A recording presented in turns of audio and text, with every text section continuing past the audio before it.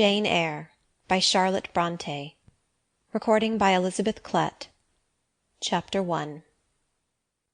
There was no possibility of taking a walk that day. We had been wandering, indeed, in the leafless shrubbery an hour in the morning, but since dinner Mrs. Reed, when there was no company, dined early. The cold winter wind had brought with it clouds so sombre, and a rain so penetrating, that further outdoor exercise was now out of the question. I was glad of it. I never liked long walks, especially on chilly afternoons. Dreadful to me was the coming home in the raw twilight, with nipped fingers and toes, and a heart saddened by the chidings of Bessy, the nurse, and humbled by the consciousness of my physical inferiority to Eliza, John, and Georgiana Reed. The said Eliza, John, and Georgiana were now clustered round their mamma in the drawing-room. She lay reclined on a sofa by the fireside, and with her darlings about her, for the time neither quarrelling nor crying, looked perfectly happy. Me she had dispensed from joining the group, saying, she regretted to be under the necessity of keeping me at a distance, but that until she heard from Bessy, and could discover by her own observation that I was endeavouring in good earnest to acquire a more sociable and childlike disposition, a more attractive and sprightly manner, something lighter, franker, more natural, as it were, she really must exclude me from privileges intended only for contented, happy little children. "What does Bessy say I have done?" I asked. "Jane, I don't like cavillers or questioners. Besides, there is something truly forbidding in a child taking up her elders in that manner. Be seated somewhere, and until you can speak pleasantly, remain silent." A breakfast-room adjoined the drawing-room. I slipped in there. It contained a bookcase. I soon possessed myself of a volume, taking care that it should be one stored with pictures. I mounted into the window-seat. Gathering up my feet, I sat cross-legged, like a Turk, and having drawn the red moreen curtain nearly close, I was shrined in double retirement. Folds of scarlet drapery shut in my view to the right hand. To the left were clear panes of glass, protecting but not separating me from the drear November day. At intervals, while turning over the leaves of my book, I studied the aspect of that winter afternoon. Afar, it offered a pale blank of mist and cloud, near a scene of wet lawn and storm-beat shrub, with ceaseless rain sweeping away wildly before a long and lamentable blast. I returned to my book. Bewick's History of British Birds. The letterpress thereof I cared little for, generally speaking, and yet there were certain introductory pages that, child as I was, I could not pass quite as a blank. They were those which treat of the haunts of sea-fowl, of the solitary rocks and promontories, by them only inhabited, of the coast of Norway, studded with isles from its southern extremity, the Lindness or Naze, to the North Cape, where the northern ocean in vast whirls boils round the naked melancholy isles of farthest Thule, and the Atlantic surge pours in among the stormy Hebrides. Nor could I pass unnoticed the suggestion of the bleak shores of Lapland, Siberia, Spitzbergen, Nova Zembla, Iceland, Greenland, with the vast sweep of the Arctic zone, and those forlorn regions of dreary space, that reservoir of frost and snow, where firm fields of ice, the accumulation of centuries of winters, glazed in alpine heights above heights, surround the pole, and concentrate the multiplied rigours of extreme cold. Of these death-white realms I formed an idea of my own, shadowy, like all the half-comprehended notions that float dim through children's brains, but strangely impressive. The words in these introductory pages connected themselves with the succeeding vignettes, and gave significance to the rock standing at Boulogne in a sea of billow and spray, to the broken boat stranded on a desolate coast, to the cold and ghastly moon glancing through bars of cloud at a wreck just sinking. I cannot tell what sentiment haunted the quite solitary churchyard, with its inscribed headstone, its gate, its 2 trees, its low horizon, girdled by a broken wall, and its newly risen crescent, attesting the hour of eventide. The 2 ships becalmed on a torpid sea I believed to be marine phantoms. The fiend pinning down the thief's pack behind him I passed over quickly. It was an object of terror. So was the black horned thing, seated aloof on a rock, surveying a distant crowd surrounding a gallows. Each picture told a story, mysterious often to my undeveloped understanding and imperfect feelings, yet ever profoundly interesting, as interesting as the tales Bessie sometimes narrated on winter evenings when she chanced to be in a good humour, and when, having brought her ironing-table to the nursery hearth, she allowed us to sit about it, and while she got up Mrs. Reed's lace frills and crimped her nightcap borders, fed our eager attention with passages of love and adventure taken from old fairy tales and other ballads, or, as at a later period I discovered, from the pages of Pamela and Henry Earl of Morland. With Bewick on my knee I was then happy at least in my way. I feared nothing but interruption, and that came too soon. The breakfast-room door opened. "Bo! Madam Mope!" cried the voice of John Reed. Then he paused. He found the room apparently empty. "Where the dickens is she?" he continued. "Lizzie! Georgie!" calling to his sisters.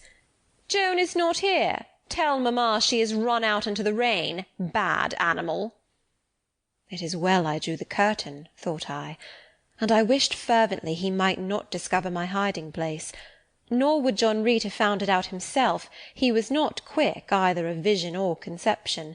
But Eliza just put her head in at the door and said at once, "She is in the window-seat, to be sure, Jack." And I came out immediately, for I trembled at the idea of being dragged forth by the said Jack. "What do you want?" I asked with awkward diffidence. "Say, what do you want, Master Reed?" was the answer. "I want you to come here." And seating himself in an arm-chair, he intimated by a gesture that I was to approach and stand before him.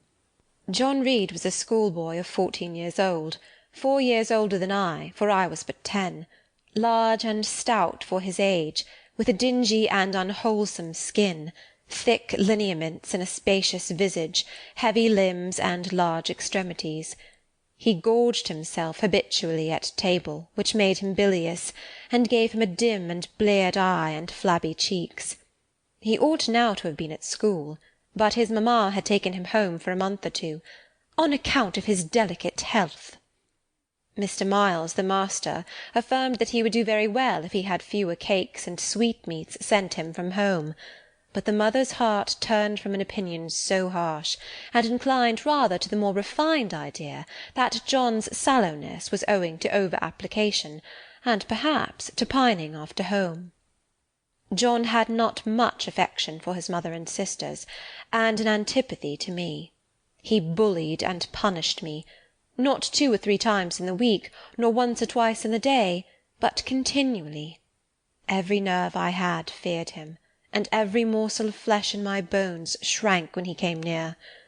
There were moments when I was bewildered by the terror he inspired, because I had no appeal whatever against either his menaces or his inflictions. The servants did not like to offend their young master by taking my part against him, and Mrs. Reed was blind and deaf on the subject. She never saw him strike or heard him abuse me, though he did both now and then in her very presence, more frequently, however, behind her back.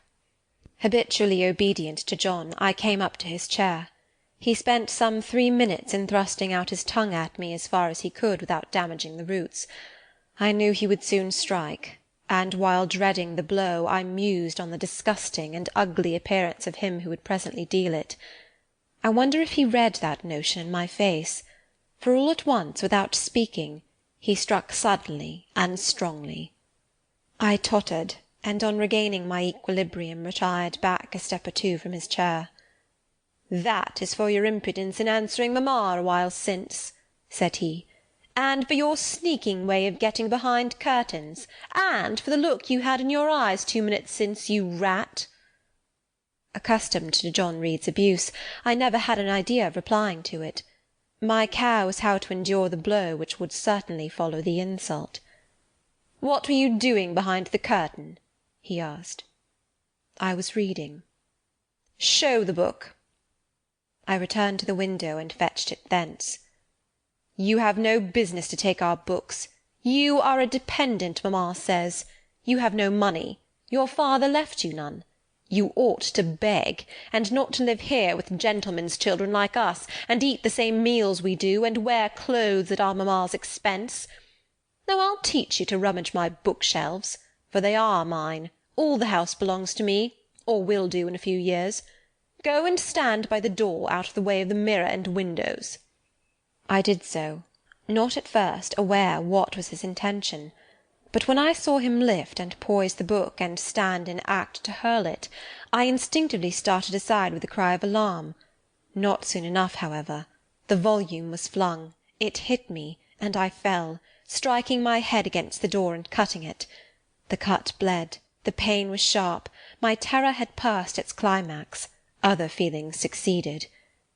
"Wicked and cruel boy," I said, "you are like a murderer. You are like a slave-driver. You are like the Roman emperors." I had read Goldsmith's History of Rome, and had formed my opinion of Nero, Caligula, etc. Also I had drawn parallels in silence, which I never thought thus to have declared aloud. "What? What?" he cried. "Did she say that to me? Did you hear her, Eliza and Georgiana? Won't I tell mamma? But first—" He ran headlong at me. I felt him grasp my hair and my shoulder. He had closed with a desperate thing. I really saw in him a tyrant, a murderer. I felt a drop or two of blood from my head trickle down my neck, and was sensible of somewhat pungent suffering.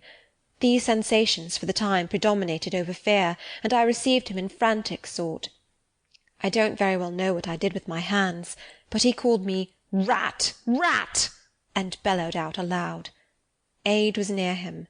Eliza and Georgiana had run for Mrs. Reed, who was gone upstairs. She now came upon the scene, followed by Bessy and her maid Abbot. We were parted. I heard the words, "Dear, dear, what a fury to fly at Master John! Did ever anybody see such a picture of passion?"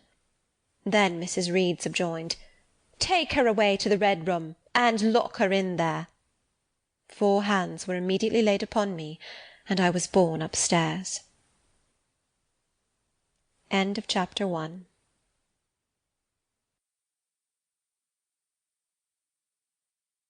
Chapter 2.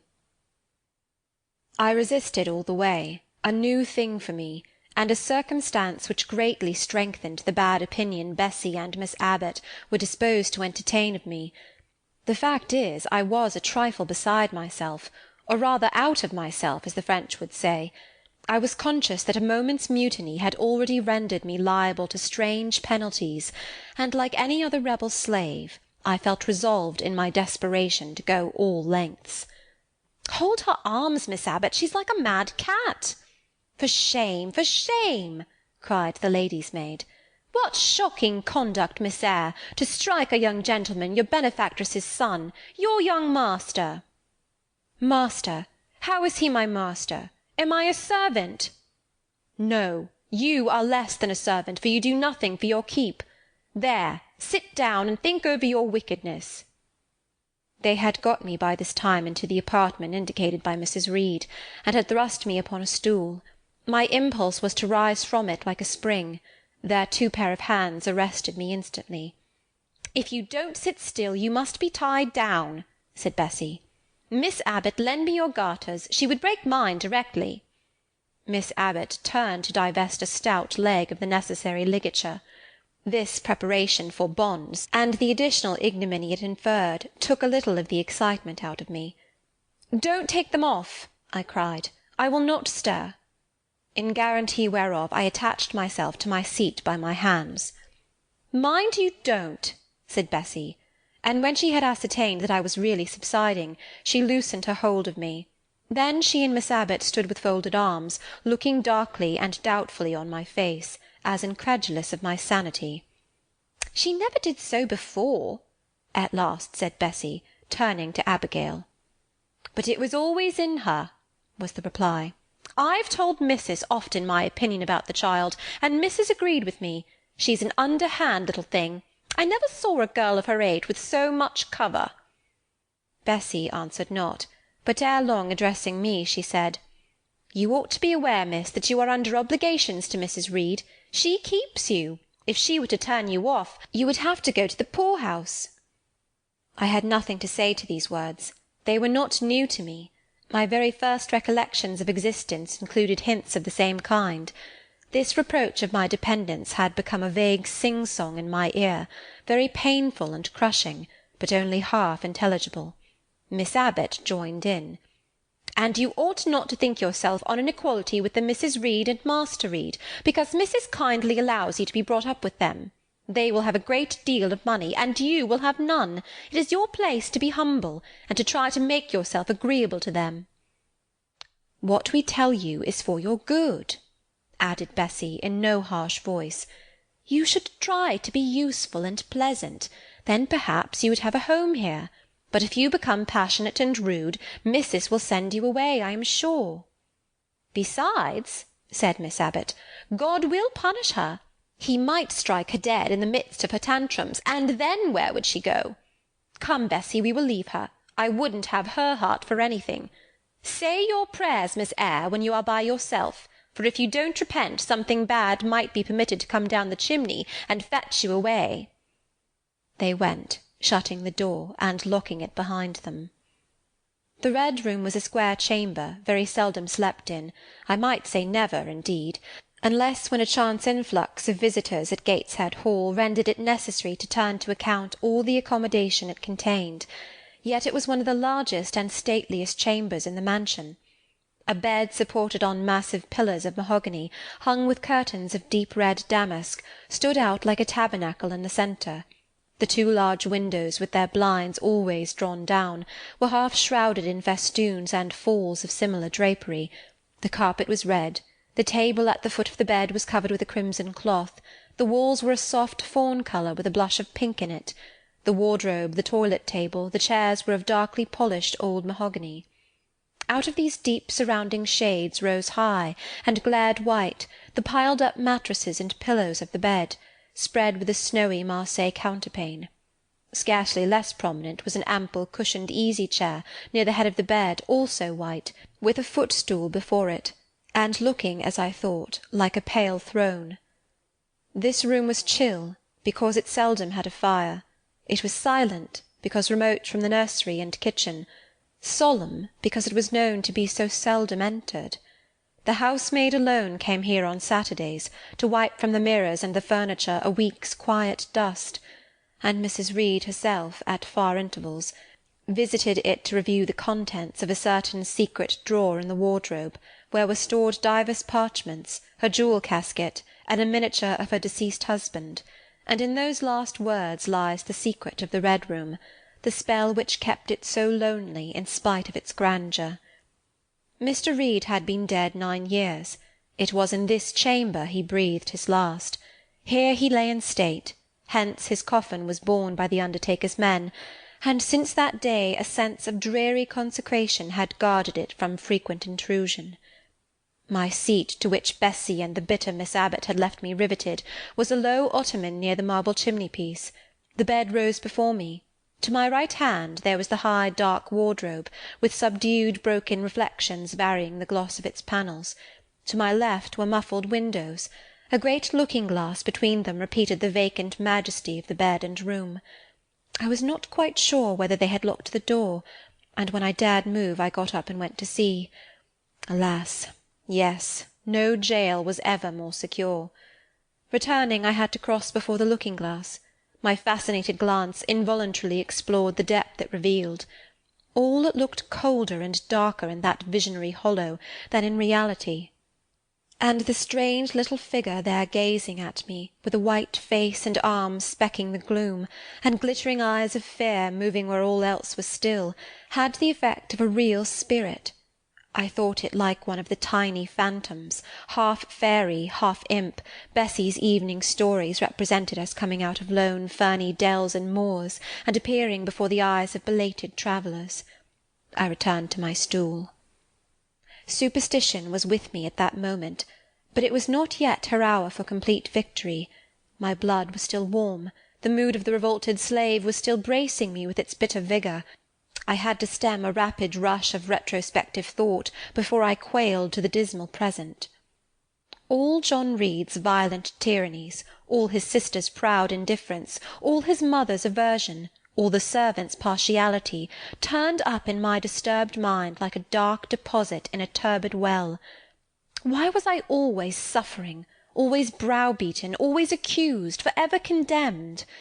Why could I never please? Why was it useless to try to win anyone's favour? Eliza, who was headstrong and selfish, was respected. Georgiana, who had a spoiled temper, a very acrid spite, a captious and insolent carriage, was universally indulged. Her beauty, her pink cheeks and golden curls, seemed to give delight to all who looked at her, and to purchase indemnity for every fault. John no one thwarted, much less punished, though he twisted the necks of the pigeons, killed the little pea-chicks, set the dogs at the sheep, stripped the hothouse vines of their fruit, and broke the buds off the choicest plants in the conservatory. He called his mother old girl, too, sometimes reviled her for her dark skin, similar to his own, bluntly disregarded her wishes, not unfrequently tore and spoiled her silk attire, and he was still her own darling. I dared commit no fault. I strove to fulfil every duty, and I was termed naughty and tiresome, sullen and sneaking, from morning to noon, and from noon to night. My head still ached and bled with the blow and fall I had received. No one had reproved John for wantonly striking me, and because I had turned against him to avert farther irrational violence, I was loaded with general opprobrium. Unjust, unjust, said my reason, forced by the agonizing stimulus into precocious though transitory power, and resolve, equally wrought up, instigated some strange expedient to achieve escape from insupportable oppression, as running away, or if that could not be effected, never eating or drinking more, and letting myself die. What a consternation of soul was mine that dreary afternoon! How all my brain was in tumult, and all my heart in insurrection! Yet in what darkness, what dense ignorance, was the mental battle fought! I could not answer the ceaseless inward question, why I thus suffered, now at the distance of, I will not say how many years. I see it clearly. I was a discord in Gateshead Hall. I was like nobody there. I had nothing in harmony with Mrs. Reed or her children, or her chosen vassalage. If they did not love me, in fact, as little did I love them. They were not bound to regard with affection a thing that could not sympathize with one amongst them, a heterogeneous thing, opposed to them in temperament, in capacity, in propensities, a useless thing, incapable of serving their interest or adding to their pleasure, a noxious thing, cherishing the germs of indignation at their treatment, of contempt of their judgment. I know that had I been a sanguine, brilliant, careless, exacting, handsome, romping child, though equally dependent and friendless, Mrs. Reed would have endured my presence more complacently, her children would have entertained for me more of the cordiality of fellow-feeling, the servants would have been less prone to make me the scapegoat of the nursery. Daylight began to forsake the Red Room. It was past 4 o'clock, and the beclouded afternoon was tending to drear twilight. I heard the rain still beating continuously on the staircase window, and the wind howling in the grove behind the hall. I grew by degrees cold as a stone, and then my courage sank. My habitual mood of humiliation, self-doubt, forlorn depression, fell damp on the embers of my decaying ire. All said I was wicked, and perhaps I might be so. What thought had I been but just conceiving of starving myself to death? That certainly was a crime, and was I fit to die? Or was the vault under the chancel of Gateshead Church an inviting bourne? In such vault, I had been told, did Mr. Reed lie buried, and led by this thought to recall his idea, I dwelt on it with gathering dread.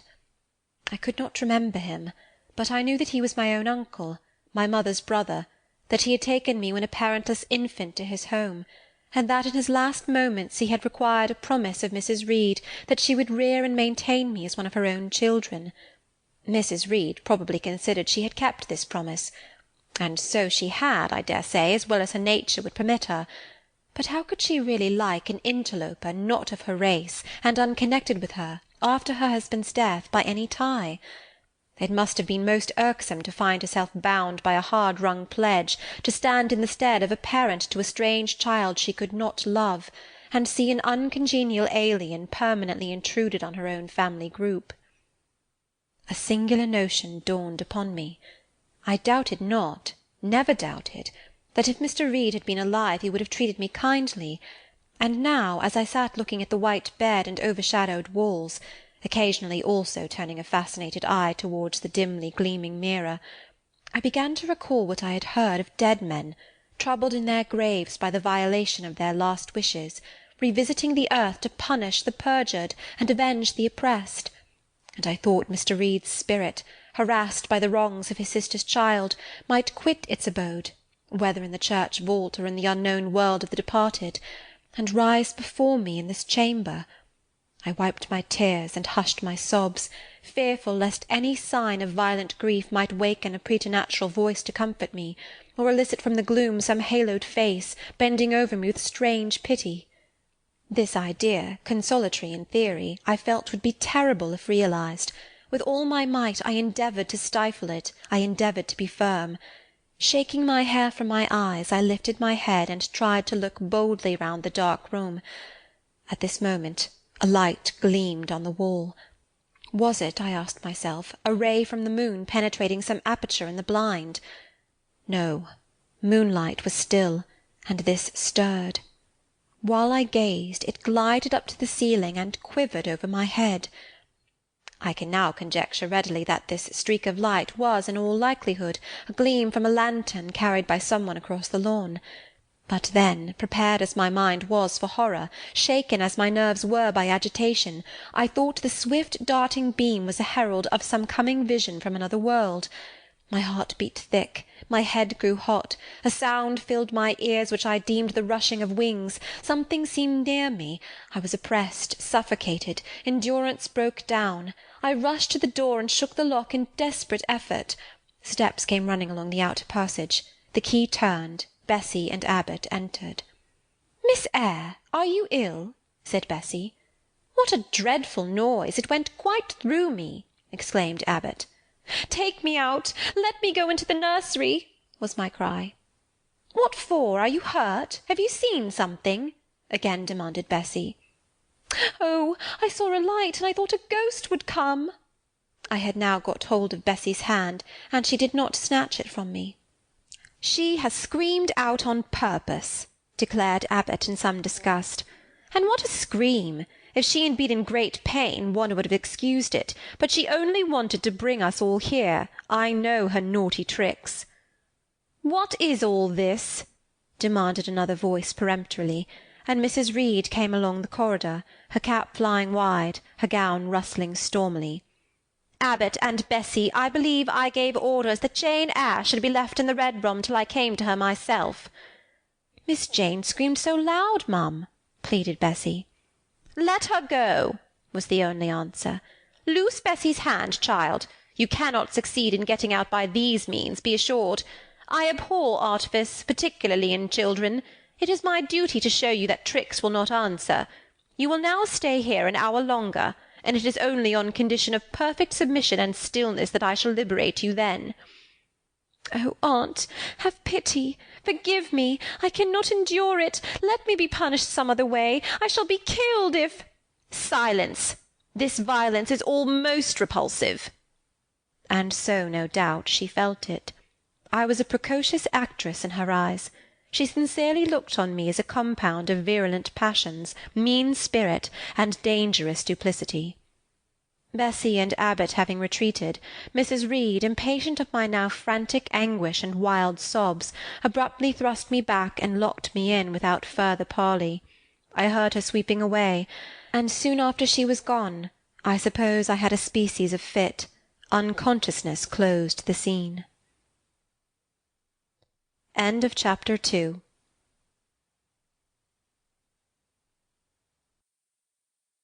Chapter 3. The next thing I remember is waking up with a feeling as if I had had a frightful nightmare, and seeing before me a terrible red glare, crossed with thick black bars. I heard voices, too, speaking with a hollow sound, and as if muffled by a rush of wind or water. Agitation, uncertainty, and an all-predominating sense of terror confused my faculties. Ere long I became aware that someone was handling me, lifting me up and supporting me in a sitting posture, and that more tenderly than I had ever been raised or upheld before. I rested my head against a pillow or an arm, and felt easy. In 5 minutes more the cloud of bewilderment dissolved. I knew quite well that I was in my own bed, and that the red glare was the nursery fire. It was night. A candle burnt on the table. Bessie stood at the bed-foot with a basin in her hand, and a gentleman sat in a chair near my pillow, leaning over me. I felt an inexpressible relief, a soothing conviction of protection and security, when I knew that there was a stranger in the room, an individual not belonging to Gateshead, and not related to Mrs. Reed. Turning from Bessie, though her presence was far less obnoxious to me than that of Abbot, for instance, would have been, I scrutinised the face of the gentleman. I knew him.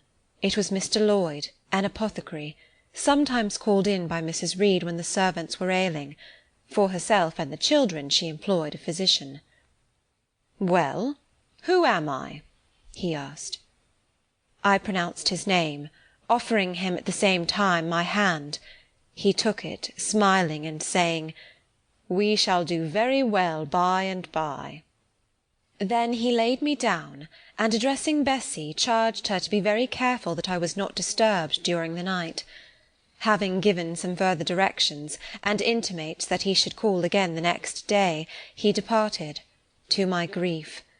I felt so sheltered and befriended while he sat in the chair near my pillow, and as he closed the door after him, all the room darkened, and my heart again sank. Inexpressible sadness weighed it down. "Do you feel as if you should sleep, miss?" asked Bessie, rather softly. Scarcely dared I answer her, for I feared the next sentence might be rough. "I will try." "Would you like to drink, or could you eat anything?" "No, thank you, Bessie." "Then I think I shall go to bed, for it is past 12 o'clock, but you may call me if you want anything in the night." Wonderful civility this! It emboldened me to ask a question. "Bessie, what is the matter with me? Am I ill?" "You fell sick, I suppose, in the Red Room with the crying. You'll be better soon, no doubt." Bessie went into the housemaid's apartment, which was near. I heard her say, "Sarah, come and sleep with me in the nursery. I daren't for my life be alone with that poor child to-night. She might die. It's such a strange thing she should have that fit. I wonder if she saw anything. Missus was rather too hard." Sarah came back with her. They both went to bed. They were whispering together for half an hour before they fell asleep. I caught scraps of their conversation, from which I was able only too distinctly to infer the main subject discussed. "Something passed her, all dressed in white, and vanished. A great black dog behind him. 3 loud raps on the chamber door. A light in the churchyard just over his grave," etc., etc. At last both slept. The fire and the candle went out. For me the watches of that long night passed in ghastly wakefulness, strained by dread, such dread as children only can feel. No severe or prolonged bodily illness followed this incident of the Red Room. It only gave my nerves a shock, of which I feel the reverberation to this day. Yes, Mrs. Reed, to you I owe some fearful pangs of mental suffering, but I ought to forgive you, for you knew not what you did. While rending my heartstrings, you thought you were only uprooting my bad propensities. Next day by noon I was up and dressed, and sat wrapped in a shawl by the nursery hearth. I felt physically weak and broken down, but my worst ailment was an unutterable wretchedness of mind, a wretchedness which kept drawing from me silent tears. No sooner had I wiped one salt drop from my cheek than another followed. Yet, I thought, I ought to have been happy, for none of the Reeds were there. They were all gone out in the carriage with their mamma. Abbot, too, was sewing in another room, and Bessy, as she moved hither and thither, putting away toys and arranging drawers, addressed to me every now and then a word of unwonted kindness. This state of things should have been to me a paradise of peace, accustomed as I was to a life of ceaseless reprimand and thankless fagging. But in fact my racked nerves were now in such a state that no calm could soothe, and no pleasure excite them agreeably. Bessy had been down into the kitchen, and she brought up with her a tart on a certain brightly painted china plate, whose bird of paradise, nestling in a wreath of convolvuli and rosebuds, had been wont to stir in me a most enthusiastic sense of admiration, and which plate I had often petitioned to be allowed to take in my hand in order to examine it more closely, but had always hitherto been deemed unworthy of such a privilege. This precious vessel was now placed on my knee, and I was cordially invited to eat the circlet of delicate pastry upon it. Vain favour! Coming, like most other favours, long deferred, and often wished for, too late. I could not eat the tart, and the plumage of the bird, the tints of the flowers, seemed strangely faded. I put both plate and tart away. Bessy asked if I would have a book. The word book acted as a transient stimulus, and I begged her to fetch Gulliver's Travels from the library. This book I had again and again perused with delight.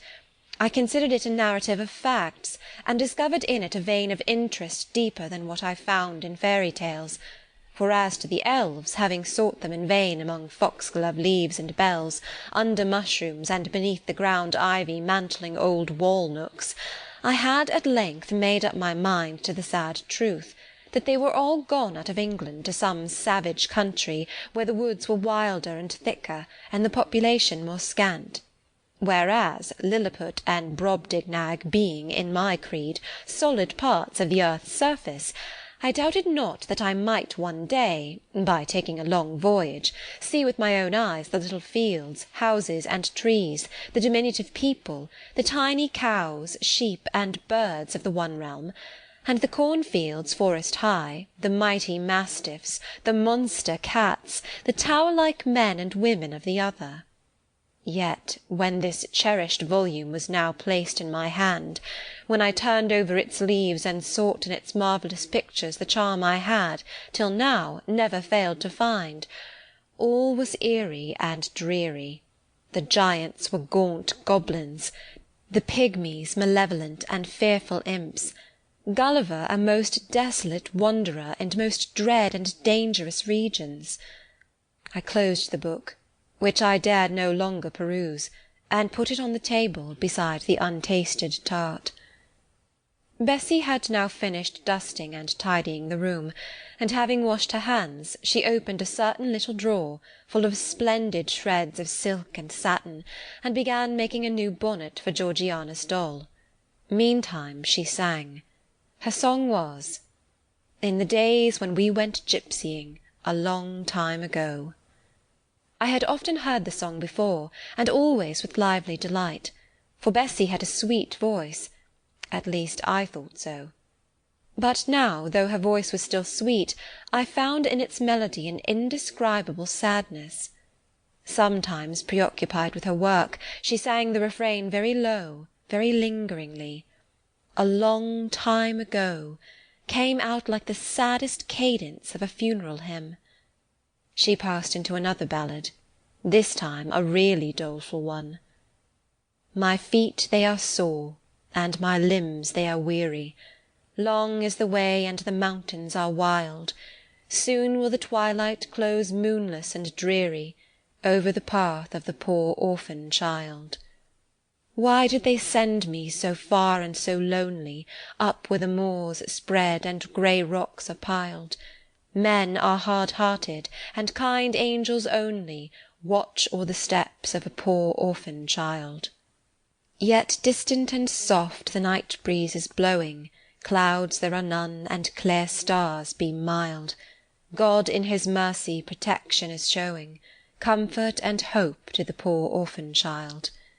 Even should I fall o'er the broken bridge passing, or stray in the marshes by false lights beguiled, still will my Father with promise and blessing take to his bosom the poor orphan child. There is a thought that for strength should avail me, though both of shelter and kindred despoiled. Heaven is a home, and a rest will not fail me. God is a friend to the poor orphan child. "Come, Miss Jane, don't cry," said Bessie as she finished. She might as well have said to the fire, "Don't burn," but how could she divine the morbid suffering to which I was a prey? In the course of the morning Mr. Lloyd came again. "What, already up?" said he as he entered the nursery. "Well, nurse, how is she?" Bessie answered that I was doing very well. "Then she ought to look more cheerful. Come here, Miss Jane. Your name is Jane, is it not?" "Yes, sir, Jane Eyre." "Well, you have been crying, Miss Jane Eyre. Can you tell me what about? Have you any pain?" "No, sir." "Oh, I dare say she is crying because she could not go out with missus in the carriage," interposed Bessie. "Surely not. Why, she is too old for such pettishness." I thought so too, and my self-esteem being wounded by the false charge, I answered promptly, "I never cried for such a thing in my life. I hate going out in the carriage. I cry because I am miserable." "Oh, fie, miss," said Bessie. The good apothecary appeared a little puzzled. I was standing before him. He fixed his eyes on me very steadily. His eyes were small and grey, not very bright, but I dare say I should think them shrewd now.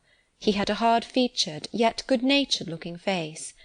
Having considered me at leisure, he said, "What made you ill yesterday?" "She had a fall," said Bessie, again putting in her word. "Fall? Why, that is like a baby again. Can't she manage to walk at her age? She must be 8 or 9 years old." "I was knocked down," was the blunt explanation, jerked out of me by another pang of mortified pride. "But that did not make me ill," I added, while Mr. Lloyd helped himself to a pinch of snuff. As he was returning the books to his waistcoat pocket, a loud bell rang for the servants' dinner. He knew what it was. "That's for you, nurse," said he. "You can go down. I'll give Miss Jane a lecture till you come back."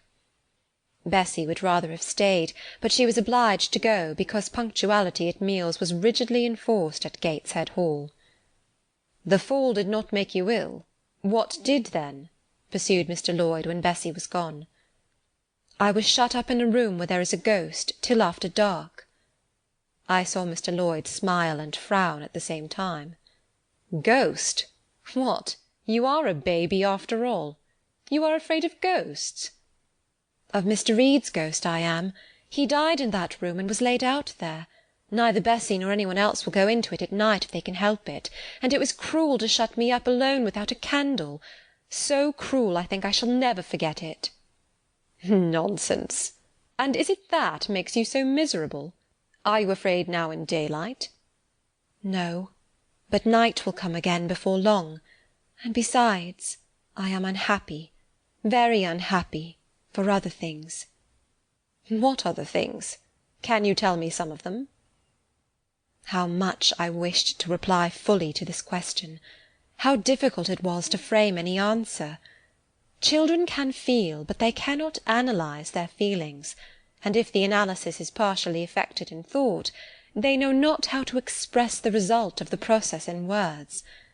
Fearful, however, of losing this first and only opportunity of relieving my grief by imparting it, I, after a disturbed pause, contrived to frame a meagre, though, as far as it went, true response. "For one thing, I have no father or mother, brothers or sisters." "You have a kind aunt and cousins."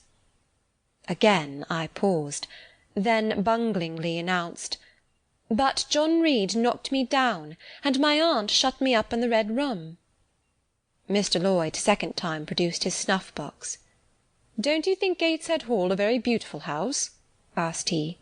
"Are you not very thankful to have such a fine place to live at?" "It is not my house, sir, and Abbot says I have less right to be here than a servant." "Pooh! You can't be silly enough to wish to leave such a splendid place." "If I had anywhere else to go, I should be glad to leave it, but I can never get away from Gateshead till I am a woman." "Perhaps you may. Who knows? Have you any relations besides Mrs. Reed?" "I think not, sir." "None belonging to your father?" "I don't know. I asked Aunt Reed once, and she said possibly I might have some poor, low relations called Eyre, but she knew nothing about them." "If you had such, would you like to go to them?" I reflected. Poverty looks grim to grown people, still more so to children. They have not much idea of industrious, working, respectable poverty. They think of the word only as connected with ragged clothes, scanty food, fireless grates, rude manners, and debasing vices. Poverty for me was synonymous with degradation. "No, I should not like to belong to poor people," was my reply. "Not even if they were kind to you?" I shook my head. I could not see how poor people had the means of being kind. And then to learn to speak like them, to adopt their manners, to be uneducated, to grow up like one of the poor women I saw sometimes nursing their children or washing their clothes at the cottage doors of the village of Gateshead. No, I was not heroic enough to purchase liberty at the price of caste. "But are your relatives so very poor? Are they working people?" "I cannot tell. Aunt Reed says if I have any they must be a beggarly set. I should not like to go a-begging." "Would you like to go to school?" Again I reflected. I scarcely knew what school was. Bessie sometimes spoke of it as a place where young ladies sat in the stocks, wore backboards, and were expected to be exceedingly genteel and precise. John Reed hated his school, and abused his master. But John Reed's tastes were no rule for mine, and if Bessie's accounts of school discipline, gathered from the young ladies of a family where she had lived before coming to Gateshead, were somewhat appalling, her details of certain accomplishments attained by these same young ladies were, I thought, equally attractive. She boasted of beautiful paintings of landscapes and flowers by them executed, of songs they could sing and pieces they could play, of purses they could net, of French books they could translate, till my spirit was moved to emulation as I listened. Besides, school would be a complete change. It implied a long journey, an entire separation from Gateshead, an entrance into a new life. "I should indeed like to go to school," was the audible conclusion of my musings. "Well, well, who knows what may happen?" said Mr. Lloyd as he got up.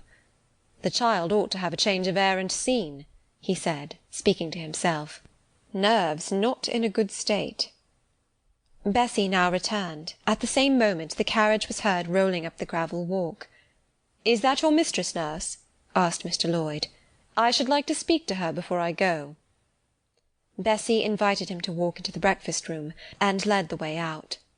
In the interview which followed between him and Mrs. Reed, I presume, from after occurrences, that the apothecary ventured to recommend my being sent to school, and the recommendation was no doubt readily enough adopted, for, as Abbot said in discussing the subject with Bessie, when both sat sewing in the nursery one night, after I was in bed, and, as they thought, asleep, Mrs. was, she dared say, glad enough to get rid of such a tiresome, ill-conditioned child, who always looked as if she were watching everybody, and scheming plots underhand. Abbot, I think, gave me credit for being a sort of infantine Guy Fawkes. On that same occasion I learned, for the first time, from Miss Abbot's communications to Bessie, that my father had been a poor clergyman, that my mother had married him against the wishes of her friends, who considered the match beneath her, that my grandfather Reed was so irritated at her disobedience, he cut her off without a shilling, that after my mother and father had been married a year, the latter caught the typhus fever while visiting among the poor of a large manufacturing town where his curacy was situated, and where that disease was then prevalent, that my mother took the infection from him, and both died within a month of each other. Bessy, when she heard this narrative, sighed and said, "Poor Miss Jane is to be pitied too, Abbot." "Yes," responded Abbot, "if she were a nice pretty child, one might compassionate her forlornness, but one really cannot care for such a little toad as that." "Not a great deal, to be sure," agreed Bessy. "At any rate, a beauty like Miss Georgiana would be more moving in the same condition." "Oh, yes, I dote on Miss Georgiana," cried the fervent Abbot. "Little darling, with her long curls and her blue eyes, and such a sweet colour as she has, just as if she were painted. Bessy, I could fancy a Welsh rabbit for supper." "So could I, with a roast onion. Come, we'll go down." They went. End of Chapter 3.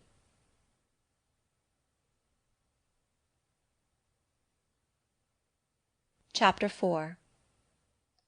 From my discourse with Mr. Lloyd, and from the above reported conference between Bessy and Abbot, I gathered enough of hope to suffice as a motive for wishing to get well.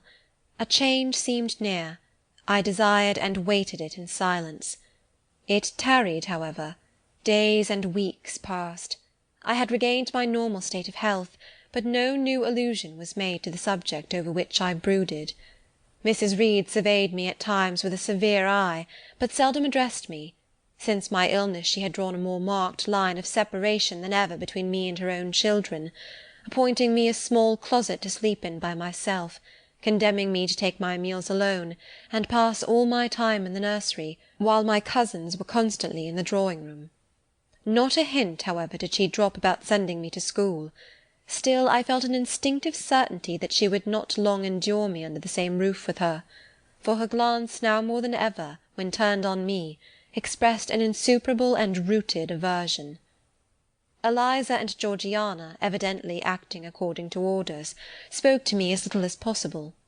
John thrust his tongue in his cheek whenever he saw me, and once attempted chastisement. But as I instantly turned against him, roused by the same sentiment of deep ire and desperate revolt which had stirred my corruption before, he thought it better to desist, and ran from me tittering execrations, and vowing I had burst his nose. I had, indeed, levelled at that prominent feature as hard a blow as my knuckles could inflict, and when I saw that either that or my look daunted him, I had the greatest inclination to follow up my advantage to purpose, but he was already with his mamma. I heard him in a blubbering tone commence the tale of how "that nasty Jane Eyre" had flown at him like a mad cat. He was stopped rather harshly. "Don't talk to me about her, John. I told you not to go near her. She is not worthy of notice. I do not choose that either you or your sisters should associate with her."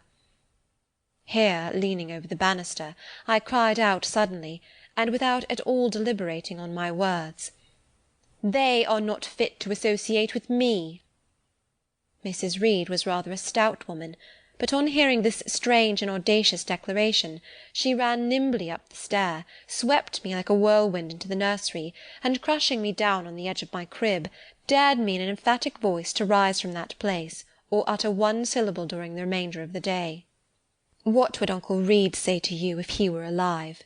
was my scarcely voluntary demand. I say scarcely voluntary, for it seemed as if my tongue pronounced words without my will consenting to their utterance. Something spoke out of me over which I had no control. "What?" said Mrs. Reed under her breath. Her usually cold, composed grey eye became troubled with a look like fear. She took her hand from my arm, and gazed at me as if she really did not know whether I were child or fiend. I was now in for it.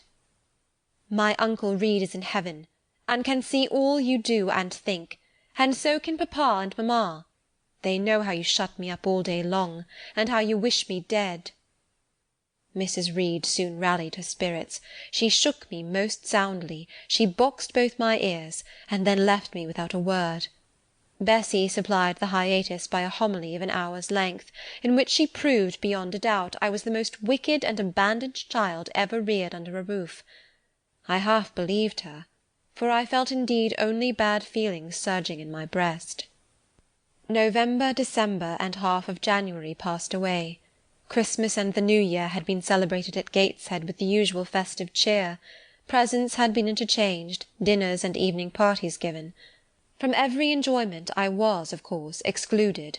My share of the gaiety consisted in witnessing the daily apparelling of Eliza and Georgiana, and seeing them descend to the drawing-room, dressed out in thin muslin frocks and scarlet sashes, with hair elaborately ringleted, and afterwards in listening to the sound of the piano or the harp played below, to the passing to and fro of the butler and footman, to the jingling of glass and china as refreshments were handed, to the broken hum of conversation as the drawing-room door opened and closed.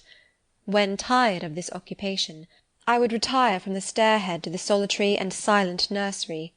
There, though somewhat sad, I was not miserable. To speak truth, I had not the least wish to go into company, for in company I was very rarely noticed, and if Bessy had but been kind and companionable, I should have deemed it a treat to spend the evenings quietly with her, instead of passing them under the formidable eyes of Mrs. Reed, in a room full of ladies and gentlemen. But Bessy, as soon as she had dressed her young ladies, used to take herself off to the lively regions of the kitchen and the housekeeper's room, generally bearing the candle along with her.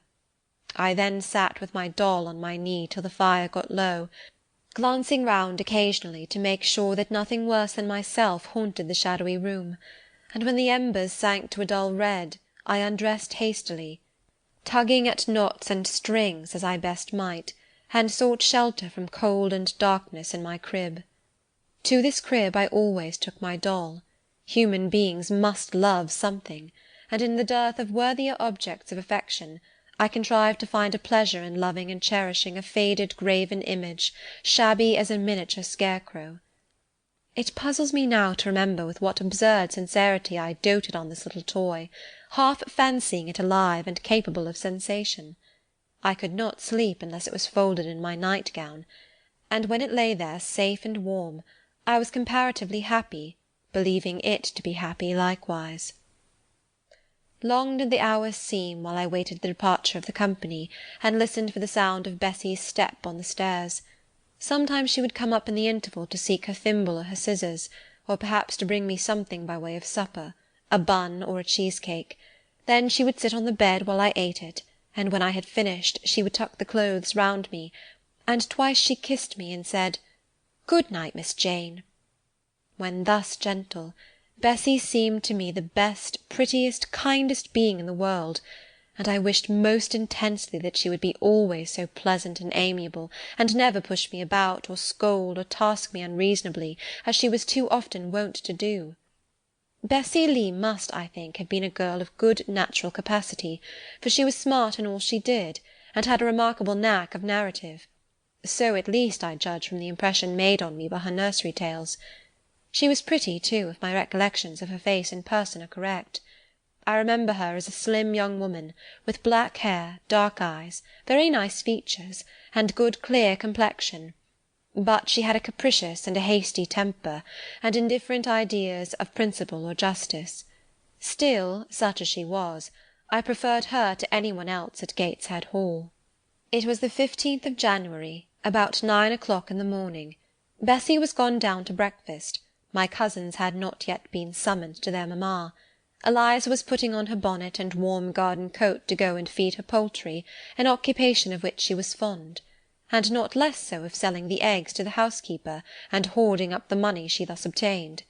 She had a turn for traffic, and a marked propensity for saving, shown not only in the vending of eggs and chickens, but also in driving hard bargains with the gardener about flower-roots, seeds, and slips of plants, that functionary having orders from Mrs. Reed to buy of his young lady all the products of her parterre she wished to sell, and Eliza would have sold the hair off her head if she could have made a handsome profit thereby.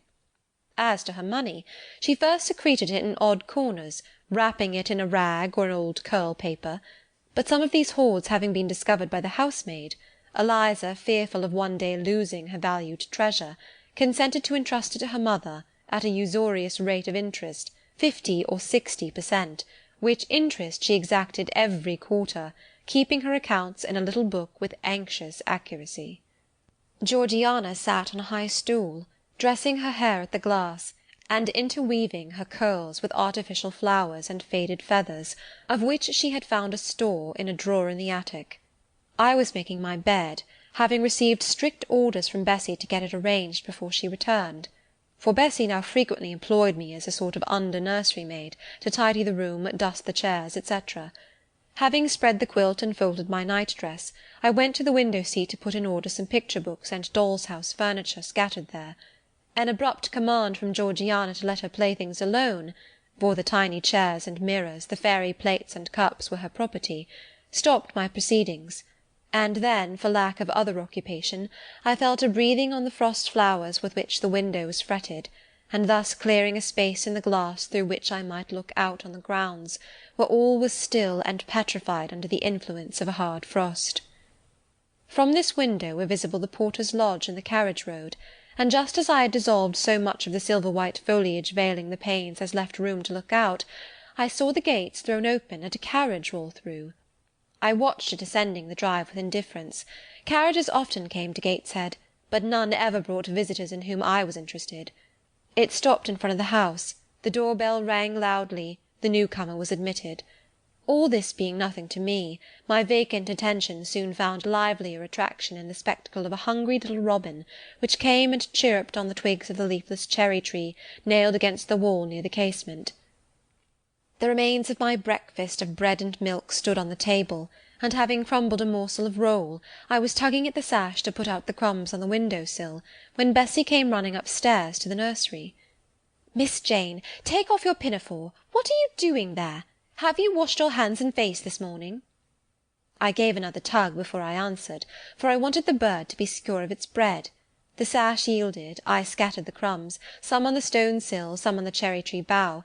Then, closing the window, I replied, "No, Bessy, I have only just finished dusting." "Oh, troublesome, careless child! And what are you doing now? You look quite red, as if you had been about some mischief. What were you opening the window for?" I was spared the trouble of answering, for Bessy seemed in too great a hurry to listen to explanations. She hauled me to the washstand, inflicted a merciless but happily brief scrub on my face and hands with soap, water, and a coarse towel, disciplined my head with a bristly brush, denuded me of my pinafore, and then hurrying me to the top of the stairs, bid me go down directly, as I was wanted in the breakfast-room. I would have asked who wanted me. I would have demanded if Mrs. Reed was there, but Bessy was already gone, and had closed the nursery door upon me. I slowly descended. For nearly 3 months I had never been called to Mrs. Reed's presence. Restricted so long to the nursery, the breakfast, dining, and drawing-rooms were become for me awful regions, on which it dismayed me to intrude.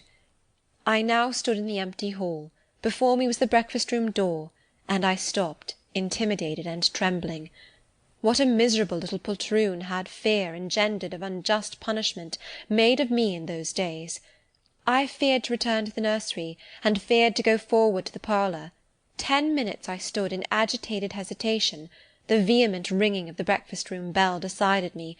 I must enter. Who could want me? I asked inwardly, as with both hands I turned the stiff door-handle, which for a second or two resisted my efforts. What should I see besides Aunt Reed in this apartment, a man or a woman? The handle turned, the door unclosed, and passing through and curtsying low, I looked up at a black pillar. Such at least appeared to me at first sight the straight, narrow, sable-clad shape standing erect on the rug. The grim face at the top was like a carved mask, placed above the shaft by way of capital. Mrs. Reed occupied her usual seat by the fireside. She made a signal to me to approach.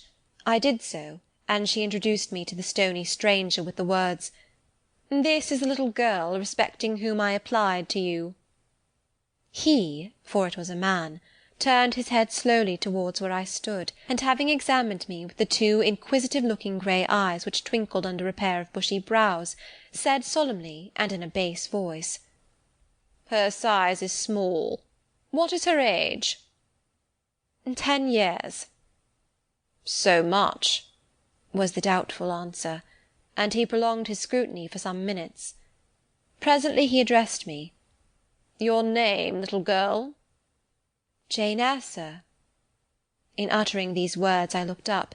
He seemed to me a tall gentleman, but then I was very little. His features were large, and they and all the lines of his frame were equally harsh and prim. "Well, Jane Eyre, and are you a good child?" Impossible to reply to this in the affirmative. My little world held a contrary opinion. I was silent. Mrs. Reed answered for me by an expressive shake of the head, adding soon, "Perhaps the less said on that subject the better, Mr. Brocklehurst." "Sorry indeed to hear it. She and I must have some talk." And bending from the perpendicular, he installed his person in the armchair opposite Mrs. Reed's. "Come here," he said. I stepped across the rug. He placed me square and straight before him. What a face he had, now that it was almost on a level with mine! What a great nose! And what a mouth! And what large prominent teeth! "No sight so sad as that of a naughty child," he began, "especially a naughty little girl.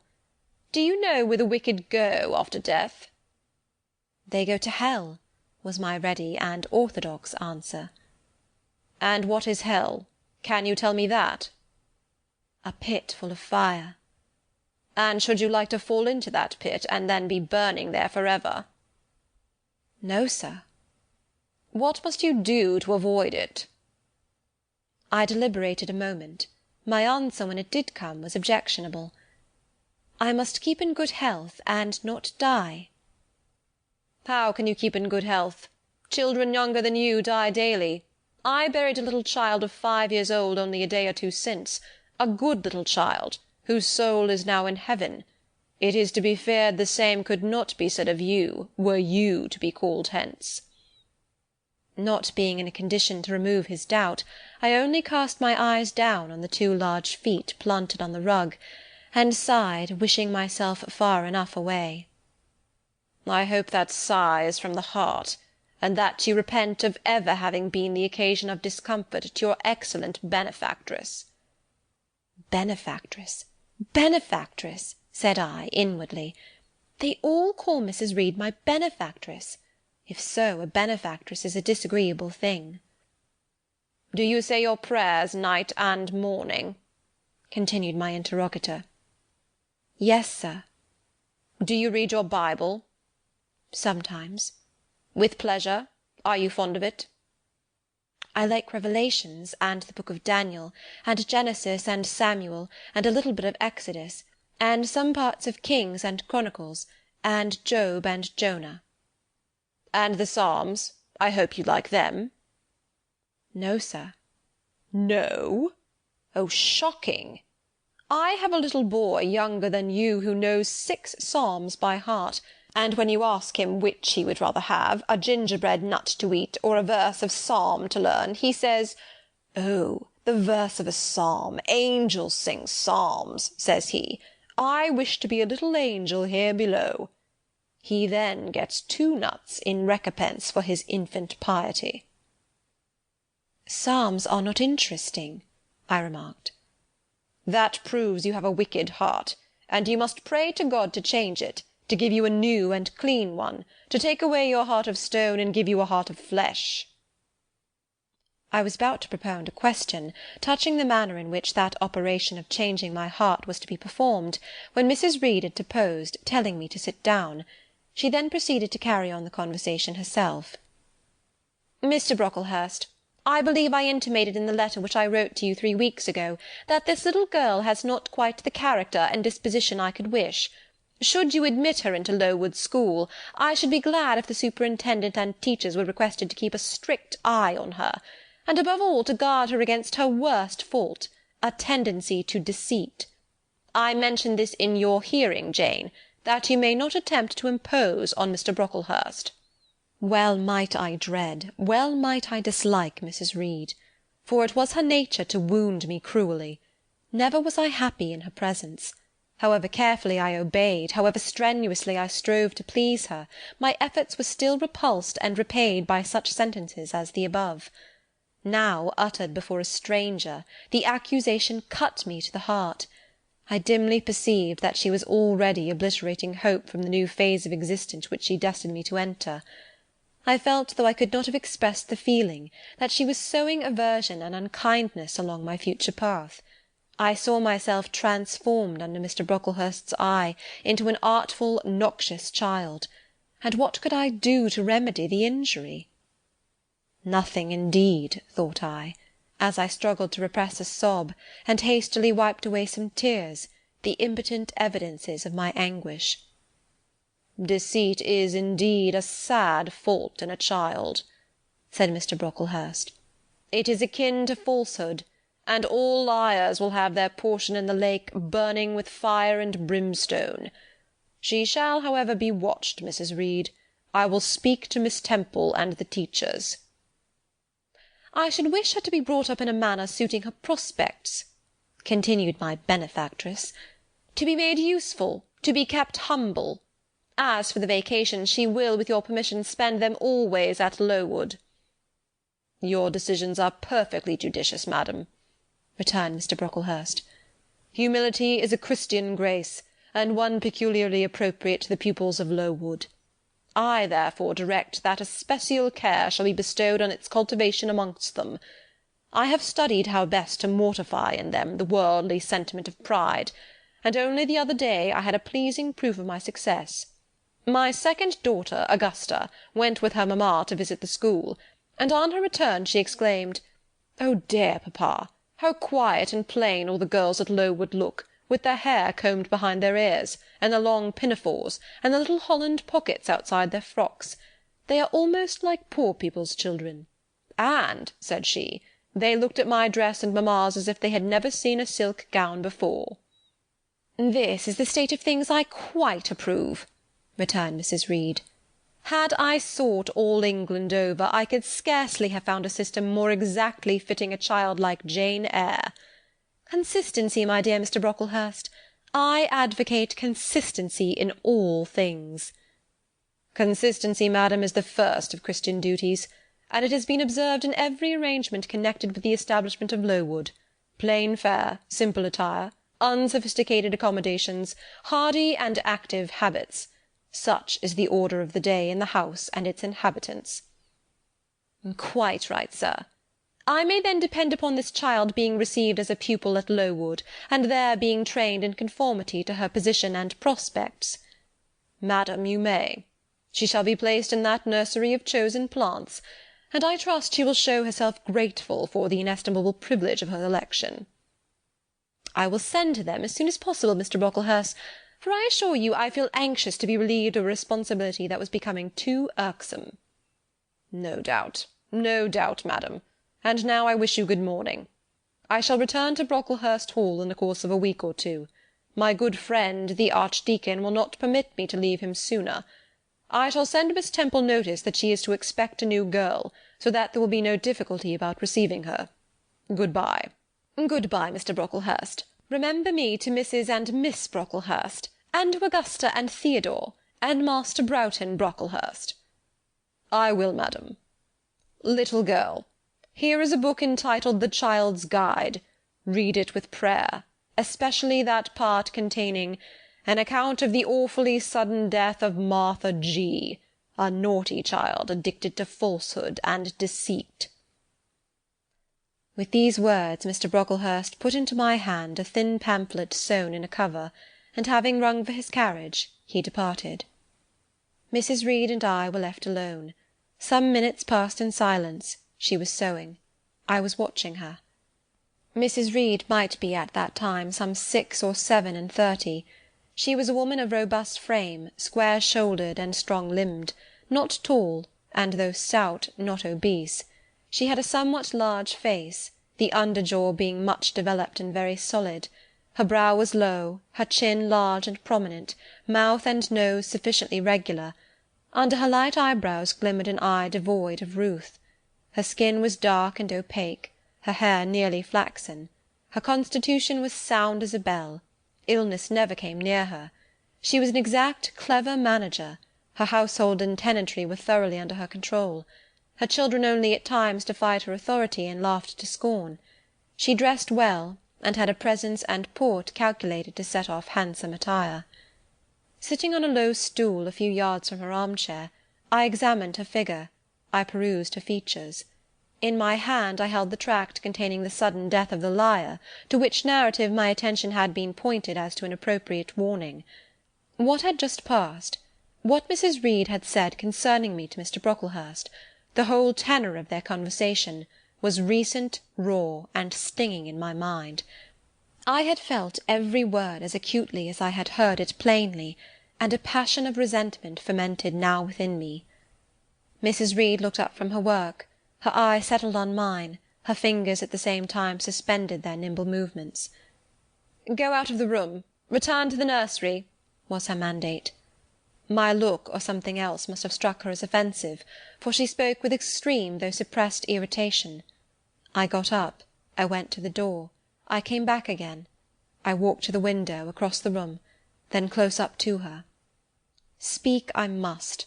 I had been trodden on severely, and must turn. But how?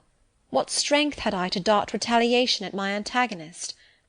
I gathered my energies, and launched them in this blunt sentence. I am not deceitful. If I were, I should say I loved you. But I declare I do not love you. I dislike you the worst of anybody in the world except John Reed. And this book about the liar you may give to your girl Georgiana, for it is she who tells lies, and not I. Mrs. Reed's hands still lay on her work, inactive. Her eye of ice continued to dwell freezingly on mine. "What more have you to say?" she asked, rather in the tone in which a person might address an opponent of adult age than such as ordinarily used to a child. That eye of hers, that voice, stirred every antipathy I had. Shaking from head to foot, thrilled with ungovernable excitement, I continued, "I am glad you are no relation of mine. I will never call you aunt again as long as I live. I will never come to see you when I am grown up, and if any one asks me how I liked you, and how you treated me, I will say the very thought of you makes me sick, and that you treated me with miserable cruelty." "How dare you affirm that, Jane Eyre?" "How dare I, Mrs. Reed? How dare I? Because it is the truth. You think I have no feelings, and that I can do without one bit of love or kindness. But I cannot live so. And you have no pity. I shall remember how you thrust me back, roughly and violently thrust me back, into the Red Room, and locked me up there to my dying day, though I was in agony, though I cried out, while suffocating with distress, have mercy, Aunt Reed! And that punishment you made me suffer because your wicked boy struck me, knocked me down for nothing. I will tell anybody who asks me questions this exact tale. People think you a good woman, but you are bad, hard-hearted. You are deceitful." Ere I had finished this reply, my soul began to expand, to exult, with the strangest sense of freedom, of triumph, I ever felt. It seemed as if an invisible bond had burst, and that I had struggled out into unhoped-for liberty. Not without cause with this sentiment. Mrs. Reed looked frightened. Her work had slipped from her knee. She was lifting up her hands, rocking herself to and fro, and even twisting her face as if she would cry. "Jane, you are under a mistake. What is the matter with you? Why do you tremble so violently? Would you like to drink some water?"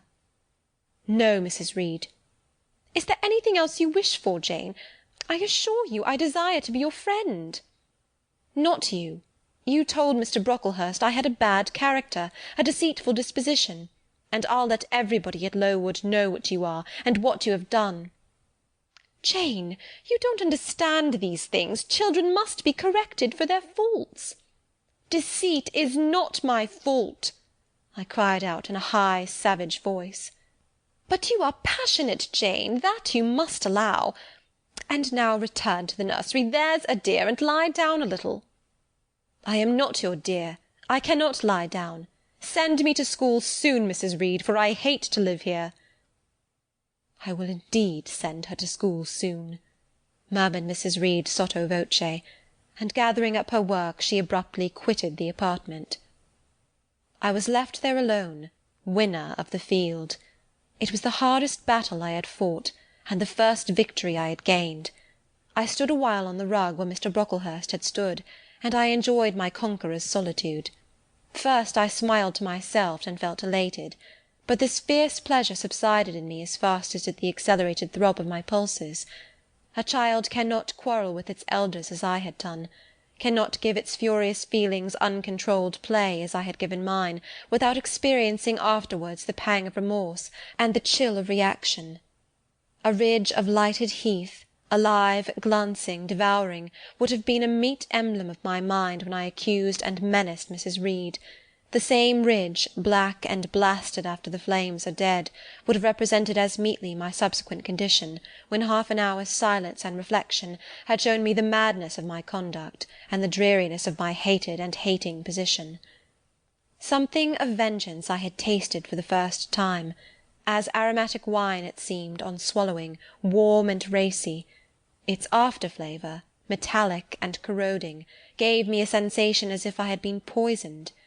Willingly would I now have gone and asked Mrs. Reed's pardon, but I knew, partly from experience and partly from instinct, that was the way to make her repulse me with double scorn, thereby re-exciting every turbulent impulse of my nature.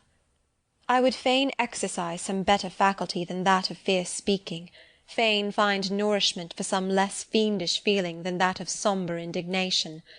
I took a book, some Arabian Tales. I sat down and endeavoured to read. I could make no sense of the subject. My own thoughts swam always between me and the page I had usually found fascinating. I opened the glass door in the breakfast-room.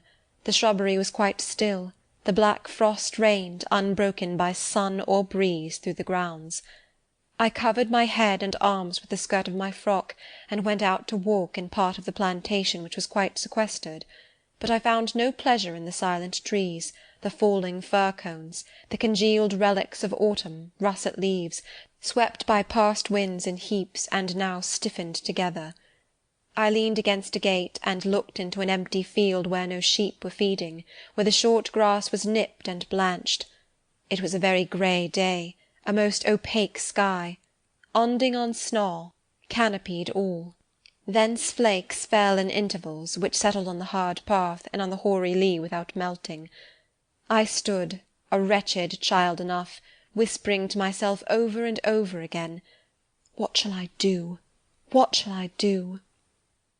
All at once I heard a clear voice call, "Miss Jane, where are you? Come to lunch." It was Bessie, I knew well enough, but I did not stir. Her light step came tripping down the path. "You naughty little thing," she said, "why don't you come when you are called?" Bessie's presence, compared with the thoughts over which I had been brooding, seemed cheerful, even though, as usual, she was somewhat cross.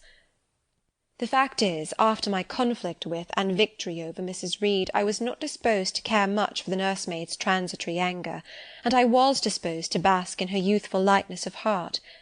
I just put my 2 arms round her and said, "Come, Bessie, don't scold." The action was more frank and fearless than any I was habituated to indulge in. Somehow it pleased her. "You are a strange child, Miss Jane," she said as she looked down at me. "A little roving, solitary thing. And you are going to school, I suppose?" I nodded. "And won't you be sorry to leave poor Bessie?" "What does Bessie care for me? She's always scolding me." "Because you're such a queer, frightened, shy little thing. You should be bolder." "What, to get more knocks?" "Nonsense." "But you are rather put upon, that's certain. My mother said when she came to see me last week that she would not like a little one of her own to be in your place. Now come in, and I've some good news for you." "I don't think you have, Bessie." "Child, what do you mean? What sorrowful eyes you fix on me? Well, but Missis and the young ladies and Master John are going out to tea this afternoon, and you shall have tea with me. I'll ask cook to bake you a little cake, and then you shall help me look over your drawers, for I am soon to pack your trunk. Missis intends you to leave Gateshead in a day or 2, and you shall choose what toys you like to take with you." "Bessie, you must promise not to scold me any more till I go." "Well, I will. But mind you are a very good little girl, and don't be afraid of me. Don't start when I chance to speak rather sharply. It's so provoking." "I don't think I shall ever be afraid of you again, Bessie, because I have got used to you, and I shall soon have another set of people to dread." "If you dread them, they'll dislike you." "As you do, Bessie." I don't dislike you, miss. I believe I am fonder of you than of all the others. You don't show it. You sharp little thing! You've got quite a new way of talking. What makes you so venturesome and hardy? Why, I shall soon be away from you, and besides— I was going to say something about what had passed between me and Mrs. Reed, but on second thoughts I considered it better to remain silent on that head. And so you're glad to leave me? Not at all, Bessy. Indeed, just now I'm rather sorry. Just now, and rather! How coolly my little lady says it! I dare say now if I were to ask you for a kiss, you wouldn't give it me. You'd say you'd rather not. I'll kiss you, and welcome. Bend your head down. Bessy stooped, we mutually embraced, and I followed her into the house quite comforted. That afternoon lapsed in peace and harmony, and in the evening Bessy told me some of her most enchanting stories, and sang me some of her sweetest songs. Even for me, life had its gleams of sunshine. End of Chapter 4.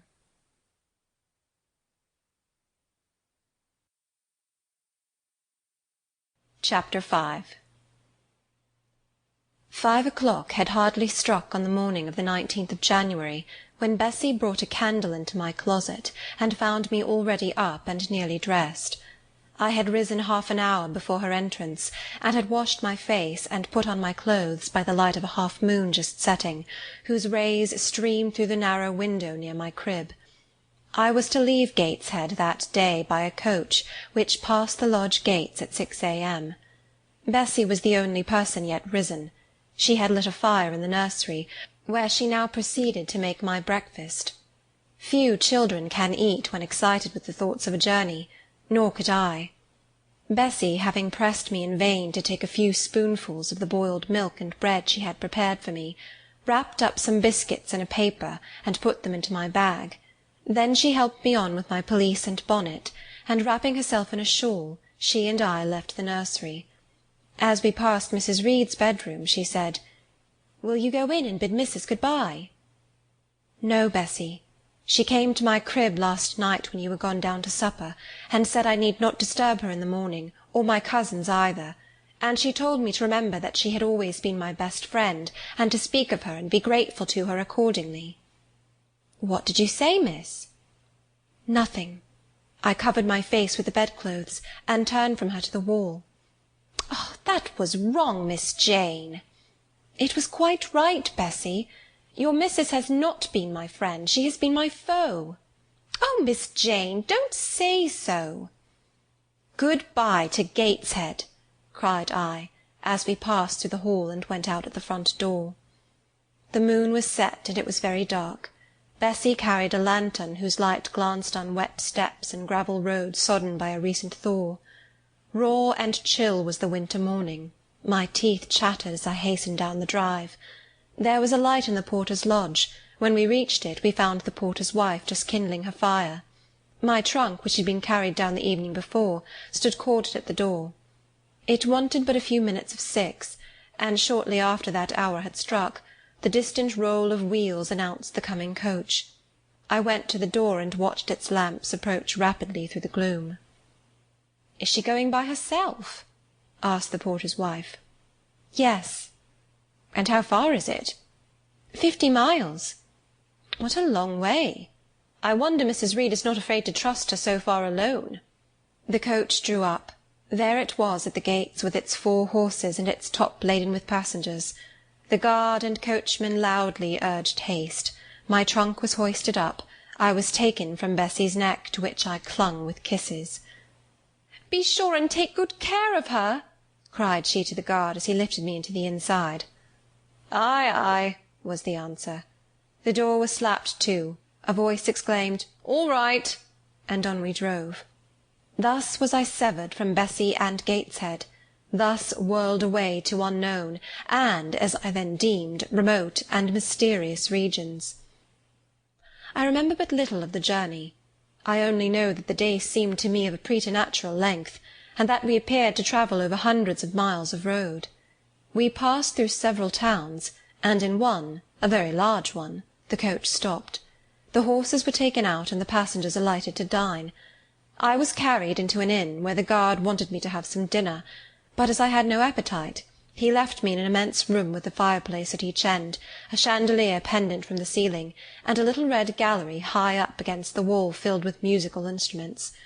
Here I walked about for a long time, feeling very strange, and mortally apprehensive of some one coming in and kidnapping me, for I believed in kidnappers, their exploits having frequently figured in Bessy's fireside chronicles. At last the guard returned.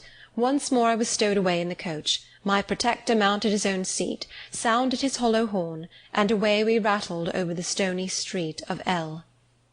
The afternoon came on wet and somewhat misty. As it waned into dusk, I began to feel that we were getting very far indeed from Gateshead.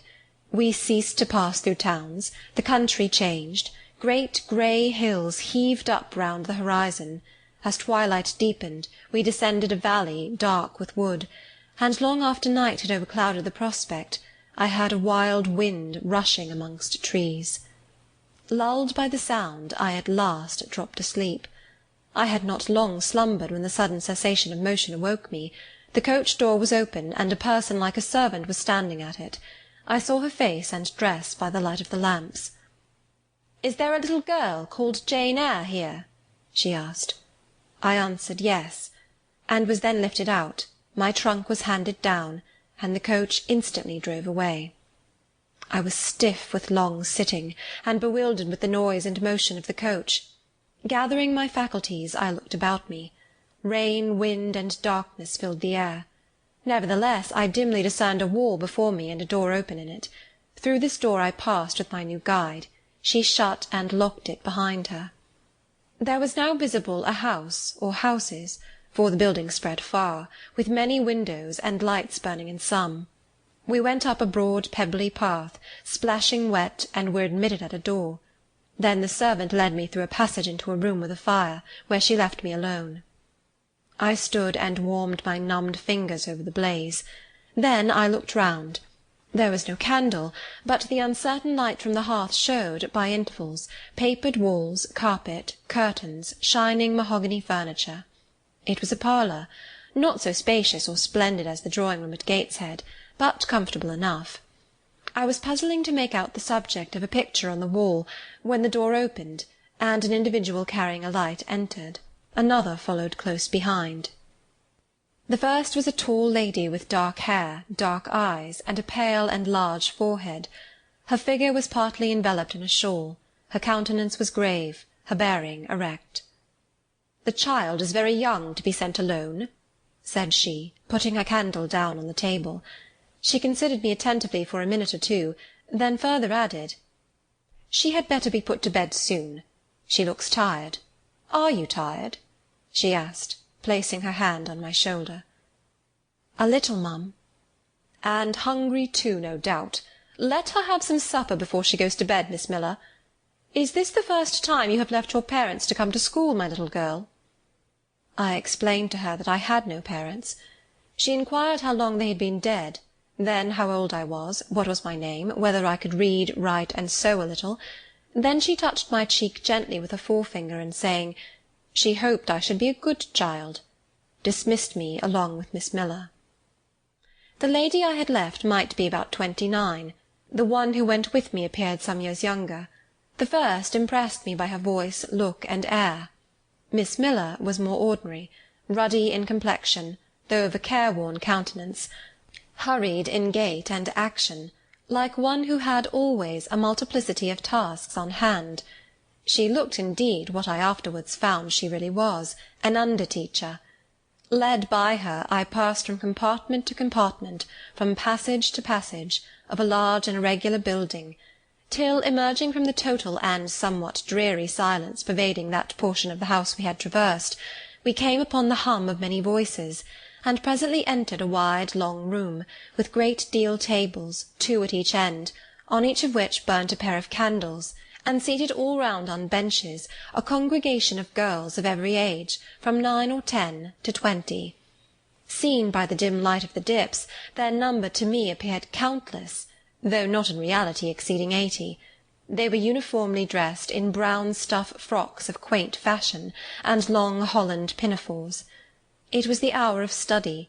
They were engaged in conning over their tomorrow's task, and the hum I had heard was the combined result of their whispered repetitions. Miss Miller signed to me to sit on a bench near the door, then walking up to the top of the long room, she cried out, "Monitors, collect the lesson books and put them away." 4 tall girls arose from different tables, and going round, gathered the books and removed them.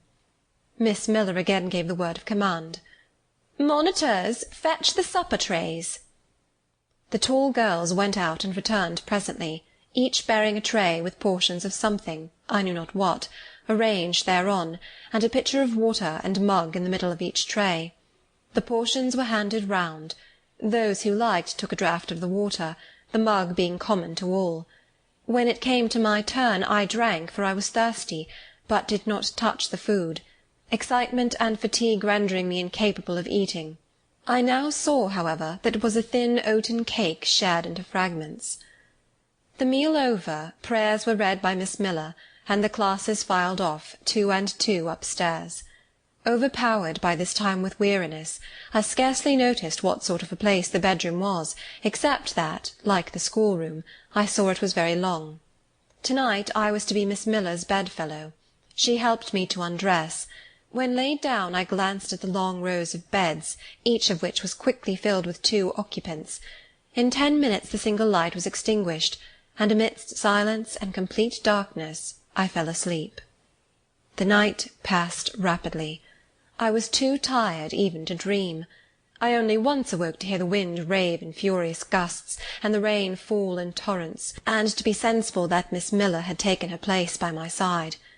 When I again unclosed my eyes, a loud bell was ringing. The girls were up and dressing. Day had not yet begun to dawn, and a rushlight or 2 burned in the room. I too rose reluctantly.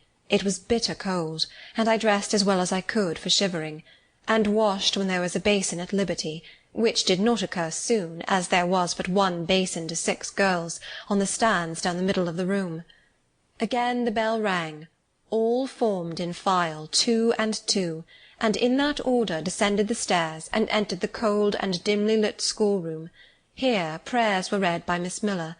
Afterwards she called out, "Form classes." A great tumult succeeded for some minutes, during which Miss Miller repeatedly exclaimed, "Silence!" and "Order!" When it subsided, I saw them all drawn up in 4 semicircles, before 4 chairs, placed at the 4 tables. All held books in their hands, and a great book, like a Bible, lay on each table before the vacant seat. A pause of some seconds succeeded, filled up by the low, vague hum of numbers.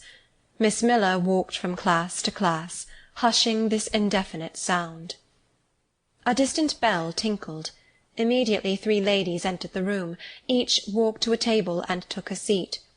Miss Miller assumed the 4th vacant chair, which was that nearest the door, and around which the smallest of the children were assembled. To this inferior class I was called, and placed at the bottom of it. Business now began. The day's collect was repeated, then certain texts of Scripture were said, and to these succeeded a protracted reading of chapters in the Bible, which lasted an hour. By the time that exercise was terminated, day had fully dawned.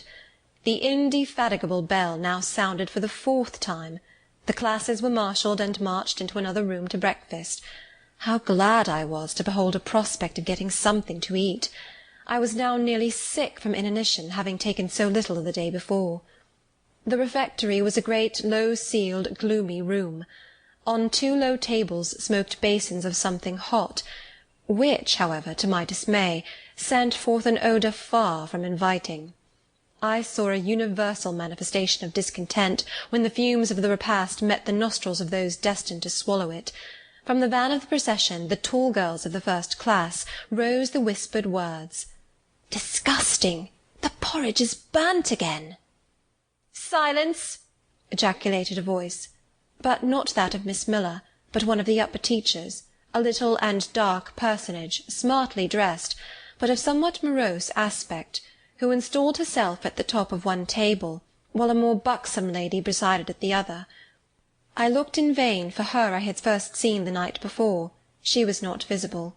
Miss Miller occupied the foot of the table where I sat, and a strange, foreign-looking, elderly lady, the French teacher, as I afterwards found, took the corresponding seat at the other board. A long grace was said and a hymn sung. Then a servant brought in some tea for the teachers, and the meal began. Ravenous, and now very faint, I devoured a spoonful or two of my portion without thinking of its taste, but the first edge of hunger blunted, I perceived I had got in hand a nauseous mess. Burnt porridge is almost as bad as rotten potatoes. Famine itself soon sickens over it. The spoons were moved slowly. I saw each girl taste her food and try to swallow it, but in most cases the effort was soon relinquished. Breakfast was over, and none had breakfasted. Thanks being returned for what we had not got, and a second hymn chanted, the refectory was evacuated for the schoolroom. I was one of the last to go, and in passing the tables, I saw one teacher take a basin of the porridge and taste it. She looked at the others. All their countenances expressed displeasure, and one of them, the stout one, whispered, "Abominable stuff! How shameful!" A quarter of an hour passed before lessons again began, during which the schoolroom was in glorious tumult. For that space of time it seemed to be permitted to talk loud and more freely, and they used their privilege. The whole conversation ran on the breakfast, which one and all abused roundly. Poor things! It was the sole consolation they had. Miss Miller was now the only teacher in the room. A group of great girls standing about her spoke with serious and sullen gestures.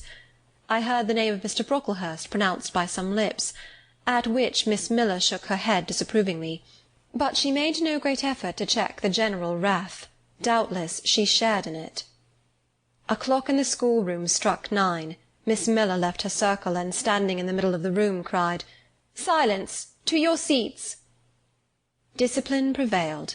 In 5 minutes the confused throng was resolved into order, and comparative silence quelled the babbled clamour of tongues. The upper teachers now punctually resumed their posts, but still all seemed to wait. Ranged on benches down the sides of the room, the 80 girls sat motionless and erect. A quaint assemblage they appeared, all with plain locks combed from their faces, not a curl visible, in brown dresses, made high and surrounded by a narrow tucker about the throat, with little pockets of holland, shaped something like a Highlander's purse, tied in front of their frocks, and destined to serve the purpose of a work-bag, all too wearing woollen stockings and country-made shoes, fastened with brass buckles. About 20 of those clad in this costume were full-grown girls, or rather young women. It suited them ill, and gave an air of oddity even to the prettiest. I was still looking at them, and also at intervals examining the teachers, none of whom precisely pleased me, for the stout one was a little coarse, the dark one not a little fierce, the foreigner harsh and grotesque, and Miss Miller, poor thing, looked purple, weather-beaten, and overworked.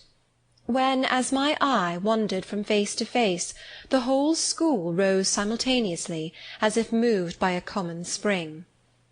What was the matter? I had heard no order given. I was puzzled. Ere I had gathered my wits, the classes were again seated, but as all eyes were now turned to one point, mine followed the general direction, and encountered the personage who had received me last night. She stood at the bottom of the long room, on the hearth, for there was a fire at each end. She surveyed the 2 rows of girls silently and gravely. Miss Miller, approaching, seemed to ask her a question, and having received her answer, went back to her place, and said aloud, "Monitor of the first class, fetch the globes." While the direction was being executed, the lady consulted moved slowly up the room. I suppose I have a considerable organ of veneration, for I retain yet the sense of admiring awe with which my eyes traced her steps.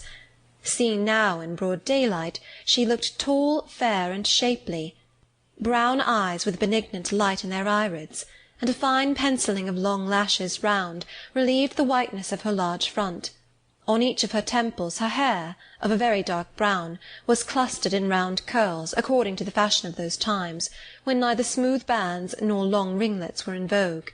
Her dress, also in the mode of the day, was of purple cloth, relieved by a sort of Spanish trimming of a black velvet. A gold watch, watches were not so common then as now, shone at her girdle.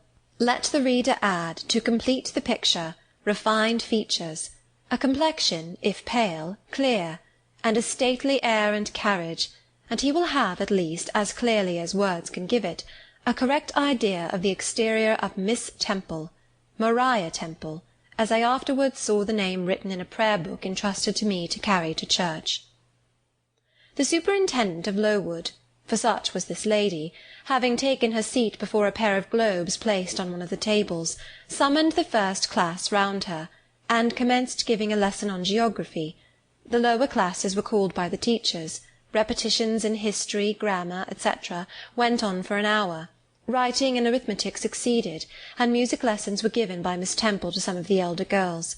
The duration of each lesson was measured by the clock, which at last struck 12. The superintendent rose. "I have a word to address to the pupils," said she.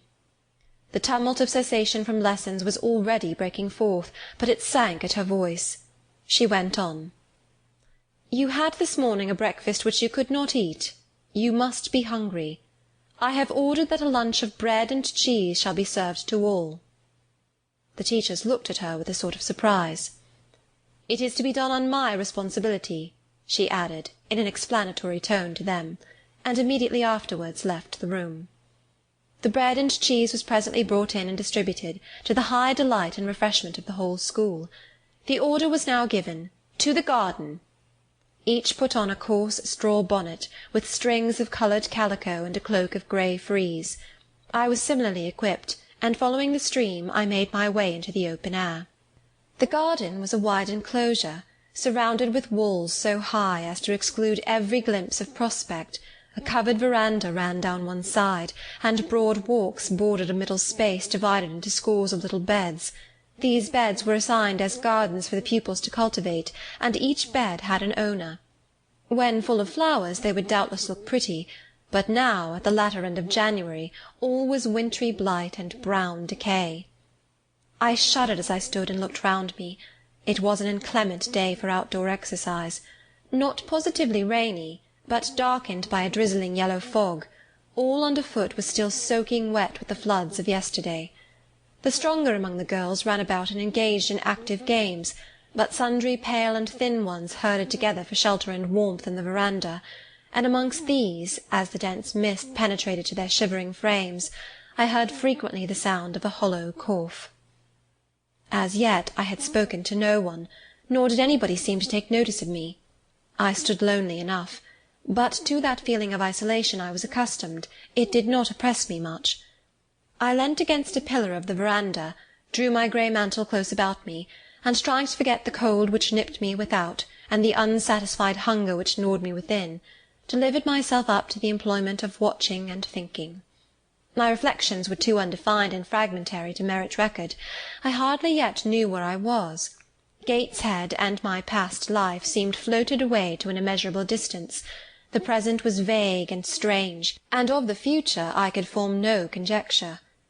I looked round the convent-like garden, and then up at the house, a large building, half of which seemed grey and old, the other half quite new. The new part, containing the schoolroom and dormitory, was lit by mullioned and latticed windows, which gave it a church-like aspect. A stone tablet over the door bore this inscription: Lowood Institution. This portion was rebuilt A.D. by Naomi Brocklehurst of Brocklehurst Hall, in this county. Let your light so shine before men, that they may see your good works, and glorify your Father which is in heaven. St. Matthew, verse 16. I read these words over and over again. I felt that an explanation belonged to them, and was unable fully to penetrate their import. I was still pondering the significance of institution, and endeavouring to make out a connection between the first words and verse of Scripture, when the sound of a cough close behind me made me turn my head. I saw a girl sitting on a stone bench near. She was bent over a book, on the perusal of which she seemed intent. From where I stood I could see the title. It was Rasselas, a name that struck me as strange, and consequently attractive. In turning a leaf she happened to look up, and I said to her directly, "Is your book interesting?" I had already formed the intention of asking her to lend it to me some day. "I like it," she answered, after a pause of a second or two, during which she examined me. "What is it about?" I continued. I hardly know where I found the hardihood thus to open a conversation with a stranger. The step was contrary to my nature and habits. But I think her occupation touched a chord of sympathy somewhere, for I too liked reading, though of a frivolous and childish kind. I could not digest or comprehend the serious or substantial. "You may look at it," replied the girl, offering me the book. I did so. A brief examination convinced me that the contents were less taking than the title. Rasselas looked dull to my trifling taste. I saw nothing about fairies, nothing about genii, no bright variety seemed spread over the closely printed pages. I returned it to her. She received it quietly, and without saying anything she was about to relapse into her former studious mood. Again I ventured to disturb her. "Can you tell me what the writing on that stone over the door means? What is Lowood Institution?" "This house where you are come to live." "And why do they call it an institution? Is it in any way different from other schools?" "It is partly a charity school. You and I and all the rest of us are charity children. I suppose you are an orphan. Are not either your father or your mother dead?" "Both died before I can remember." "Well, all the girls here have lost either one or both parents, and this is called an institution for educating orphans." "Do we pay no money? Do they keep us for nothing?" "We pay, or our friends pay, £15 a year for each." "Then why do they call us charity children?" "Because £15 is not enough for board and teaching, and the deficiency is supplied by subscription." "Who subscribes?" "Different benevolent-minded ladies and gentlemen in this neighbourhood and in London." "Who is Naomi Brocklehurst?" "The lady who built the new part of this house, as that tablet records, and whose son overlooks and directs everything here." "Why?" "Because he is treasurer and manager of the establishment." "Then this house does not belong to that tall lady who wears a watch, and who said we were to have some bread and cheese?" "To Miss Temple? Oh, no, I wish it did. She has to answer to Mr. Brocklehurst for all she does. Mr. Brocklehurst buys all our food and all our clothes." "Does he live here?" "No, 2 miles off at a large hall." "Is he a good man?" "He is a clergyman, and is said to do a great deal of good." "Did you say that tall lady was called Miss Temple?" "Yes." "And what are the other teachers called?" "The one with red cheeks is called Miss Smith.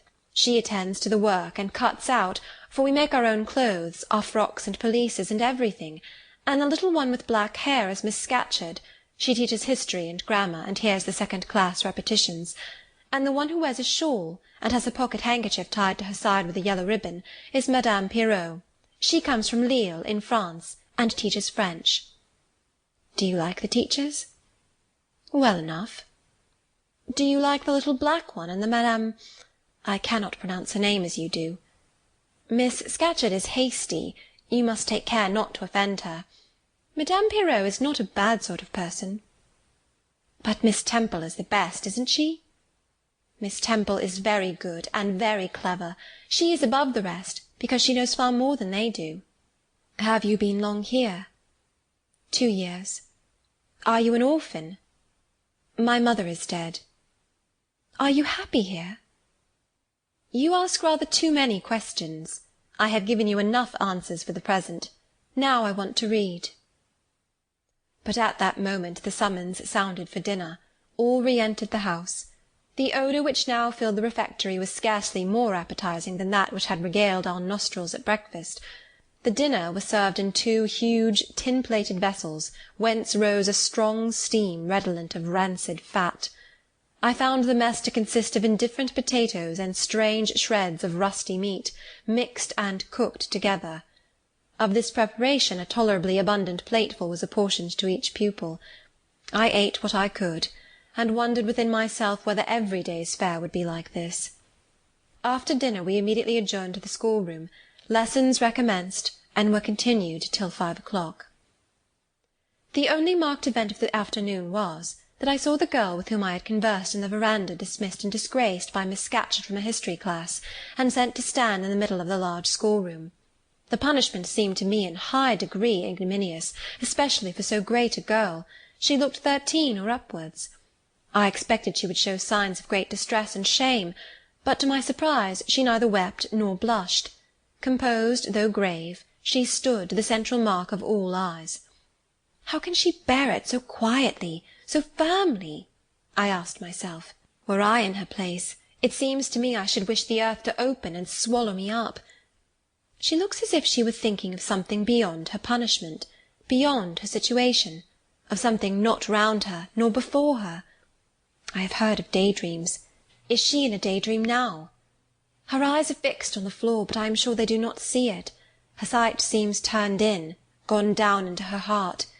She is looking at what she can remember, I believe, not at what is really present. I wonder what sort of a girl she is, whether good or naughty. Soon after 5 p.m. we had another meal, consisting of a small mug of coffee and half a slice of brown bread. I devoured my bread and drank my coffee with relish, but I should have been glad of as much more. I was still hungry.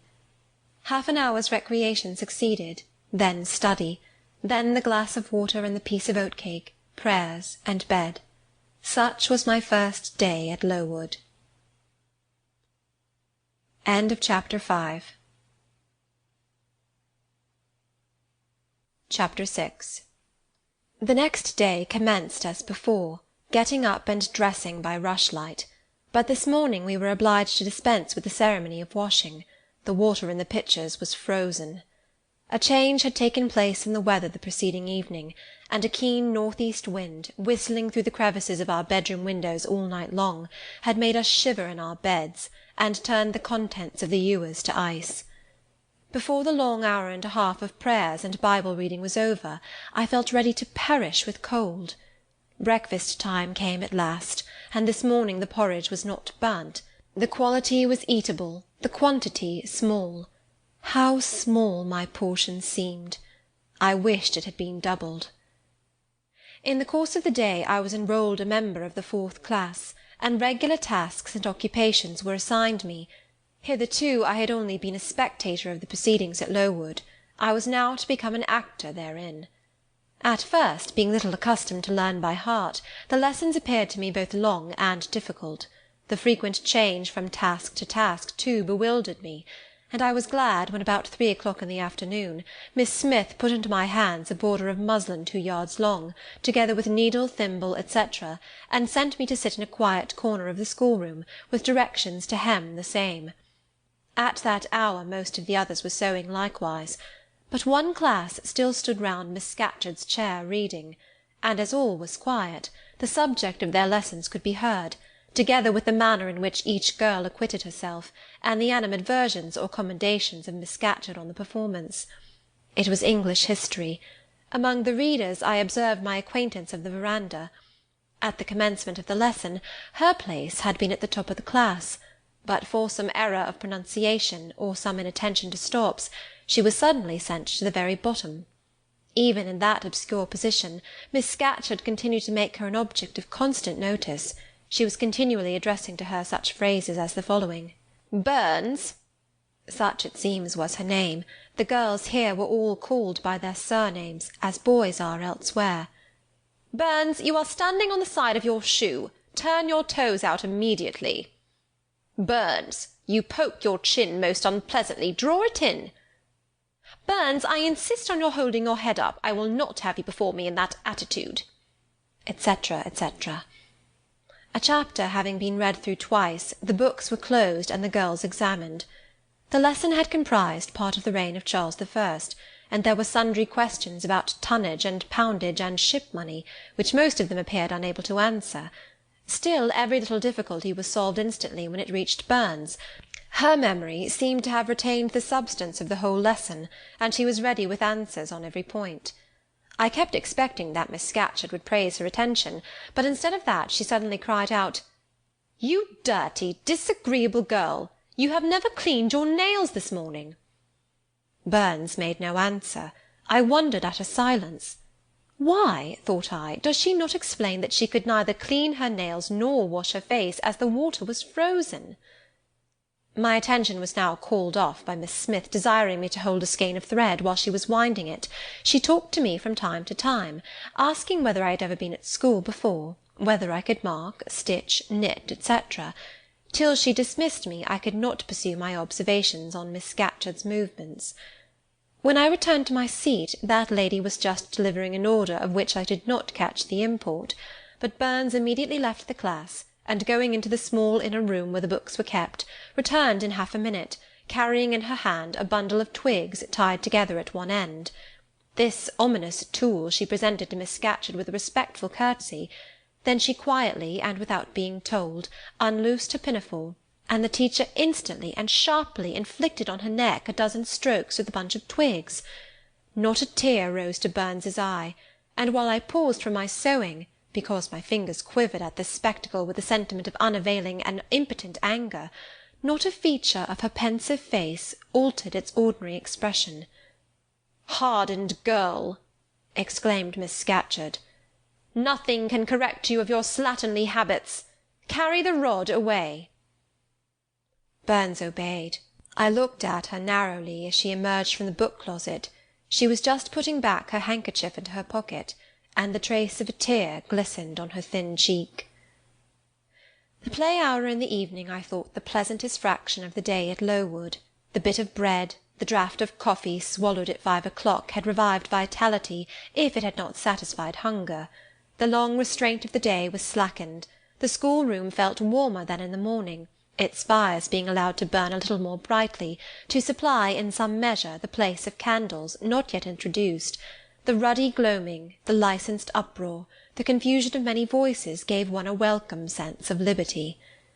On the evening of the day on which I had seen Miss Scatcherd flog her pupil, Burns, I wandered as usual among the forms and tables and laughing groups without a companion, yet not feeling lonely. When I passed the windows, I now and then lifted a blind and looked out. It snowed fast. A drift was already forming against the lower panes. Putting my ear close to the window, I could distinguish from the gleeful tumult within the disconsolate moan of the wind outside. Probably, if I had lately left a good home and kind parents, this would have been the hour when I should have most keenly regretted the separation.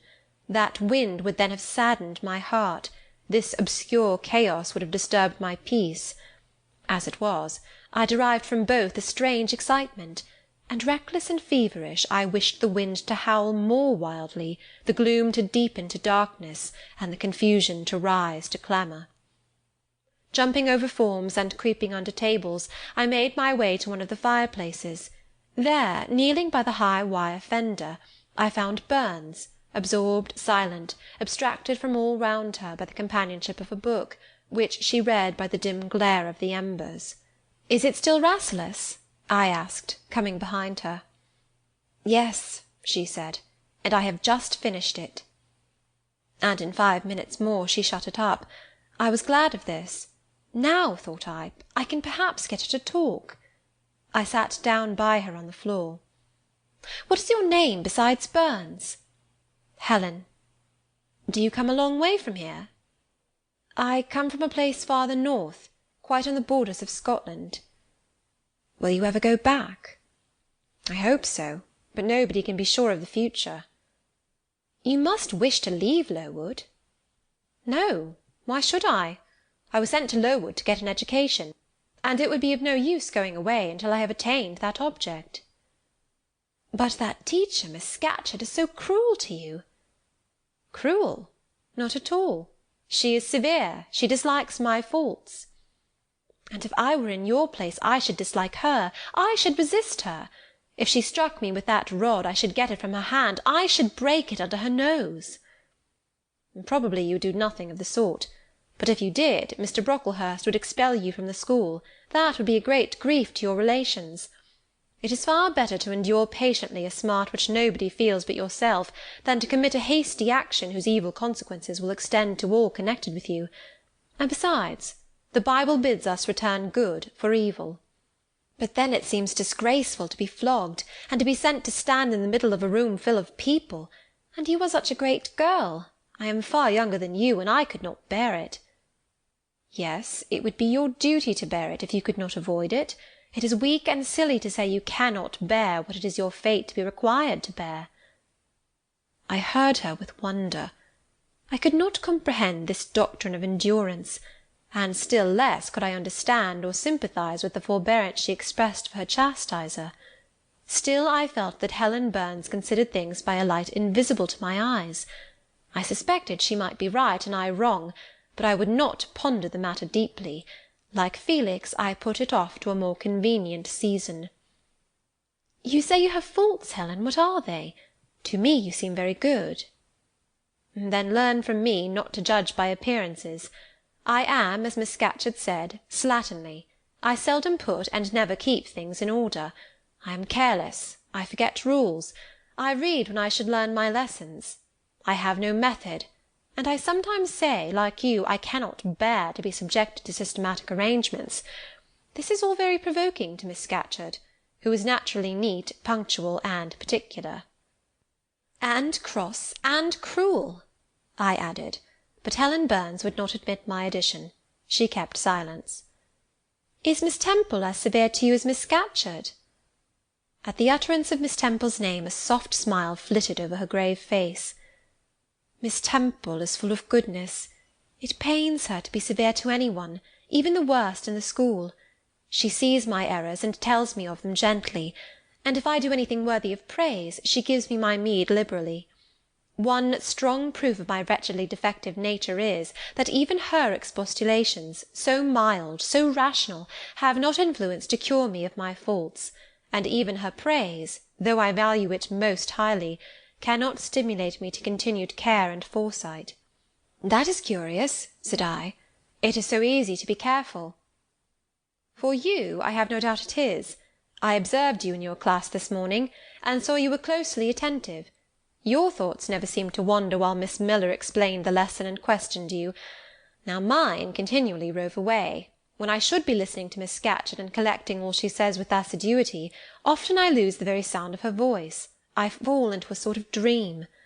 Sometimes I think I am in Northumberland, and that the noises I hear round me are the bubbling of a little brook which runs through Deepton near our house. Then, when it comes to my turn to reply, I have to be awakened, and having heard nothing of what was read for listening to the visionary brook, I have no answer ready." "Yet how well you replied this afternoon!" "It was mere chance. The subject on which we had been reading had interested me.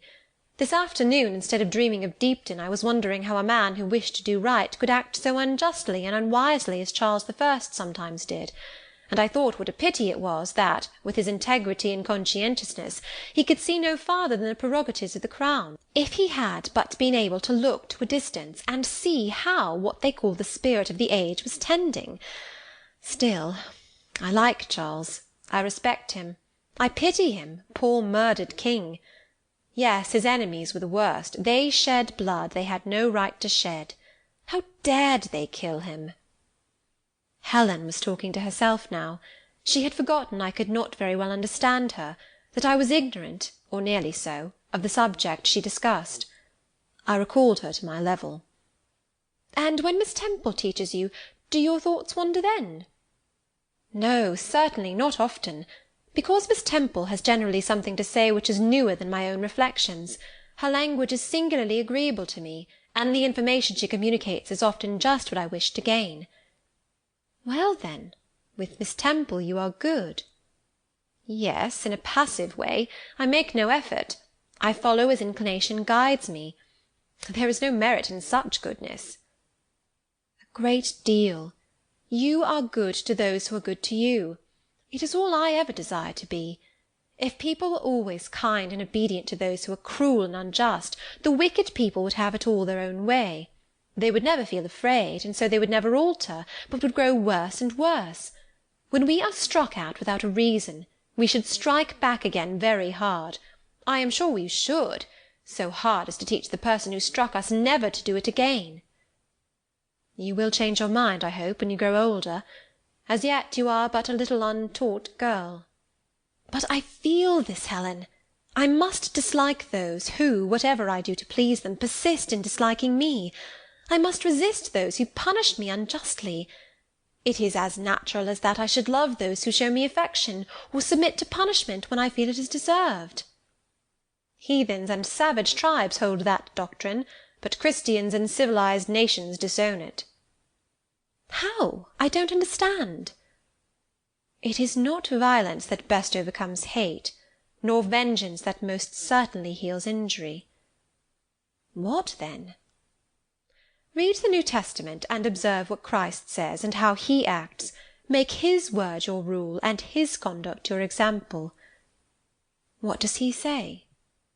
Love your enemies, bless them that curse you, do good to them that hate you and despitefully use you. Then I should love Mrs. Reed, which I cannot do. I should bless her son John, which is impossible.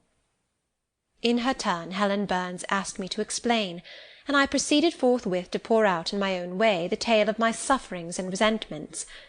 Bitter and truculent when excited, I spoke as I felt, without reserve or softening. Helen heard me patiently to the end. I expected she would then make a remark, but she said nothing. "Well," I asked impatiently, "is not Mrs. Reed a hard-hearted, bad woman?" "She has been unkind to you, no doubt, because, you see, she dislikes your cast of character, as Miss Scatcherd does mine. But how minutely you remember all she has done and said to you! What a singularly deep impression her injustice seems to have made on your heart! No ill usage so brands its record on my feelings. Would you not be happier if you tried to forget her severity, together with the passionate emotions it excited? Life appears to me too short to be spent in nursing animosity or registering wrongs. We are, and must be, one and all, burdened with faults in this world, but the time will soon come when, I trust, we shall put them off in putting off our corruptible bodies, when debasement and sin will fall from us with this cumbrous frame of flesh, and only the spark of the spirit will remain, the impalpable principle of light and thought, pure as when it left the Creator to inspire the creature.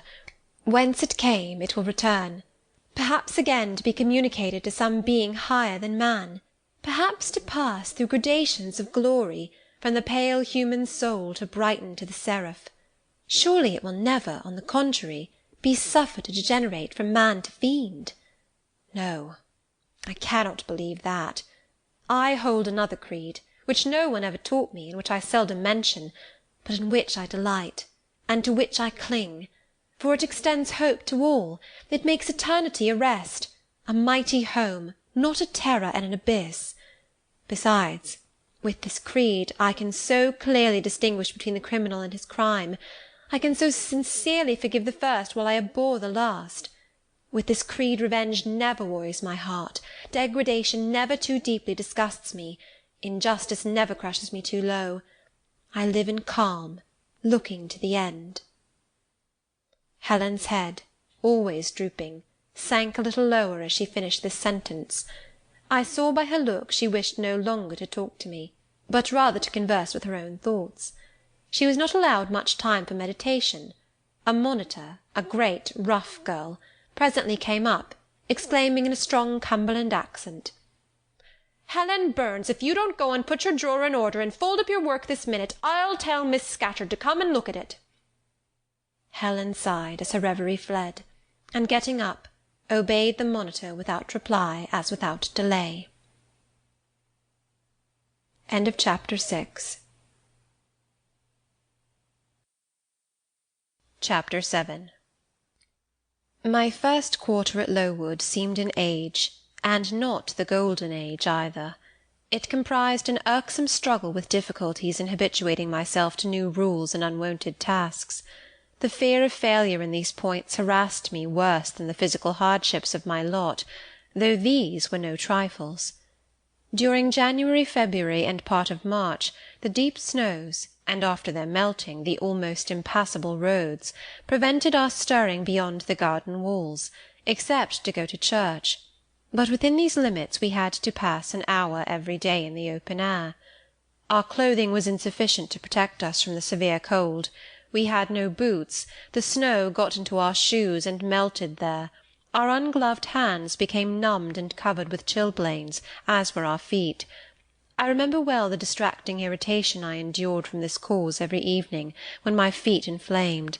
and the torture of thrusting the swelled, raw, and stiff toes into my shoes in the morning. Then the scanty supply of food was distressing. With the keen appetites of growing children, we had scarcely sufficient to keep alive a delicate invalid. From this deficiency of nourishment resulted an abuse, which pressed hardly on the younger pupils. Whenever the famished great girls had an opportunity, they would coax or menace the little ones out of their portion. Many a time I have shared between two claimants the precious morsel of brown bread distributed at tea-time, and after relinquishing to a third half the contents of my mug of coffee, I have swallowed the remainder with an accompaniment of secret tears, forced from me by the exigency of hunger. Sundays were dreary days in that wintry season. We had to walk 2 miles to Brocklebridge Church, where our patron officiated. We set out cold, we arrived at church colder. During the morning service we became almost paralysed. It was too far to return to dinner, and an allowance of cold meat and bread, in the same penurious proportion observed in our ordinary meals, was served round between the services. At the close of the afternoon service we returned by an exposed and hilly road, where the bitter winter wind, blowing over a range of snowy summits to the north, almost flayed the skin from our faces. I can remember Miss Temple walking lightly and rapidly along our drooping line, her plaid cloak, which the frosty wind fluttered, gathered close about her, and encouraging us by precept and example to keep up our spirits and march forward, as she said, like stalwart soldiers. The other teachers, poor things, were generally themselves too much dejected to attempt the task of cheering others. How we longed for the light and heat of a blazing fire when we got back! But the little ones at least this was denied. Each hearth in the schoolroom was immediately surrounded by a double row of great girls, and behind them the younger children crouched in groups, wrapping their starved arms in their pinafores. A little solace came at tea-time in the shape of a double ration of bread, a whole instead of a half slice, with the delicious addition of a thin scrape of butter. It was the hebdomadal treat to which we all looked forward from Sabbath to Sabbath.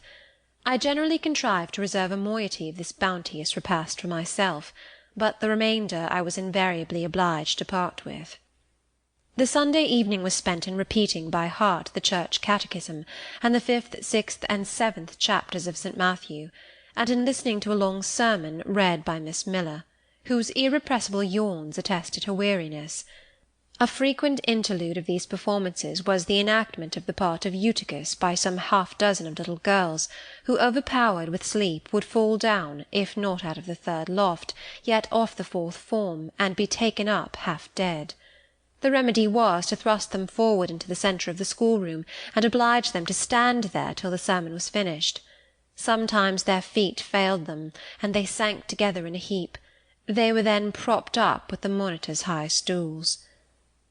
I have not yet alluded to the visits of Mr. Brocklehurst, and indeed that gentleman was from home during the great part of the first month after my arrival, perhaps prolonging his stay with his friend the Archdeacon. His absence was a relief to me. I need not say that I had my own reasons for dreading his coming, but come he did at last.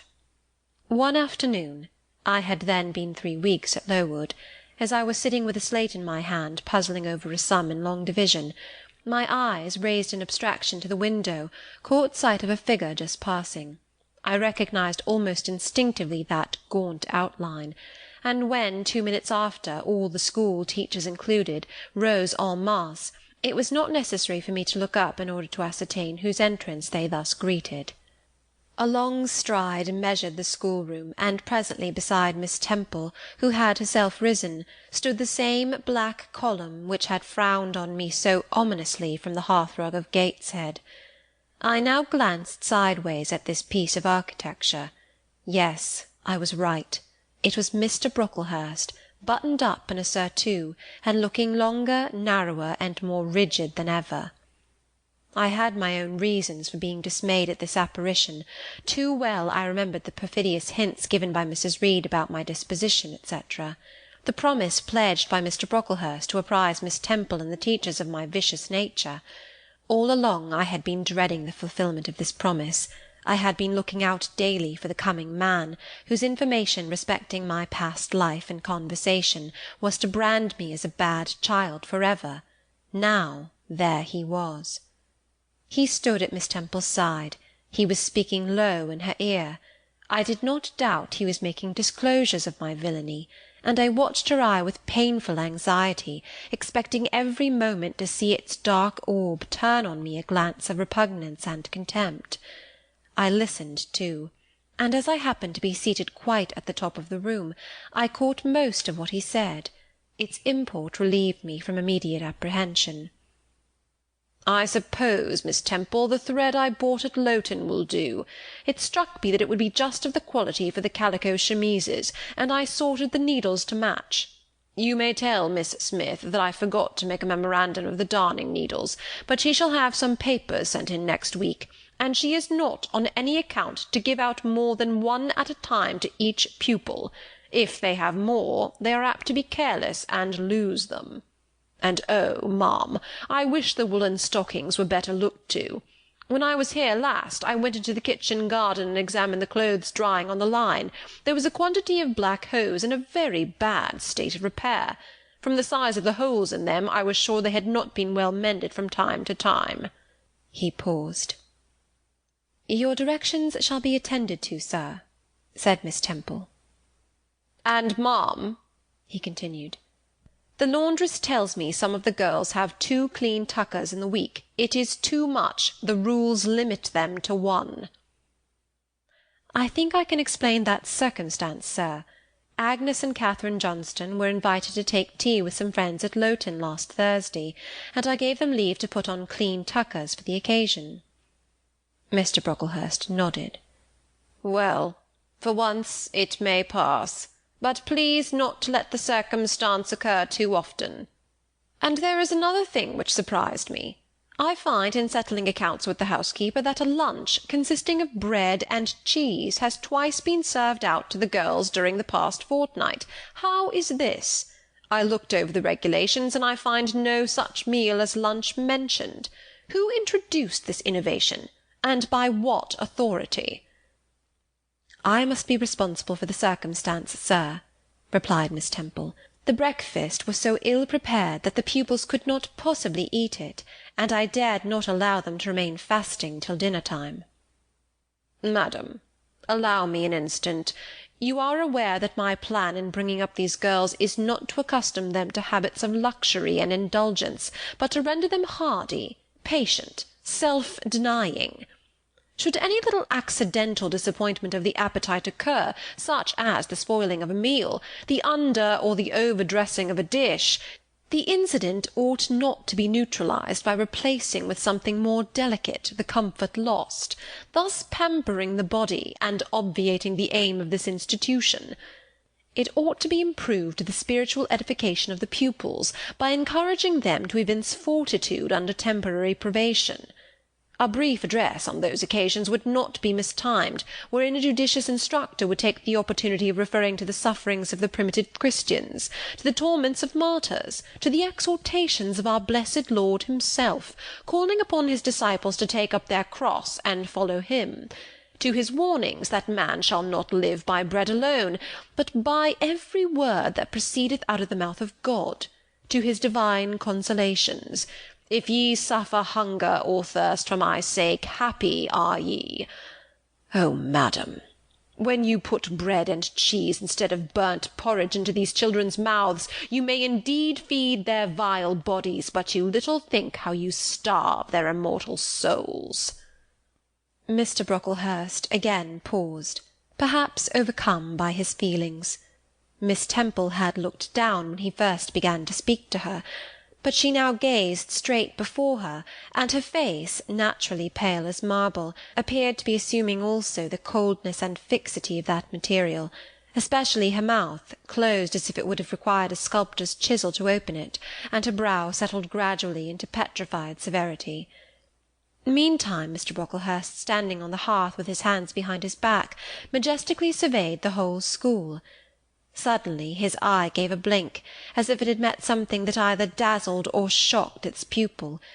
Turning, he said in more rapid accents than he had hitherto used, Miss Temple, what is that girl with curled hair? Red hair, ma'am, curled all over?"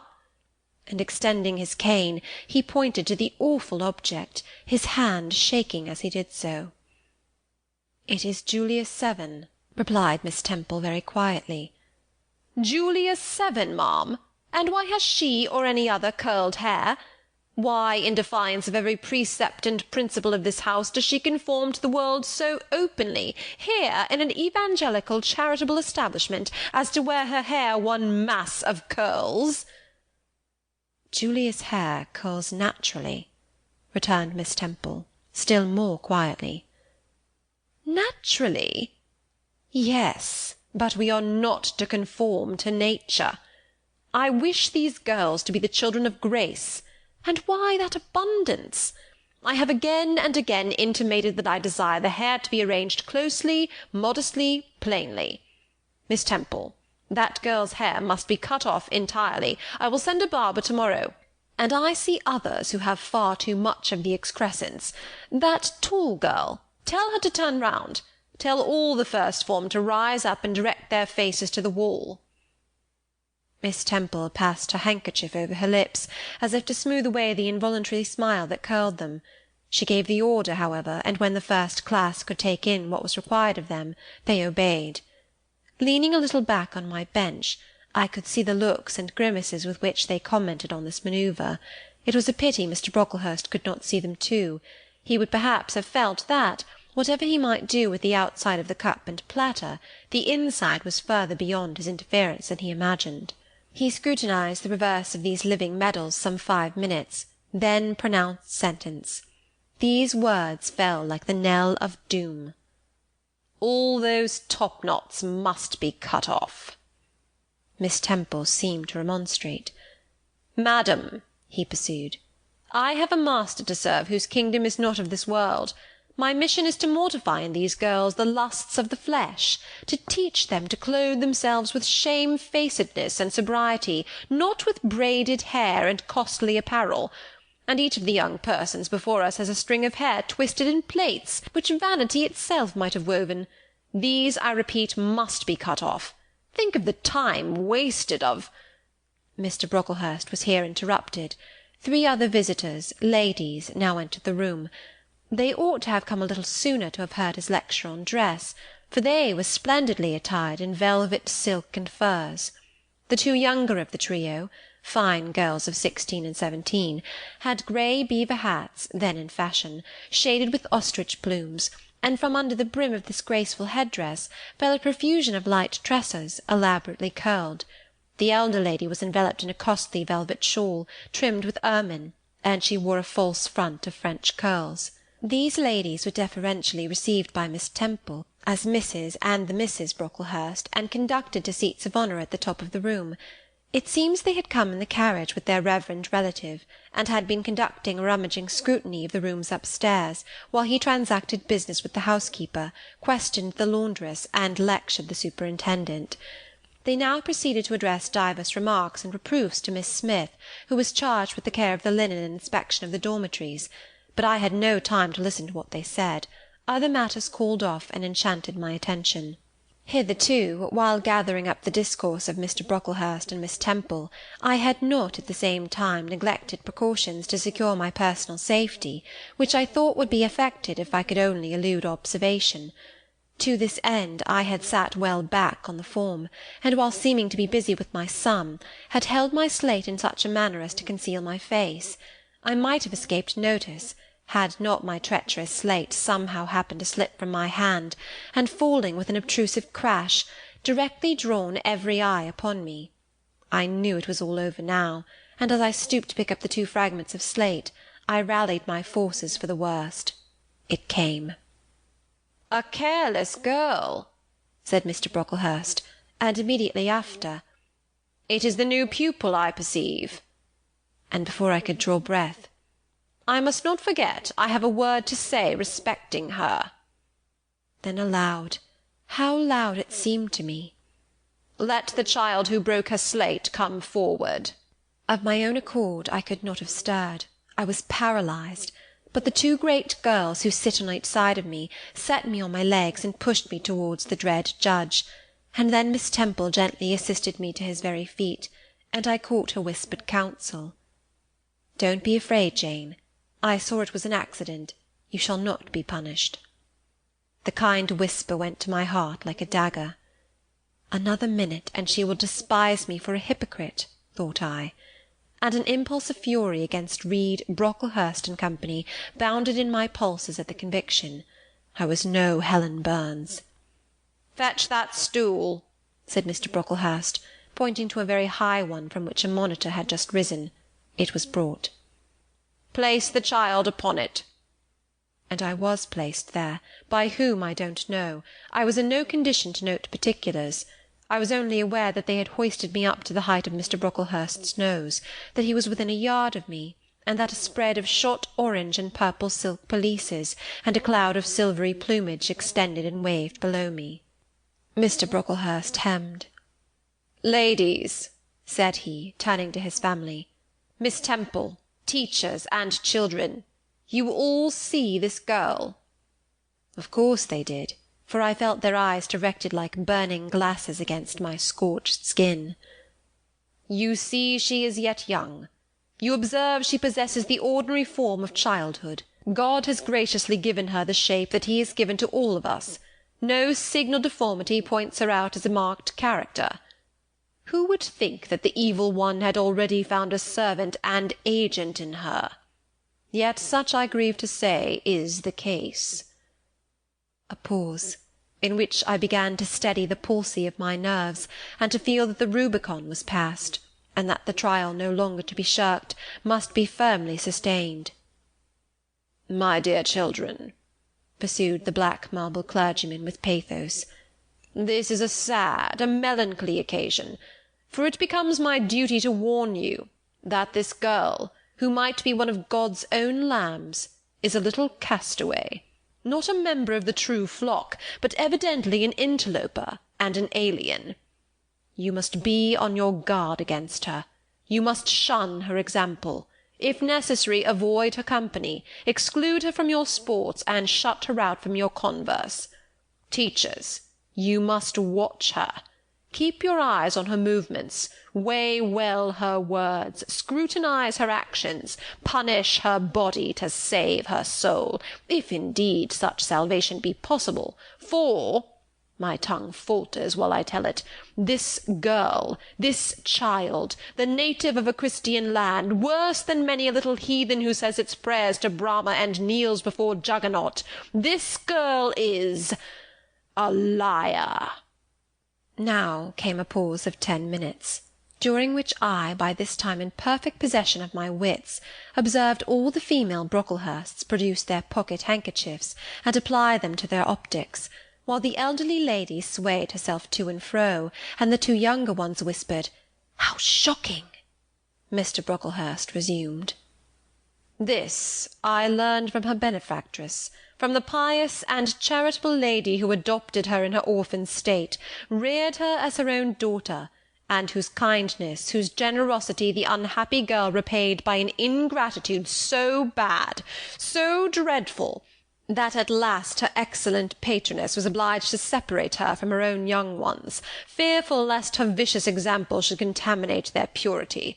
She has sent her here to be healed, even as the Jews of old sent their disease to the troubled pool of Bethesda. And teachers, superintendent, I beg of you not to allow the waters to stagnate round her." With this sublime conclusion, Mr. Brocklehurst adjusted the top button of his surtout, muttered something to his family, who rose, bowed to Miss Temple, and then all of the great people sailed in state from the room. Turning at the door, my judge said, "Let her stand half an hour longer on that stool, and let no one speak to her during the remainder of the day." There was I, then, mounted aloft. I, who had said I could not bear the shame of standing on my natural feet in the middle of the room, was now exposed to general view on a pedestal of infamy. What my sensations were, no language can describe, but just as they all rose, stifling my breath and constricting my throat, a girl came up and passed me, In passing she lifted her eyes. What a strange light inspired them! What an extraordinary sensation that ray sent through me! How the new feeling bore me up! It was as if a martyr, a hero, had passed a slave or victim, and imparted strength in the transit. I mastered the rising hysteria, lifted up my head, and took a firm stand on the stool. Helen Burns asked some slight question about her work of Miss Smith, was chidden for the triviality of the inquiry, returned to her place, and smiled at me again as she went by. What a smile! I remember it now, and I know that it was the effluence of fine intellect, of true courage. It lit up her marked lineaments, her thin face, her sunken grey eye, like a reflection from the aspect of an angel. Yet at that moment Helen Burns wore on her arm the untidy badge. Scarcely an hour ago I had heard her condemned by Miss Scatcherd to a dinner of bread and water on the morrow, because she had blotted an exercise in copying it out. Such is the imperfect nature of man. Such spots are there on the disk of the clearest planet, and eyes like Miss Scatcherd's can only see those minute defects, and are blind to the full brightness of the orb. End of Chapter 7.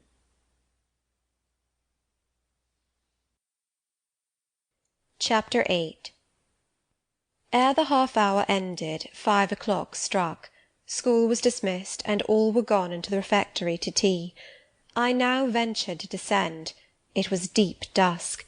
I retired into a corner and sat down on the floor. The spell by which I had been so far supported began to dissolve. Reaction took place, and soon so overwhelming was the grief that seized me, I sank prostrate with my face to the ground. Now I wept. Helen Burns was not here. Nothing sustained me. Left to myself, I abandoned myself, and my tears watered the boards. I had meant to be so good, and to do so much at Lowood, to make so many friends, to earn respect and win affection. Already I had made visible progress. That very morning I had reached the head of my class. Miss Miller had praised me warmly. Miss Temple had smiled approbation. She had promised to teach me drawing, and to let me learn French, if I continued to make similar improvement 2 months longer. And then I was well received by my fellow pupils, treated as an equal by those of my own age, and not molested by any. Now, here I lay again, crushed and trodden on, and could I ever rise more? Never, I thought, and ardently I wished to die. While sobbing out this wish in broken accents, some one approached. I started up. Again Helen Burns was near me. The fading fires just showed her coming up the long vacant room. She brought my coffee and bread. "Come, eat something," she said. But I put both away from me, feeling as if a drop or a crumb would have choked me in my present condition. Helen regarded me, probably with surprise. I could not now abate my agitation, though I tried hard. I continued to weep aloud. She sat down on the ground near me, embraced her knees with her arms, and rested her head upon them. In that attitude she remained silent as an Indian. I was the first who spoke. "Helen, why do you stay with a girl whom everybody believes to be a liar?" "Everybody, Jane? Why, there are only 80 people who have heard you called so, and the world contains hundreds of millions." "But what have I to do with millions? The 80 I know despise me." "Jane, you are mistaken. Probably not one in the school either despises or dislikes you. Many, I am sure, pity you much." "How can they pity me after what Mr. Brocklehurst has said?" "Mr. Brocklehurst is not a god, nor is he even a great and admired man. He is little liked here. He never took steps to make himself liked. Had he treated you as an especial favourite, you would have found enemies, declared or covert, all round you. As it is, the greater number would offer you sympathy if they dared. Teachers and pupils may look coldly on you for a day or two, but friendly feelings are concealed in their hearts, and if you persevere in doing well, these feelings will ere long appear so much the more evidently for their temporary suppression. Besides, Jane—" She paused. "Well, Helen?" said I, Putting my hand into hers, she chafed my fingers gently to warm them, and went on. If all the world hated you and believed you wicked, while your own conscience approved you and absolved you from guilt, you would not be without friends. No, I know I should think well of myself, but that is not enough. If others don't love me, I would rather die than live. I cannot bear to be solitary and hated, Helen. Look here, to gain some real affection from you, or Miss Temple, or any other whom I truly love, I would willingly submit to have the bone of my arm broken, or to let a bull toss me, or to stand behind a kicking horse, and let it dash its hoof at my chest. Hush, Jane! You think too much of the love of human beings. You are too impulsive, too vehement. The sovereign hand that created your frame and put life into it has provided you with other resources than your feeble self, or than creatures feeble as you. Besides this earth, and besides the race of men, there is an invisible world and a kingdom of spirits. That world is round us, for it is everywhere, and those spirits watch us, for they are commissioned to guard us. And if we were dying in pain and shame, if scorn smote us on all sides, and hatred crushed us, angels see our tortures, recognise our innocence, if innocent we be, as I know you are of this charge, which Mr. Brocklehurst has weakly and pompously repeated at second hand from Mrs. Reed, for I read a sincere nature in your ardent eyes and on your clear front. And God waits only the separation of spirit from flesh to crown us with a full reward. Why then should we ever sink overwhelmed with distress, when life is so soon over, and death is so certain an entrance to happiness, to glory? I was silent. Helen had calmed me, but in the tranquillity she imparted there was an alloy of inexpressible sadness. I felt the impression of woe as she spoke, but I could not tell whence it came. And when, having done speaking, she breathed a little fast and coughed a short cough, I momentarily forgot my own sorrows to yield to a vague concern for her. Resting my head on Helen's shoulder, I put my arms round her waist. She drew me to her, and we reposed in silence. We had not sat long thus when another person came in. Some heavy clouds, swept from the sky by a rising wind, had left the moon bare, and her light, streaming in through a window near, shone full both on us and on the approaching figure, which we at once recognised as Miss Temple. "I came on purpose to find you, Jane Eyre," said she. "I want you in my room, and as Helen Burns is with you, she may come too." We went, following the superintendent's guidance. We had to thread some intricate passages, and mount a staircase before we reached her apartment. It contained a good fire, and looked cheerful. Miss Temple told Helen Burns to be seated in a low arm-chair on one side of the hearth, and herself taking another, she called me to her side. "Is it all over?" she asked, looking down at my face. "Have you cried your grief away?" "I'm afraid I never shall do that." "Why?" "Because I have been wrongly accused, and you, mum, and everybody else will now think me wicked." "We shall think you what you prove yourself to be, my child. Continue to act as a good girl, and you will satisfy us." "Shall I, Miss Temple?" "You will," said she, passing her arm round me. "And now tell me, who was the lady whom Mr. Brocklehurst called your benefactress?" "Mrs. Reed, my uncle's wife. My uncle is dead, and he left me to her care." "Did she not then adopt you of her own accord?" "No, mum.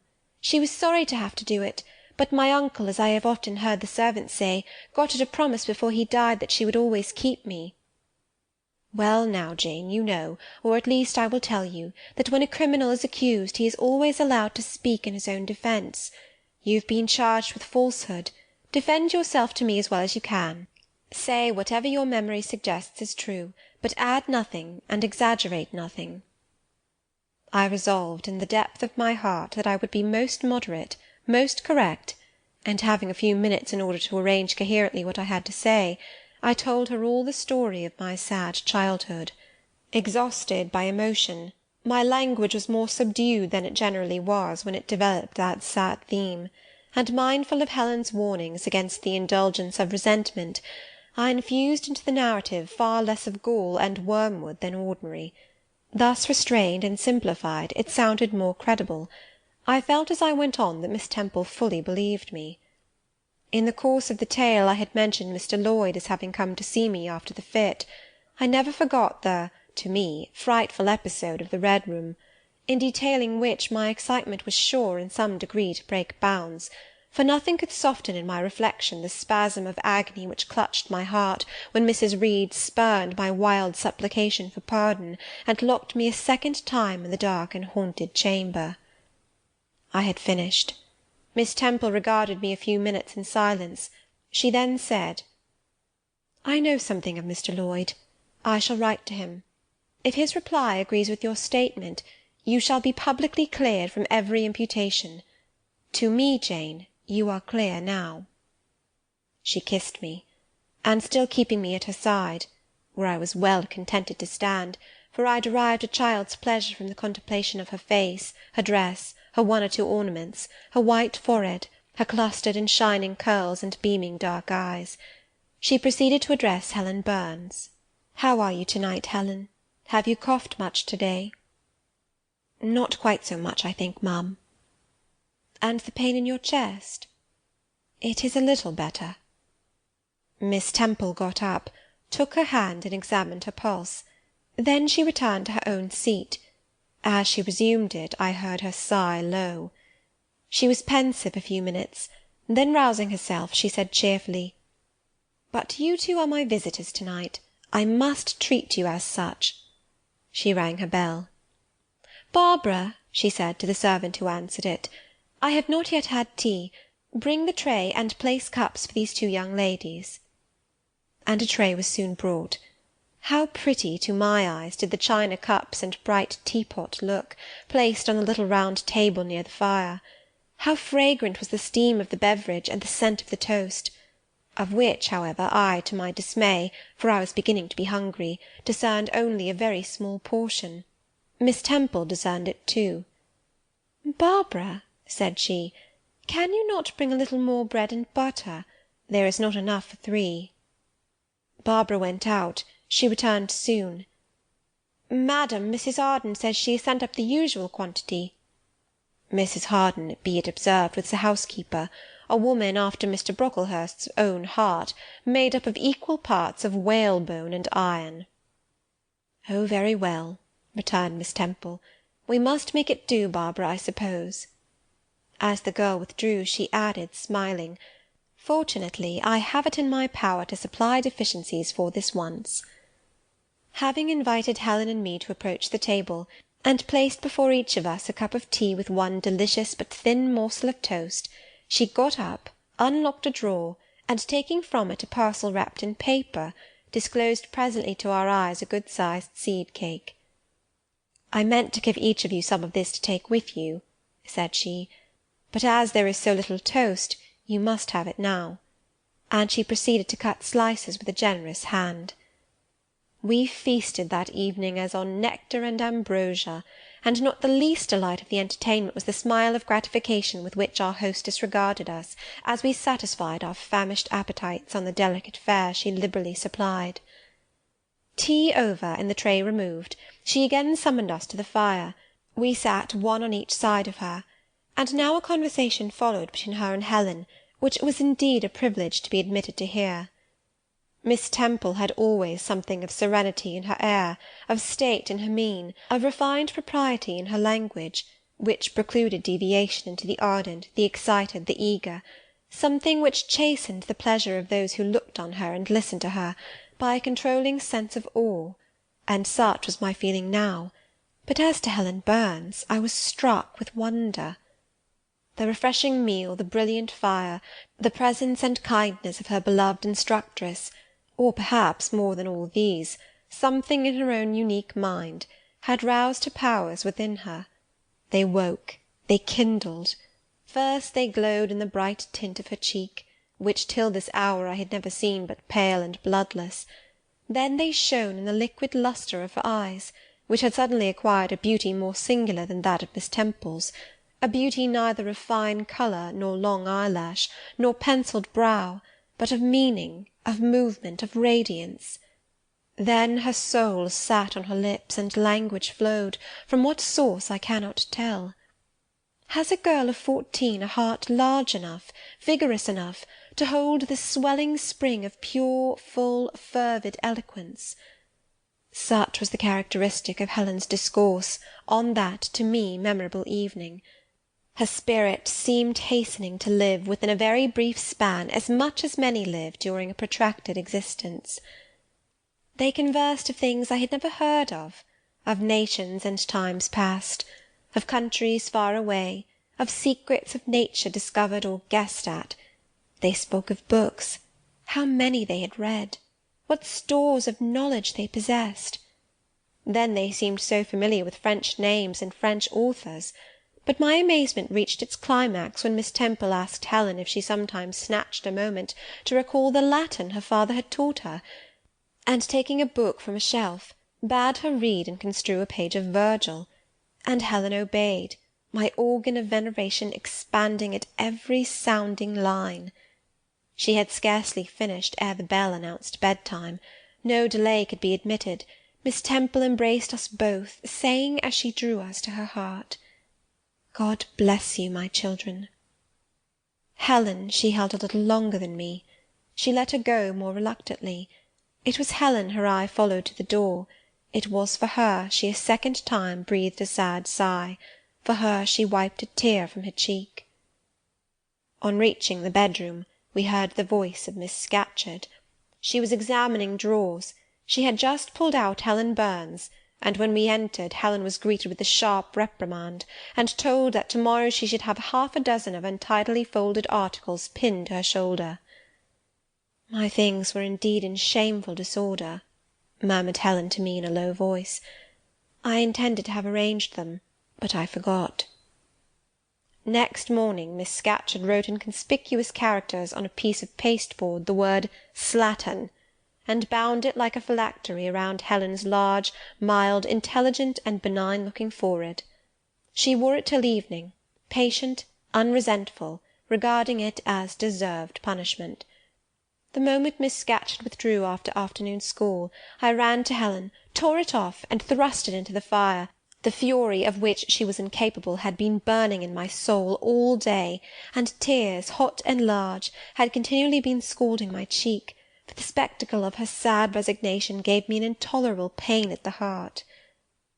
About a week subsequently to the incidents above narrated, Miss Temple, who had written to Mr. Lloyd, received his answer. It appeared that what he said went to corroborate my account. Miss Temple, having assembled the whole school, announced that inquiry had been made into the charges alleged against Jane Eyre, and that she was most happy to be able to pronounce her completely cleared from every imputation. The teachers then shook hands with me and kissed me, and a murmur of pleasure ran through the ranks of my companions. Thus relieved of a grievous load, I from that hour set to work afresh, resolved to pioneer my way through every difficulty. I toiled hard, and my success was proportionate to my efforts. My memory, not naturally tenacious, improved with practice. Exercise sharpened my wits. In a few weeks I was promoted to a higher class. In less than 2 months I was allowed to commence French and drawing. I learned the first 2 tenses of the verb être, and sketched my first cottage, whose walls, by-the-by, outrivalled in slope those of the Leaning Tower of Pisa, on the same day. That night, on going to bed, I forgot to prepare in imagination the Barmecide supper of hot roast potatoes, or white bread and new milk, with which I was wont to amuse my inward cravings. I feasted instead on the spectacle of ideal drawings which I saw in the dark, all the work of my own hands, freely pencilled houses and trees, picturesque rocks and ruins, cape-like groups of cattle, sweet paintings of butterflies hovering over unblown roses, of birds picking at ripe cherries, of wrens' nests enclosing pearl-like eggs, wreathed about with young ivy sprays. I examined, too, in thought, the possibility of my ever being able to translate currently a certain little French story which Madame Pirot had that day shown me, nor was that problem solved to my satisfaction ere I fell sweetly asleep. Well has Solomon said, better is a dinner of herbs where love is, than a stalled ox and hatred therewith. I would not now have exchanged Lowood with all its privations for Gateshead and its daily luxuries.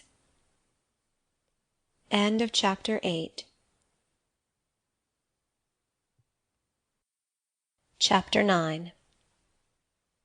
But the privations, or rather the hardships of Lowood lessened.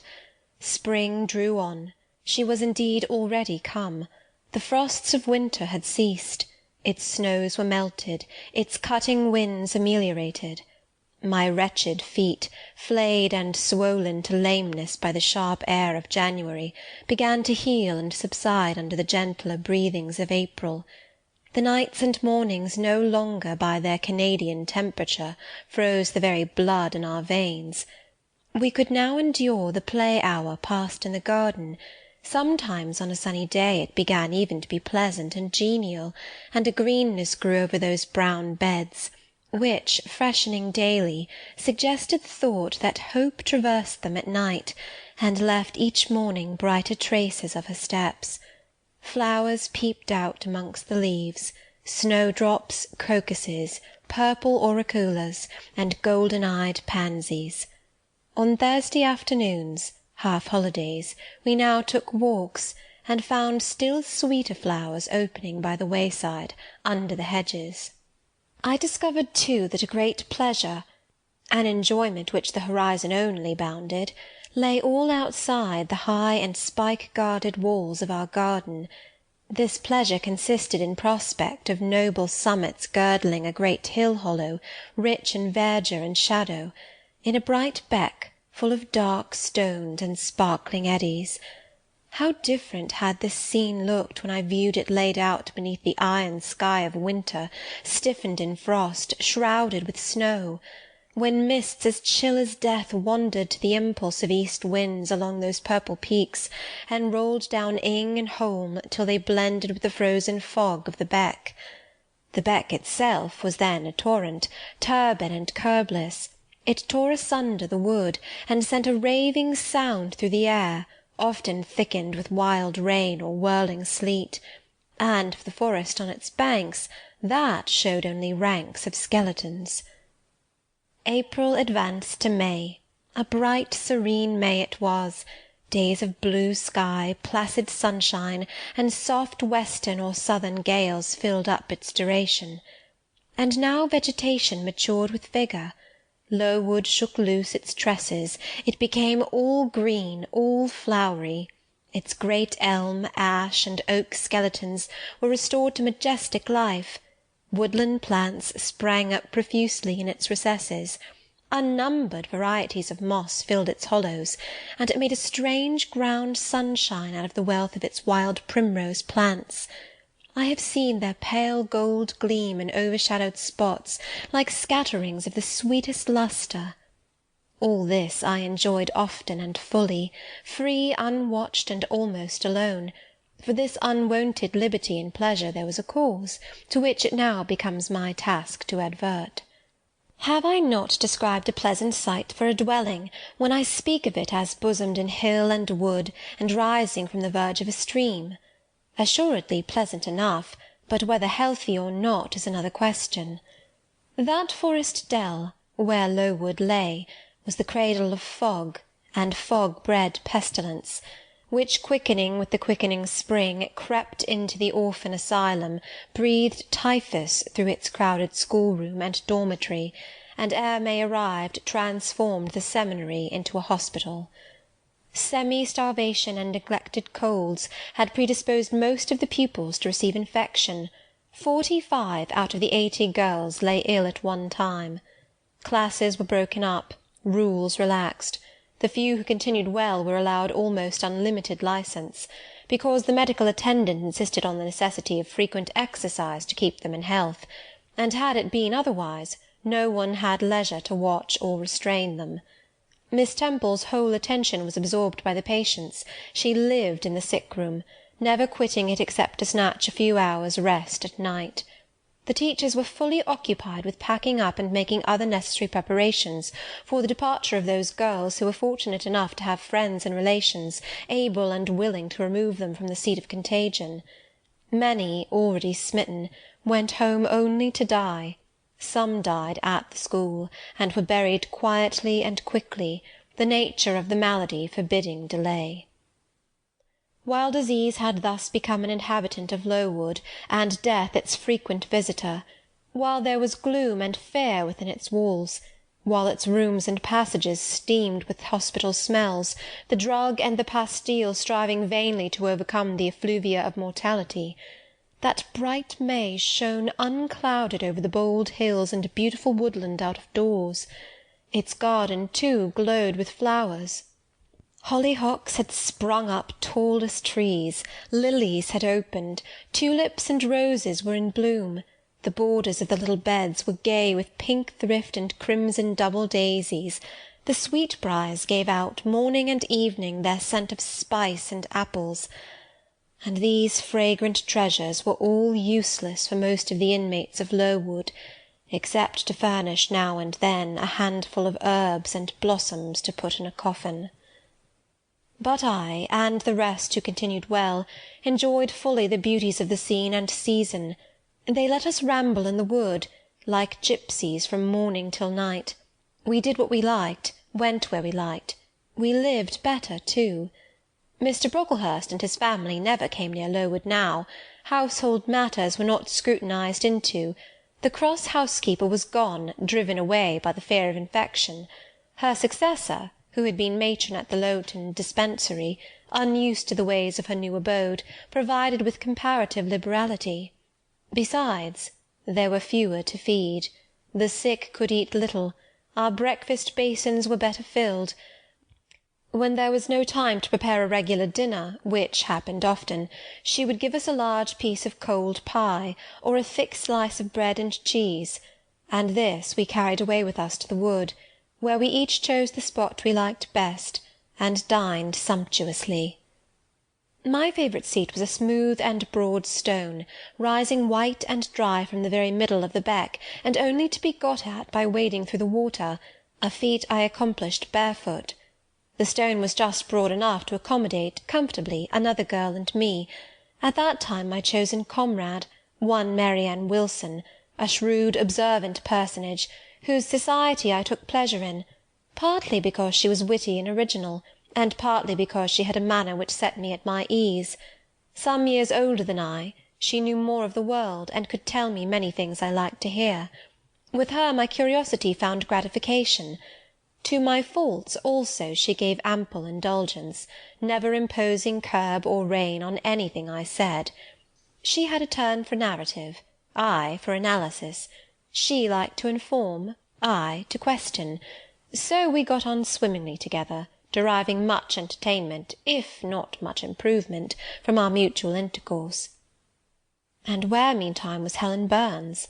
Why did I not spend these sweet days of liberty with her? Had I forgotten her? Or was I so worthless as to have grown tired of her pure society? Surely the Mary Ann Wilson I have mentioned was inferior to my first acquaintance. She could only tell me amusing stories, and reciprocate any racy and pungent gossip I chose to indulge in, while, if I have spoken truth of Helen, she was qualified to give those who enjoyed the privilege of her converse a taste of far higher things.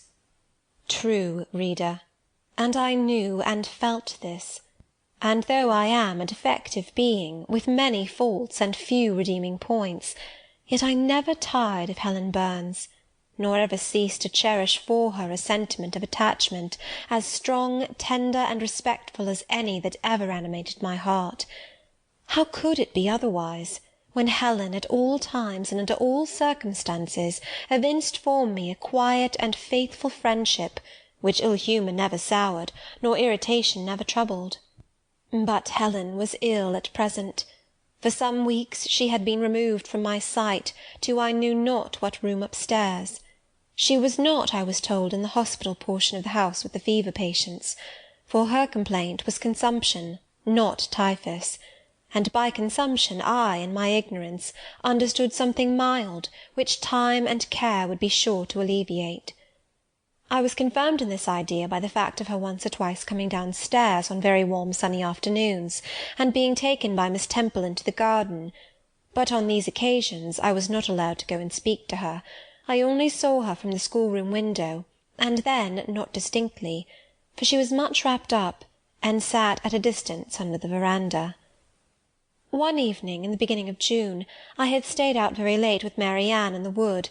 We had, as usual, separated ourselves from the others, and had wandered far, so far that we lost our way, and had to ask it at a lonely cottage, where a man and woman lived who looked after a herd of half-wild swine that fed on the mast in the wood. When we got back, it was after moonrise. A pony, which we knew to be the surgeon's, was standing at the garden door. Marianne remarked that she supposed some one must be very ill, as Mr. Bates had been sent for at that time of the evening. She went into the house. I stayed behind a few minutes to plant in my garden a handful of roots I had dug up in the forest, and which I feared would wither if I left them till the morning. This done, I lingered yet a little longer. The flowers smelt so sweet as the dew fell. It was such a pleasant evening, so serene, so warm. The still glowing west promised so fairly another fine day on the morrow. The moon rose with such majesty in the grave east. I was noting these things and enjoying them as a child might, when it entered my mind as it had never done before. How sad to be lying now on a sick bed, and to be in danger of dying! This world is pleasant. It would be dreary to be called from it, and to have to go who knows where. And then my mind made its first earnest effort to comprehend what had been infused into it concerning heaven and hell, and for the first time it recoiled, baffled, and for the first time, glancing behind, on each side, and before it, it saw all round an unfathomed gulf. It felt the one point where it stood, the present. All the rest was formless cloud and vacant depth, and it shuddered at the thought of tottering and plunging amid that chaos. While pondering this new idea, I heard the front door open. Mr. Bates came out, and with him was a nurse. After she had seen him mount his horse and depart, she was about to close the door, but I ran up to her. "How is Helen Burns?" "Very poorly," was the answer. "Is it her Mr. Bates has been to see?" "Yes." "And what does he say about her?" "He says she'll not be here long." This phrase, uttered in my hearing yesterday, would have only conveyed the notion that she was about to be removed to Northumberland, to her own home. I should not have suspected that it meant she was dying, but I knew instantly now. It opened clear on my comprehension that Helen Burns was numbering her last days in this world, and that she was going to be taken to the region of spirits, if such region there were. I experienced a shock of horror, then a strong thrill of grief, then a desire, a necessity to see her, and I asked in what room she lay. "She is in Miss Temple's room," said the nurse. "May I go up and speak to her?" "Oh, no, child, it is not likely. And now it is time for you to come in. You'll catch the fever if you stop out when the dew is falling." The nurse closed the front door. I went in by the side entrance which led to the schoolroom. I was just in time. It was 9 o'clock, and Miss Miller was calling the pupils to go to bed. It might be 2 hours later, probably near 11, when I, not having been able to fall asleep, and deeming from the perfect silence of the dormitory that my companions were all wrapped in profound repose, rose softly, put on my frock over my night-dress, and without shoes crept from the apartment, and set off in quest of Miss Temple's room. It was quite at the other end of the house, but I knew my way, and the light of the unclouded summer moon, entering here and there at passage windows, enabled me to find it without difficulty. An odour of camphor and burnt vinegar warned me when I came near the fever-room, and I passed its door quickly, fearful lest the nurse who sat up all night should hear me. I dreaded being discovered and sent back, for I must see Helen, I must embrace her before she died, I must give her one last kiss, exchange with her one last word. Having descended a staircase, traversed a portion of the house below, and succeeded in opening and shutting without noise 2 doors, I reached another flight of steps. These I mounted, and then just opposite to me was Miss Temple's room. A light shone through the keyhole and from under the door. A profound stillness pervaded the vicinity. Coming near, I found the door slightly ajar, probably to admit some fresh air into the close abode of sickness. Indisposed to hesitate, and full of impatient impulses, soul and senses quivering with keen throes, I put it back and looked in. My eyes sought Helen, and feared to find death. Close by Miss Temple's bed, and half covered with its white curtains, there stood a little crib. I saw the outline of a form under the clothes, but the face was hid by the hangings. The nurse I had spoken to in the garden sat in an easy-chair asleep. An unsnuffed candle burnt dimly on the table. Miss Temple was not to be seen. I knew afterwards that she had been called to a delirious patient in the fever-room.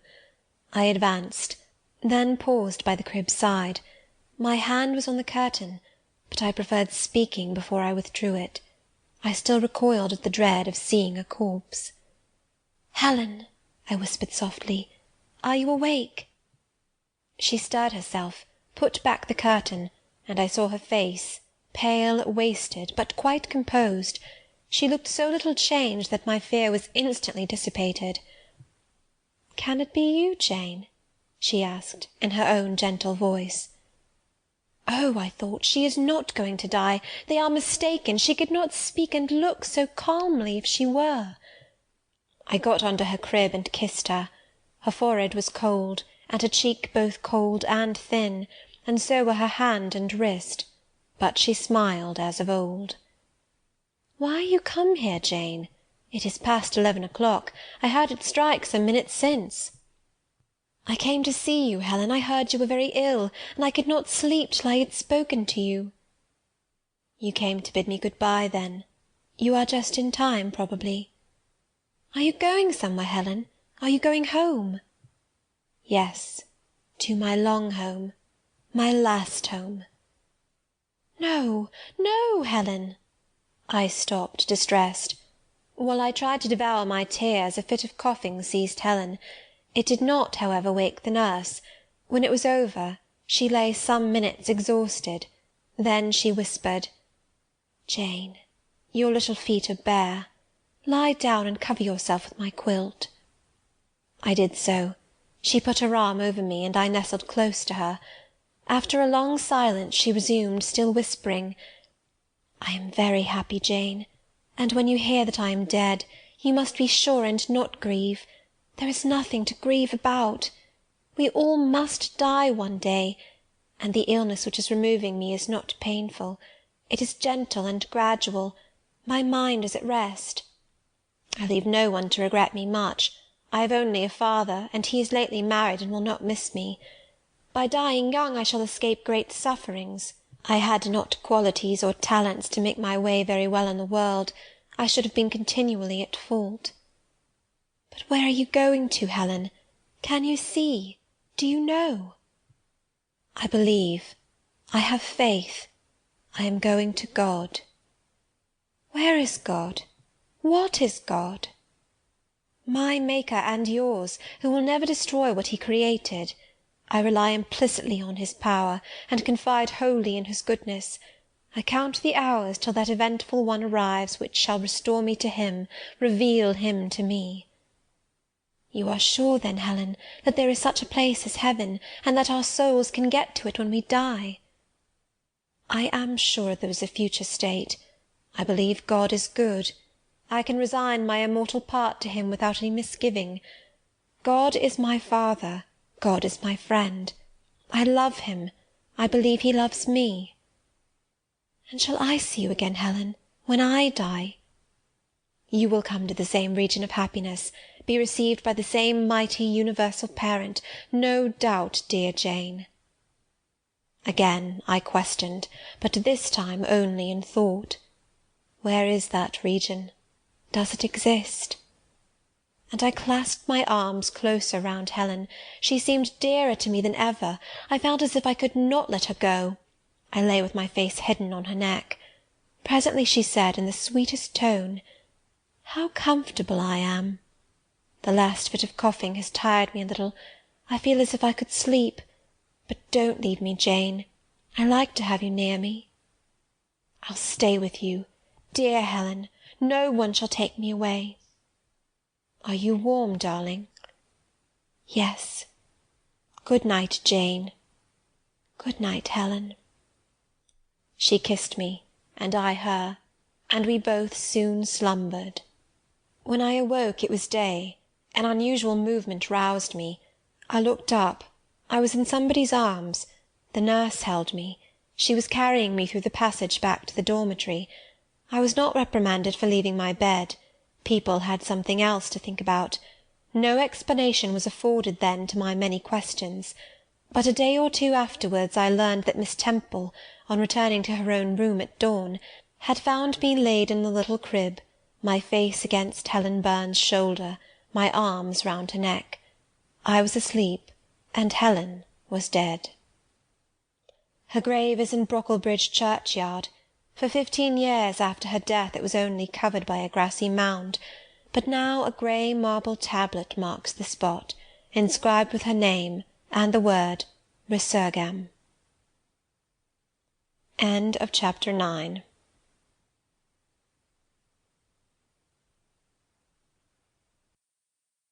Chapter 10. Hitherto I have recorded in detail the events of my insignificant existence. To the first 10 years of my life I have given almost as many chapters. But this is not to be a regular autobiography. I am only bound to invoke memory where I know her responses will possess some degree of interest. Therefore I now pass a space of 8 years almost in silence. A few lines only are necessary to keep up the links of connection. When the typhus fever had fulfilled its mission of devastation at Lowood, it gradually disappeared from thence, but not till its virulence and the number of its victims had drawn public attention on the school. Inquiry was made into the origin of the scourge, and by degrees various facts came out which excited public indignation in a high degree. The unhealthy nature of the sight, the quantity and quality of the children's food, the brackish, fetid water used in its preparation, the pupils' wretched clothing and accommodations, all these things were discovered, and the discovery produced a result mortifying to Mr. Brocklehurst, but beneficial to the institution. Several wealthy and benevolent individuals in the county subscribed largely for the erection of a more convenient building in a better situation. New regulations were made, improvements in diet and clothing introduced. The funds of the school were entrusted to the management of a committee. Mr. Brocklehurst, who from his wealth and family connections could not be overlooked, still retained the post of treasurer, but he was aided in the discharge of his duties by gentlemen of rather more enlarged and sympathizing minds. His office of inspector, too, was shared by those who knew how to combine reason with strictness, comfort with economy, compassion with uprightness. The school, thus improved, became in time a truly useful and noble institution. I remained an inmate of its walls, after its regeneration, for 8 years, 6 as a pupil and 2 as a teacher, and in both capacities I bear my testimony to its value and importance. During those 8 years my life was uniform, but not unhappy, because it was not inactive. I had the means of an excellent education placed within my reach, a fondness for some of my studies, and a desire to excel in all, together with a great delight in pleasing my teachers, especially such as I loved, urged me on. I availed myself fully of the advantages offered me. In time I rose to be the first girl of the first class. Then I was invested with the office of teacher, which I discharged with zeal for 2 years. But at the end of that time I altered. Miss Temple, through all changes, had thus far continued superintendent of the seminary. To her instruction I owed the best part of my acquirements. Her friendship and society had been my continual solace. She had stood me in the stead of mother, governess, and latterly companion. At this period she married, removed with her husband, a clergyman, an excellent man, almost worthy of such a wife, to a distant county, and consequently was lost to me. From the day she left I was no longer the same. With her was gone every settled feeling, every association that had made Lowood in some degree a home to me. I had imbibed from her something of her nature and much of her habits. More harmonious thoughts, what seemed better regulated feelings, had become the inmates of my mind. I had given an allegiance to duty and order. I was quiet. I believed I was content. To the eyes of others, usually even to my own, I appeared a disciplined and subdued character. But destiny, in the shape of the Reverend Mr. Nasmyth, came between me and Miss Temple. I saw her in her travelling dress step into a post-chaise, shortly after the marriage ceremony. I watched the chaise mount the hill and disappear beyond its brow, and then retired to my own room, and there spent in solitude the greatest part of the half-holiday granted in honour of the occasion. I walked about the chamber most of the time. I imagined myself only to be regretting my loss, and thinking how to repair it; but when my reflections were concluded, and I looked up and found that the afternoon was gone, and evening far advanced, another discovery dawned on me, namely, that in the interval I had undergone a transforming process, that my mind had put off all it had borrowed of Miss Temple, or rather that she had taken with her the serene atmosphere I had been breathing in her vicinity, and that now I was left in my natural element, and beginning to feel the stirring of old emotions. It did not seem as if a prop were withdrawn, but rather as if a motive were gone. It was not the power to be tranquil which had failed me, but the reason for tranquillity was no more. My world had for some years been in Lowood. My experience had been of its rules and systems. Now I remembered that the real world was wide, and that a varied field of hopes and fears, of sensations and excitements, awaited those who had courage to go forth into its expanse, to seek real knowledge of life amidst its perils. I went to my window, opened it, and looked out. There were the two wings of the building, there was the garden, there were the skirts of Lowood, there was the hilly horizon. My eye passed all other objects to rest on those most remote, the blue peaks. It was those I longed to surmount. All within their boundary of rock and heath seemed prison ground, exile limits. I traced the white road, winding round the base of one mountain, and vanishing in a gorge between two. How I longed to follow it farther! I recalled the time when I had travelled that very road in a coach. I remembered descending that hill at twilight. An age seemed to have elapsed since the day which brought me first to Lowood, and I had never quitted it since. My vacations had been all spent at school. Mrs. Reed had never sent for me to Gateshead. Neither she nor any of her family had ever been to visit me. I had had no communication by letter or message with the outer world.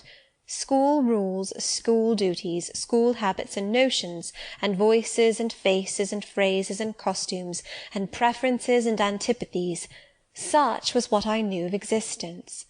And now I felt that it was not enough. I tired of the routine of 8 years in one afternoon. I desired liberty. For liberty I gasped, for liberty I uttered a prayer. It seemed scattered on the wind, then faintly blowing.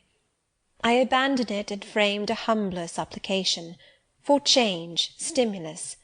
That petition, too, seemed swept off into vague space. Then, cried I, half desperate, grant me at least a new servitude. Here a bell ringing the hour of supper called me downstairs. I was not free to resume the interrupted chain of my reflections till bedtime. Even then a teacher who occupied the same room with me kept me from the subject to which I longed to recur, by a prolonged effusion of small talk. How I wished sleep would silence her! It seemed as if, could I but go back to the idea which had last entered my mind as I stood by the window, some inventive suggestion would rise for my relief. Miss Gryce snored at last. She was a heavy Welshwoman, and till now her habitual nasal strains had never been regarded by me in any other light than as a nuisance. To-night I hailed the first deep notes with satisfaction. I was debarrassed of interruption. My half-effaced thought instantly revived.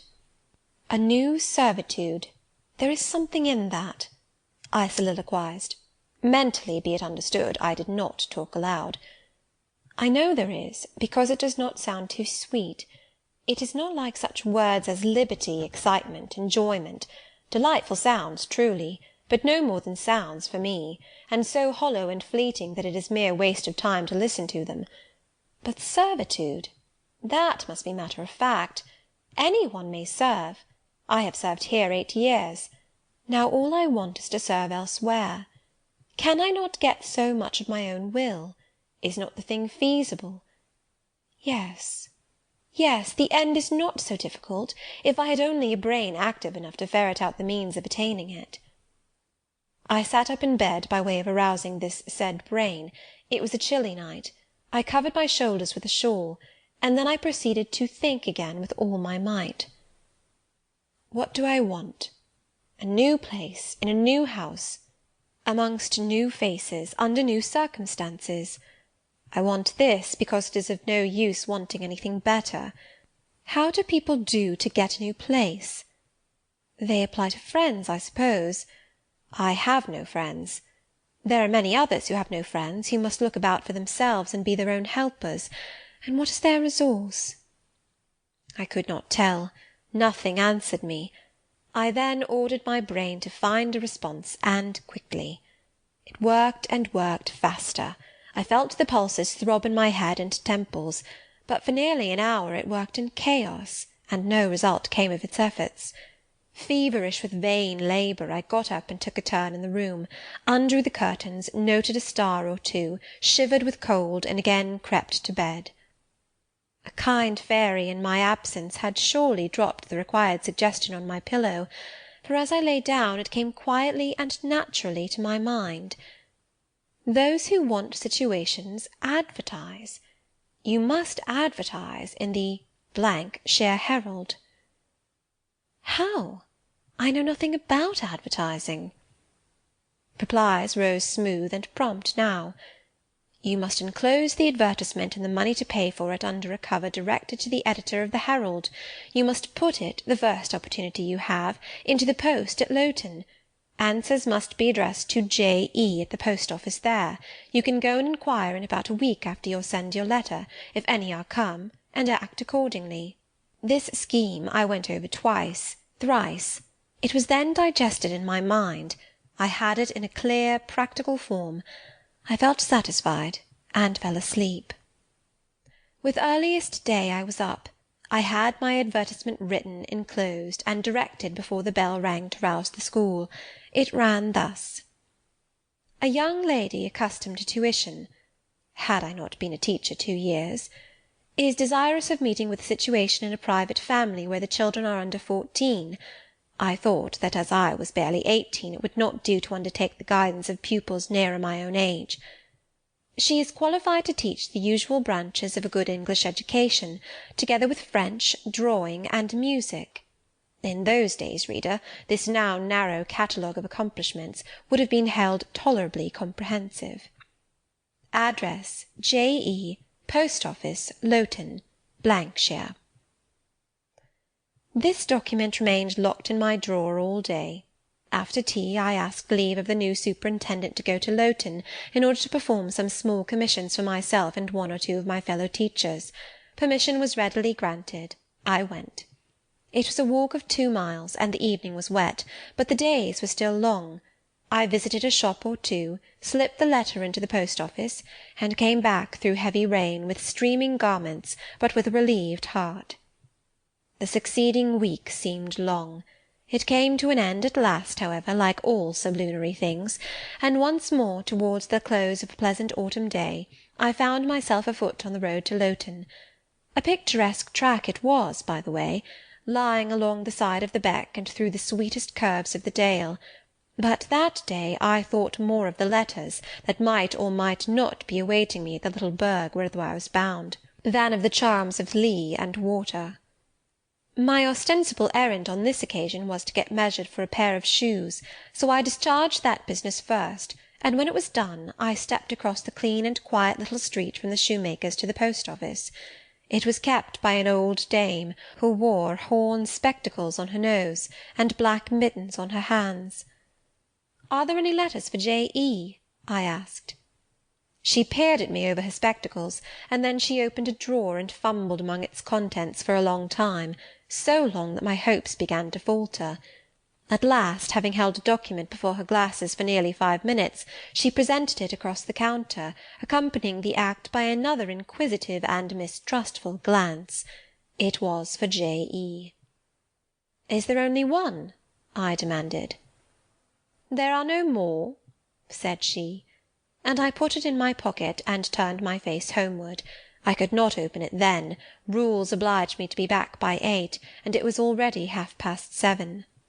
Various duties awaited me on my arrival. I had to sit with the girls during their hour of study, then it was my turn to read prayers, to see them to bed. Afterwards I supped with the other teachers. Even when we finally retired for the night, the inevitable Miss Gryce was still my companion. We had only a short end of a candle in our candlestick, and I dreaded lest she should talk till it was all burnt out. Fortunately, however, the heavy supper she had eaten produced a soporific effect. She was already snoring before I had finished undressing. There still remained an inch of candle. I now took out my letter. The seal was an initial F. I broke it. The contents were brief.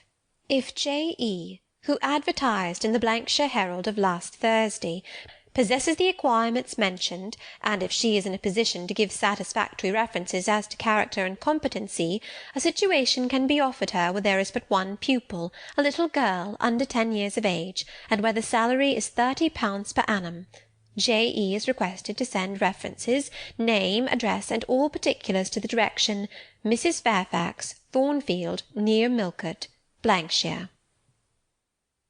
I examined the document long. The writing was old-fashioned, and rather uncertain, like that of an elderly lady.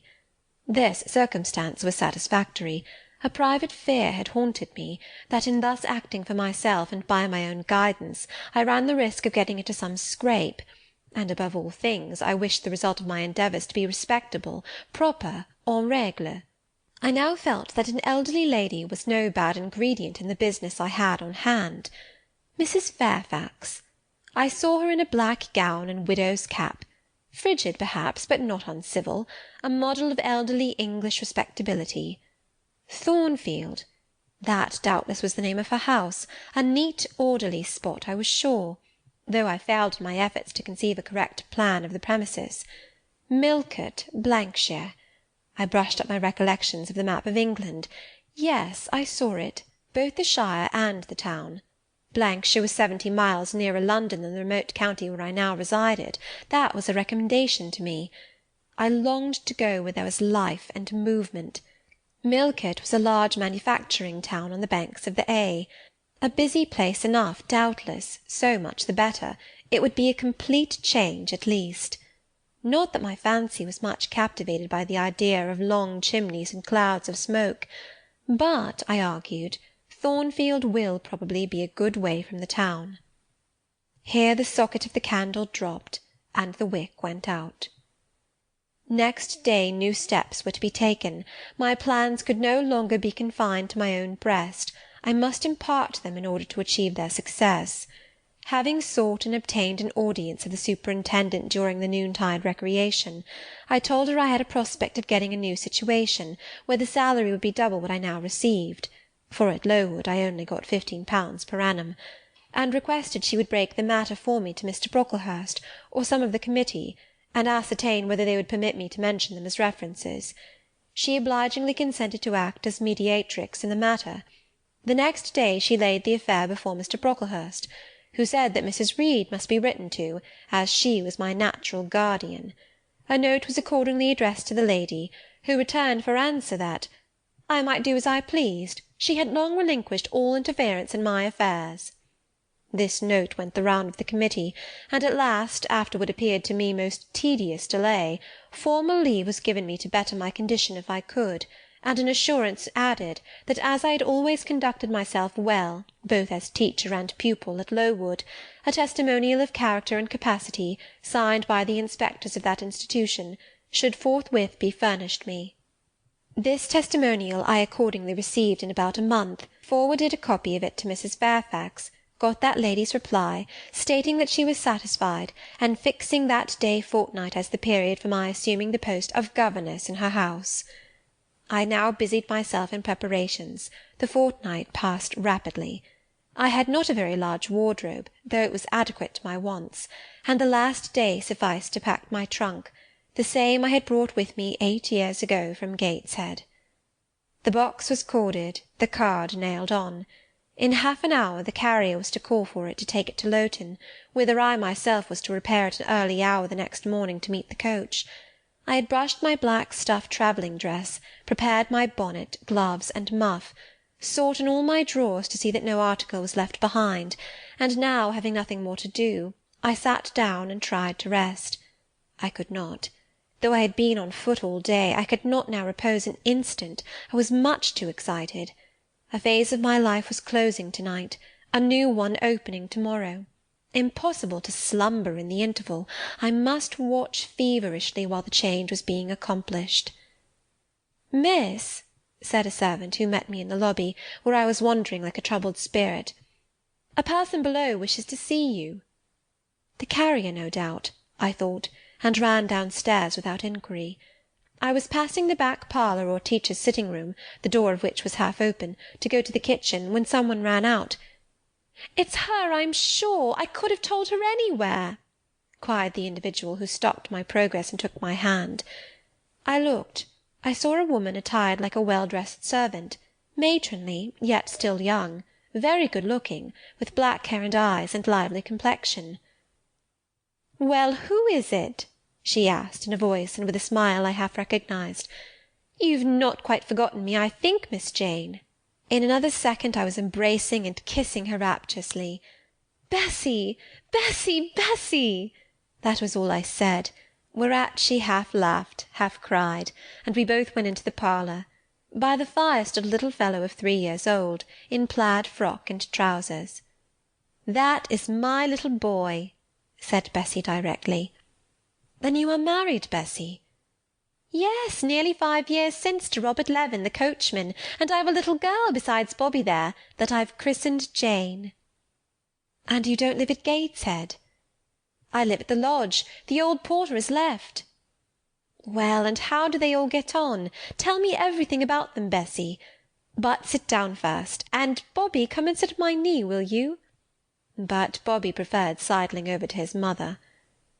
"You're not grown so very tall, Miss Jane, nor so very stout," continued Mrs. Levin. "I dare say they've not kept you too well at school.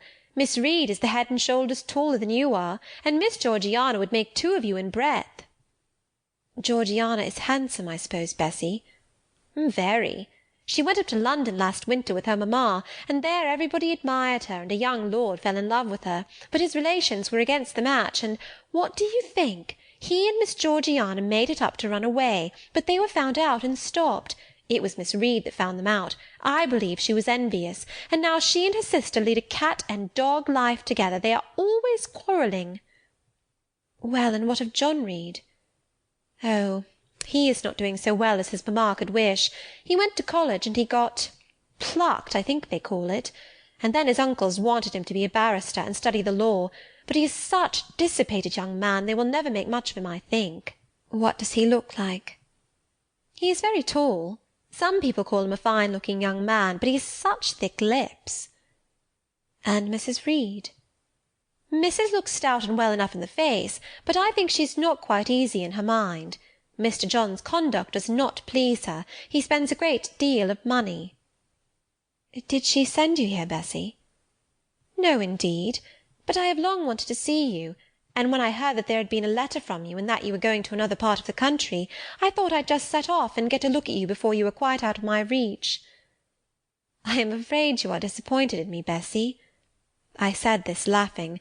I perceived that Bessy's glance, though it expressed regard, did in no shape denote admiration. "No, Miss Jane, not exactly. You are genteel enough, you look like a lady, and it is as much as I ever expected of you. You were no beauty as a child." I smiled at Bessy's frank answer. I felt that it was correct, but I confess I was not quite indifferent to its import, At 18 most people wish to please, and the conviction that they have not an exterior likely to second that desire brings anything but gratification. I dare say you are clever, though, continued Bessie by way of solace. What can you do? Can you play on the piano? A little. There was one in the room. Bessie went and opened it, and then asked me to sit down and give her a tune. I played a waltz or two, and she was charmed. The Miss Reeds could not play as well, said she exultingly. I always said you would surpass them in learning. And can you draw? That is one of my paintings over the chimney-piece. It was a landscape in water-colours, of which I had made a present to the superintendent, in acknowledgment of her obliging mediation with the committee on my behalf, and which she had framed and glazed.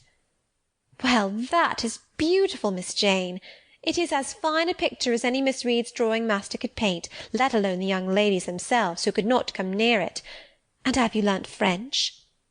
Yes, Bessie, I can both read it and speak it.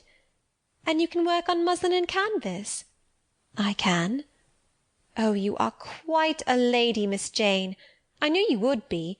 You will get on whether your relations notice you or not. There was something I wanted to ask you. Have you ever heard anything from your father's kinsfolk, the Eyres? Never in my life. Well, you know Missus always said they were poor and quite despicable. And they may be poor, but I believe they are as much gentry as the Reeds are, for one day nearly 7 years ago a Mr. Eyre came to Gateshead and wanted to see you. Missus said you were at school 50 miles off. He seemed so much disappointed, for he could not stay. He was going on a voyage to a foreign country, and the ship was to sail from London in a day or 2. He looked quite a gentleman, and I believe he was your father's brother. What foreign country was he going to, Bessie? An island thousands of miles off, where they make wine. The butler did tell me. Madeira, I suggested. Yes, that is it, the very word. So he went. Yes, he did not stay many minutes in the house.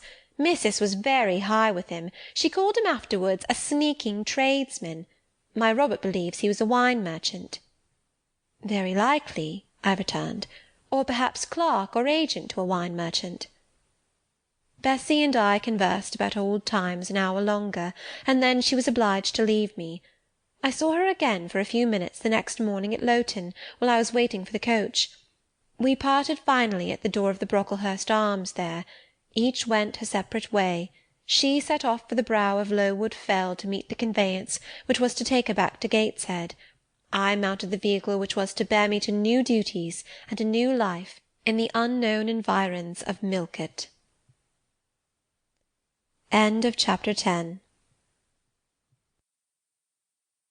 Chapter 11.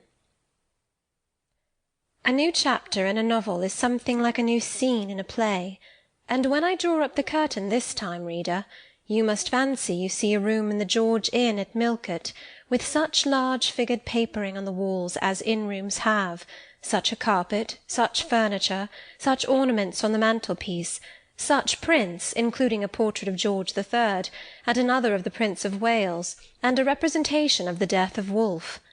All this is visible to you by the light of an oil-lamp hanging from the ceiling, and by that of an excellent fire, near which I sit in my cloak and bonnet.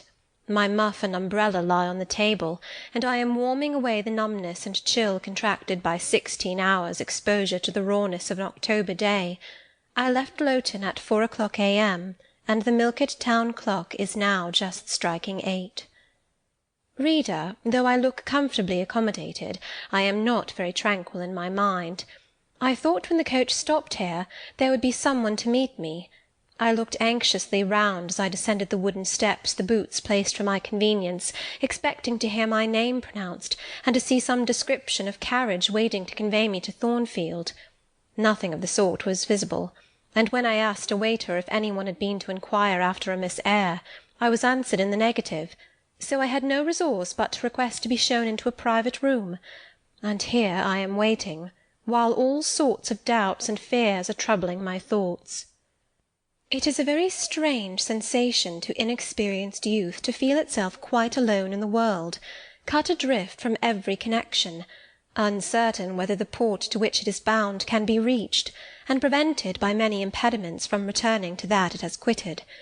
The charm of adventure sweetens that sensation, the glow of pride warms it, but then the throb of fear disturbs it, and fear with me became predominant when half an hour elapsed and I was still alone. I bethought myself to ring the bell. "Is there a place in this neighbourhood called Thornfield?" I asked of the waiter who answered the summons. "Thornfield? I don't know, mum. I'll inquire at the bar." He vanished, but reappeared instantly. "Is your name Eyre, miss?" "Yes." "Person here waiting for you." I jumped up, took my muff and umbrella, and hastened into the inn passage. A man was standing by the open door, and in the lamplit street I dimly saw a one-horse conveyance. "This will be your luggage, I suppose?" said the man rather abruptly when he saw me, pointing to my trunk in the passage. "Yes." He hoisted it on to the vehicle, which was a sort of car, and then I got in. Before he shut me up, I asked him how far it was to Thornfield. "A matter of 6 miles." "How long shall we be before we get there?" "Happen an hour and a half."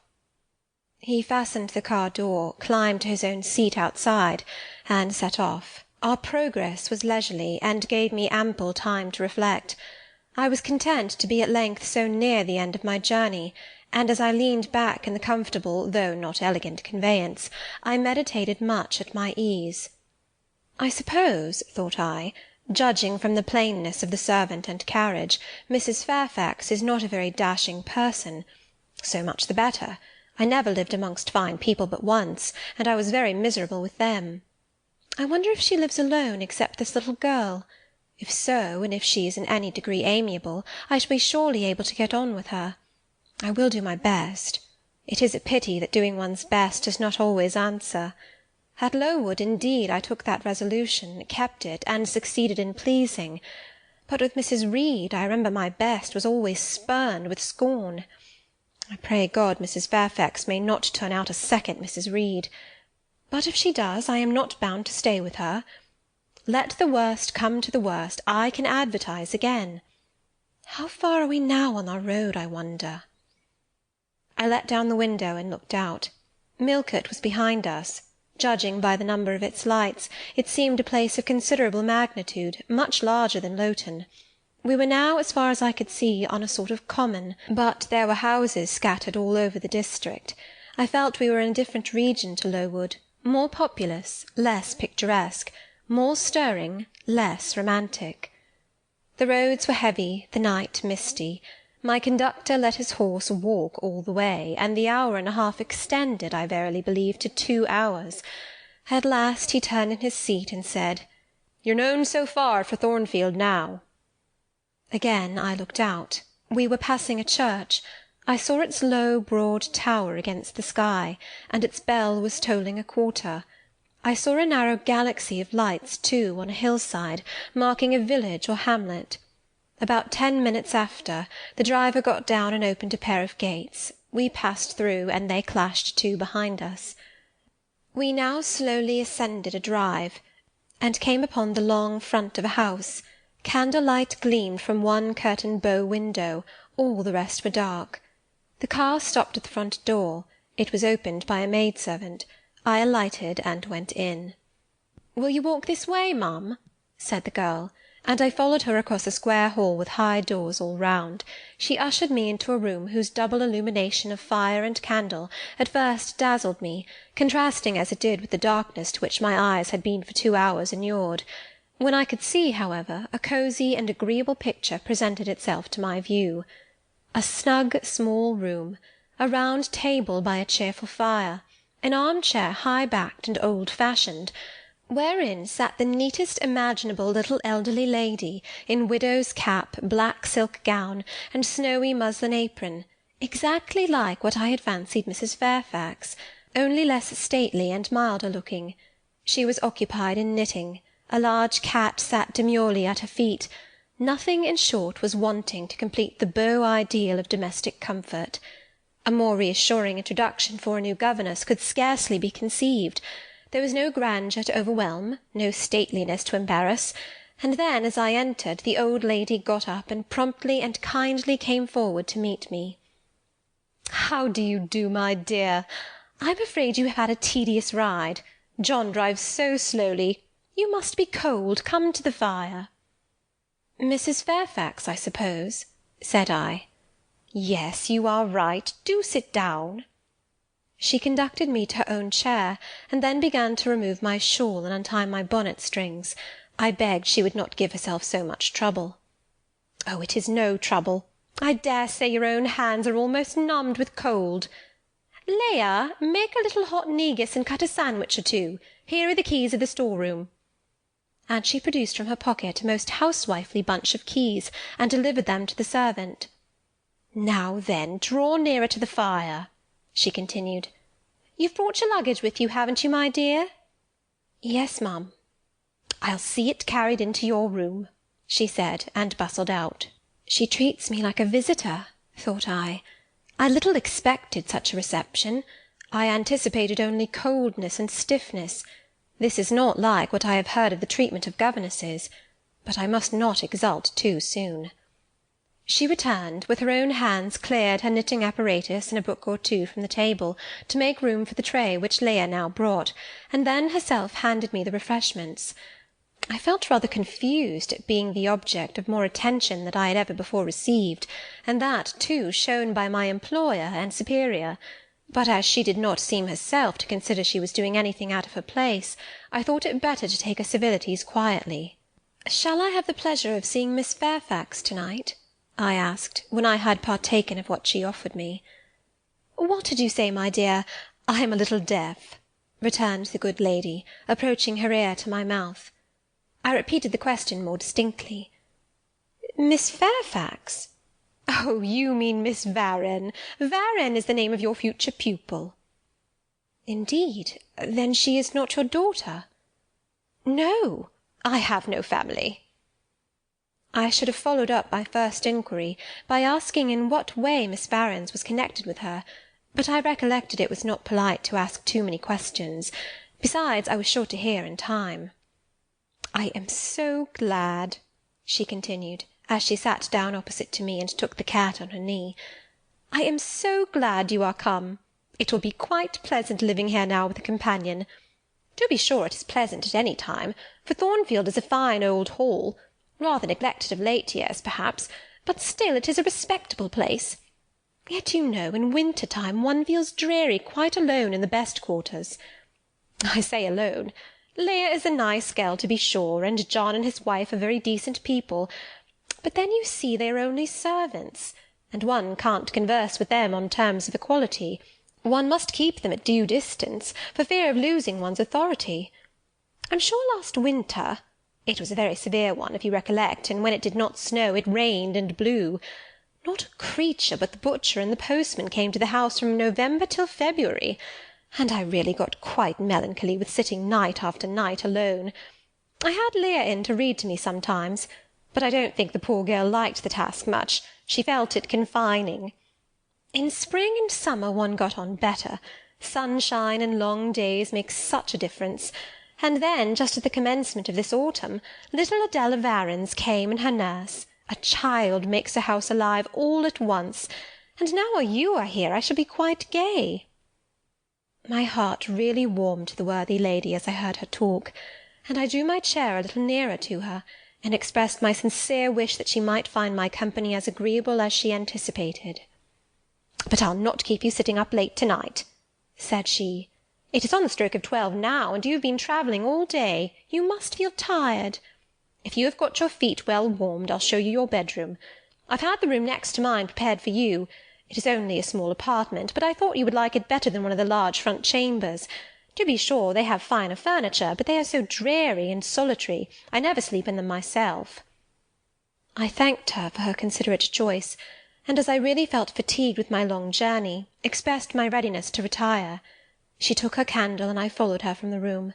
First she went to see if the hall door was fastened. Having taken the key from the lock, she led the way upstairs.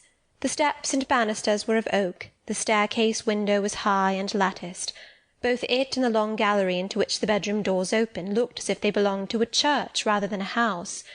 A very chill and vault-like air pervaded the stairs and gallery, suggesting cheerless ideas of space and solitude, and I was glad, when finally ushered into my chamber, to find it of small dimensions and furnished in ordinary modern style. When Mrs. Fairfax had bidden me a kind good night, and I had fastened my door, gazed leisurely round, and in some measure effaced the eerie impression made by that wide hall, that dark and spacious staircase, and that long cold gallery, by the livelier aspect of my little room, I remembered that, after a day of bodily fatigue and mental anxiety, I was now at last in safe haven. The impulse of gratitude swelled my heart, and I knelt down at the bedside, and offered up thanks where thanks were due, not forgetting ere I rose to implore aid on my further path, and the power of meriting the kindness which seemed so frankly offered me before it was earned. My couch had no thorns in it that night, my solitary room no fears. At once weary and content, I slept soon and soundly. When I awoke, it was broad day. The chamber looked such a bright little place to me as the sun shone in between the gay blue chintz window-curtains, showing papered walls and a carpeted floor, so unlike the bare planks and stained plaster of Lowood, that my spirits rose at the view. Externals have a great effect on the young. I thought that a fairer era of life was beginning for me, one that was to have its flowers and pleasures as well as its thorns and toils. My faculties, roused by the change of scene, the new field offered to hope, seemed all astir. I cannot precisely define what they expected, but it was something pleasant, not perhaps that day or that month, but at an indefinite future period. I rose. I dressed myself with care, obliged to be plain, for I had no article of attire that was not made with extreme simplicity. I was still by nature solicitous to be neat. It was not my habit to be disregardful of appearance or careless of the impression I made. On the contrary, I ever wished to look as well as I could, and to please as much as my want of beauty would permit. I sometimes regretted that I was not handsomer. I sometimes wished to have rosy cheeks, a straight nose, and a small cherry mouth. I desired to be tall, stately, and finely developed in figure. I felt it a misfortune that I was so little, so pale, and had features so irregular and so marked. And why had I these aspirations and these regrets? It would be difficult to say. I could not then distinctly say it to myself, yet I had a reason, and a logical, natural reason too.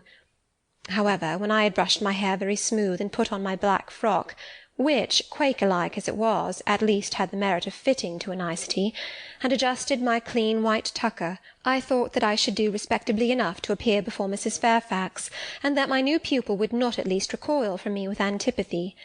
Having opened my chamber window, and seen that I left all things straight and neat on the toilet-table, I ventured forth. Traversing the long and matted gallery, I descended the slippery steps of oak. Then I gained the hall. I halted there a minute. I looked at some pictures on the walls. One, I remember, represented a grim man in a cuirass, and one a lady with powdered hair and a pearl necklace. At a bronze lamp pendant from the ceiling, at a great clock whose case was of oak curiously carved, an ebon black with time and rubbing. Everything appeared very stately and imposing to me, but then I was so little accustomed to grandeur. The hall door, which was half of glass, stood open. I stepped over the threshold. It was a fine autumn morning. The early sun shone serenely on embrowned groves and still green fields. Advancing on to the lawn, I looked up and surveyed the front of the mansion. It was 3 stories high, of proportions not vast, though considerable, a gentleman's manor-house, not a nobleman's seat.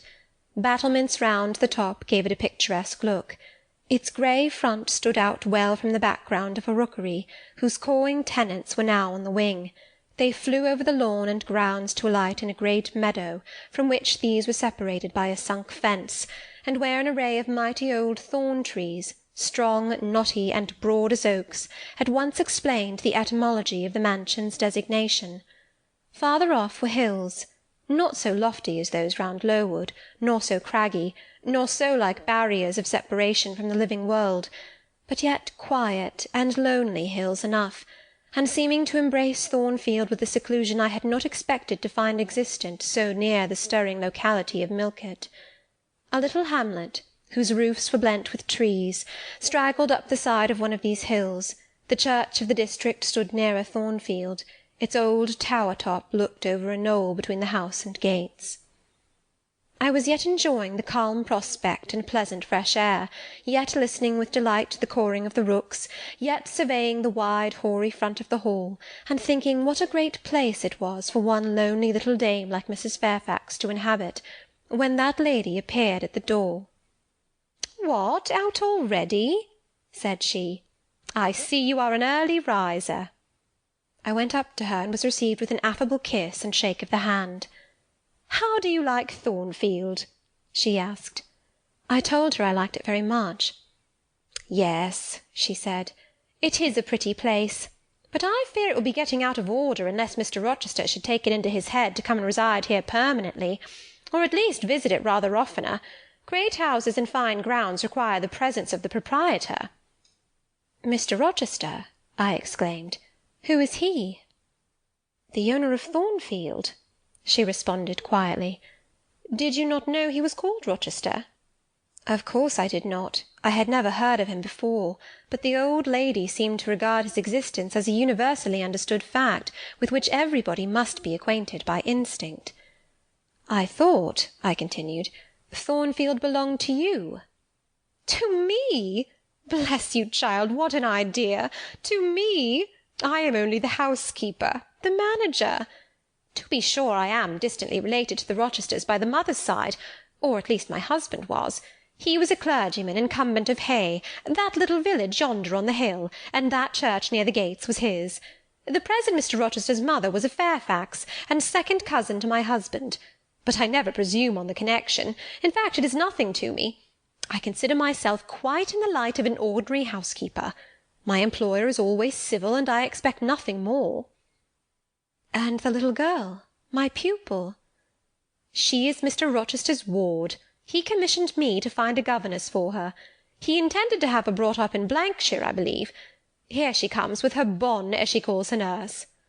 The enigma then was explained. This affable and kind little widow was no great dame, but a dependent like myself.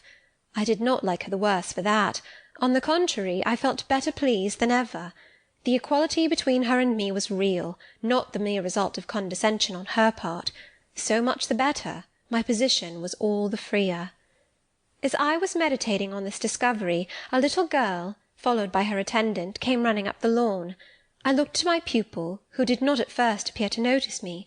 She was quite a child, perhaps 7 or 8 years old, slightly built, with a pale, small-featured face, and a redundancy of hair falling in curls to her waist. "Good morning, Miss Adela," said Mrs. Fairfax. "Come and speak to the lady who is to teach you, and to make you a clever woman some day." She approached. "C'est là ma gouvernante," said she, pointing to me, and addressing her nurse, who answered, "Mais oui, certainement." "Are they foreigners?" I inquired, amazed at hearing the French language. "The nurse is a foreigner, and Adela was born on the Continent, and I believe never left it until within 6 months ago. When she first came here she could speak no English. Now she can make shift to talk it a little. I don't understand her, she mixes it so with French, but you will make out her meaning very well, I dare say." Fortunately I had had the advantage of being taught French by a French lady, and as I had always made a point of conversing with Madame Pirot as often as I could, and had, besides, during the last 7 years, learnt a portion of French by heart daily, applying myself to take pains with my accent, and imitating as closely as possible the pronunciation of my teacher, I had acquired a certain degree of readiness and correctness in the language, and was not likely to be much at a loss with Mademoiselle Adela. She came and shook hands with me when she heard that I was her governess, and as I led her into breakfast, I addressed some phrases to her in her own tongue. She replied briefly at first, but after we were seated at the table, and she had examined me some 10 minutes with her large hazel eyes, she suddenly commenced chattering fluently. "Ah," cried she in French, "you speak my language as well as Mr. Rochester does. I can talk to you as I can to him, and so can Sophie. She will be glad. Nobody here understands her. Madame Fairfax is all English." Sophie is my nurse. She came with me over the sea in a great ship with a chimney that smoked. How it did smoke! And I was sick, and so was Sophie, and so was Mr. Rochester. Mr. Rochester lay down on a sofa in a pretty room called the salon, and Sophie and I had little beds in another place. I nearly fell out of mine. It was like a shelf. And Mademoiselle, what is your name? Eyre. Jane Eyre. Eyre? Bah! I cannot say it. Well, our ship stopped in the morning before it was quite daylight at a great city, a huge city with very dark houses and all smoky, not at all like the pretty clean town I came from. And Mr. Rochester carried me in his arms over a plank to the land, and Sophie came after, and we all got into a coach which took us to a beautiful large house, larger than this and finer, called an hotel. We stayed there nearly a week. I and Sophie used to walk every day in a great green place full of trees called the park, and there were many children there besides me, and a pond with beautiful birds in it that I fed with crumbs. Can you understand her when she runs on so fast? Asked Mrs. Fairfax. I understood her very well, for I had been accustomed to the fluent tongue of Madame Pirot. I wish, continued the good lady, you would ask her a question or two about her parents. I wonder if she remembers them. Adèle, I inquired, with whom did you live when you were in that pretty clean town you spoke of? I lived long ago with mamma, but she is gone to the Holy Virgin. Mamma used to teach me to dance and sing and to say verses. A great many gentlemen and ladies came to see mamma, and I used to dance before them or to sit on their knees and sing to them. I liked it. Shall I let you hear me sing now? She had finished her breakfast, so I permitted her to give a specimen of her accomplishments. Descending from her chair, she came and placed herself on my knee. Then, folding her little hands demurely before her, shaking back her curls and lifting her eyes to the ceiling, she commenced singing a song from some opera. It was the strain of a forsaken lady, who, after bewailing the perfidy of her lover, calls pride to her aid, desires her attendant to deck her in her brightest jewels and richest robes, and resolves to meet the false one that night at a ball, and prove to him, by the gaiety of her demeanour, how little his desertion has affected her. The subject seems strangely chosen for an infant singer, but I suppose the point of the exhibition lay in hearing the notes of love and jealousy warbled with the lisp of childhood, and in very bad taste that point was. At least I thought so. Adèle sang the canzonet tunefully enough, and with the naïveté of her age. This achieved, she jumped from my knee and said, "Now, mademoiselle, I will repeat you some poetry." Assuming an attitude, she began La Ligue des Rats, Fable de La Fontaine. She then declaimed the little piece with an attention to punctuation and emphasis, a flexibility of voice and an appropriateness of gesture, very unusual indeed at her age, and which proved she had been very carefully trained. "Was it your mamma who taught you that piece?" I asked. "Yes, and she just used to say it in this way. Qu'avez-vous donc? Lui dit un de ses rats. Parlez!" She made me lift my hand so, to remind me to raise my voice at the question. Now shall I dance for you? No, that will do. But after your mamma went to the Holy Virgin, as you say, with whom did you live then? With Madame Frederic and her husband. She took care of me, but she is nothing related to me. I think she is poor, for she had not so fine a house as mamma. I was not long there. Mr. Rochester asked me if I would like to go and live with him in England, and I said yes, for I knew Mr. Rochester before I knew Madame Frederic, and he was always kind to me and gave me pretty dresses and toys. But you see, he has not kept his word, for he has brought me to England, and now he has gone back again himself, and I never see him. After breakfast, Adèle and I withdrew to the library, which room, it appears, Mr. Rochester had directed should be used as the schoolroom. Most of the books were locked up behind glass doors, but there was one bookcase left open, containing everything that could be needed in the way of elementary works, and several volumes of light literature, poetry, biography, travels, a few romances, etc. I suppose he had considered that these were all the governess would require for her private perusal, and indeed they contented me amply for the present. Compared with the scanty pickings I had now and then been able to glean at Lowood, they seemed to offer an abundant harvest of entertainment and information. In this room, too, there was a cabinet piano, quite new and of superior tone, also an easel for painting, and a pair of globes. I found my pupil sufficiently docile, though disinclined to apply. She had not been used to regular occupation of any kind. I felt it would be injudicious to confine her too much at first. So, when I had talked to her a great deal, and got her to learn a little, and when the morning had advanced to noon, I allowed her to return to her nurse. I then proposed to occupy myself till dinner-time in drawing some little sketches for her use. As I was going upstairs to fetch my portfolio and pencils, Mrs. Fairfax called to me. "Your morning school hours are over now, I suppose?" said she. She was in a room the folding doors of which stood open. I went in when she addressed me. It was a large, stately apartment with purple chairs and curtains, a Turkey carpet, walnut-panelled walls, one vast window rich in slanted glass, and a lofty ceiling nobly moulded. Mrs. Fairfax was dusting some vases of fine purple spar, which stood on a sideboard. "What a beautiful room!" I exclaimed as I looked round, for I had never seen before any half so imposing. "Yes, this is the dining-room. I have just opened the window to let in a little air and sunshine, for everything gets so damp in apartments that are seldom inhabited. The drawing-room yonder feels like a vault." She pointed to a wide arch corresponding to the window, and hung like it with Tyrian-dyed curtain, now looped up. Mounting to it by two broad steps, and looking through, I thought I caught a glimpse of a fairy place, so bright to my novice eyes appeared the view beyond. Yet it was merely a very pretty drawing-room, and within it a boudoir, both spread with white carpets, on which seemed laid brilliant garlands of flowers, both sealed with snowy mouldings of white grapes and vine-leaves, beneath which glowed in rich contrast crimson couches and ottomans, while the ornaments on the pale Parian mantelpiece were of sparkling Bohemian glass, ruby red, and between the windows large mirrors repeated the general blending of snow and fire. "In what order you keep these rooms, Mrs. Fairfax," said I. "No dust, no canvas coverings. Except that the air feels chilly, one would think they were inhabited daily." "Why, Miss Eyre, though Mr. Rochester's visits here are rare, they are always sudden and unexpected, and as I observed that it put him out to find everything swathed up, and to have a bustle of arrangement on his arrival, I thought it best to keep the rooms in readiness." "Is Mr. Rochester an exacting, fastidious sort of man?" "Not particularly so, but he has a gentleman's tastes and habits, and he expects to have things managed in conformity to them." "Do you like him? Is he generally liked?" "Oh, yes. The family have always been respected here. Almost all the land in this neighbourhood, as far as you can see, has belonged to the Rochesters time out of mind." "Well, but leaving his land out of the question, do you like him? Is he liked for himself?"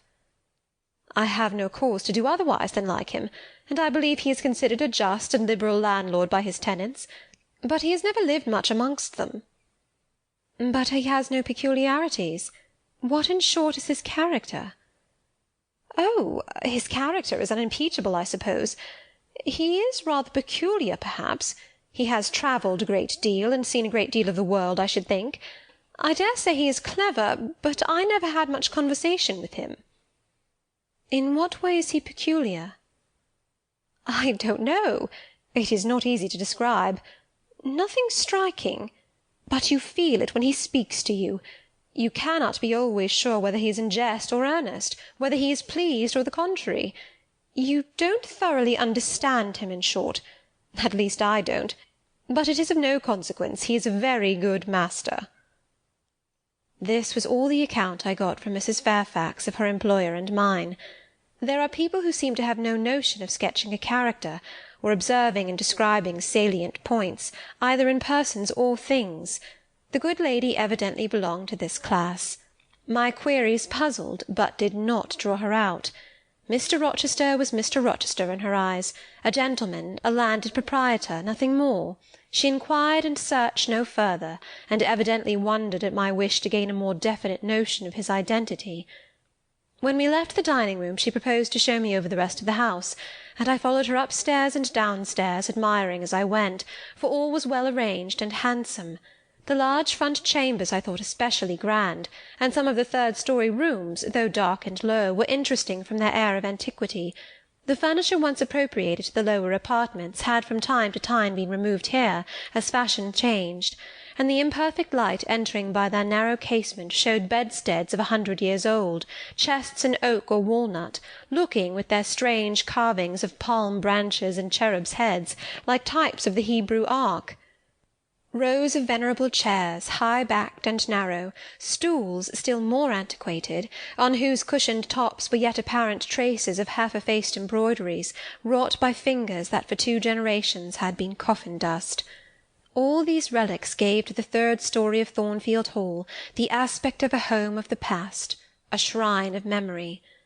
I liked the hush, the gloom, the quaintness of these retreats in the day, but I by no means coveted a night's repose on one of those wide and heavy beds, shut in, some of them with doors of oak, shaded others with wrought old English hangings crusted with thick work, portraying effigies of strange flowers, and stranger birds, and strangest human beings, all which would have looked strange indeed by the pallid gleam of moonlight.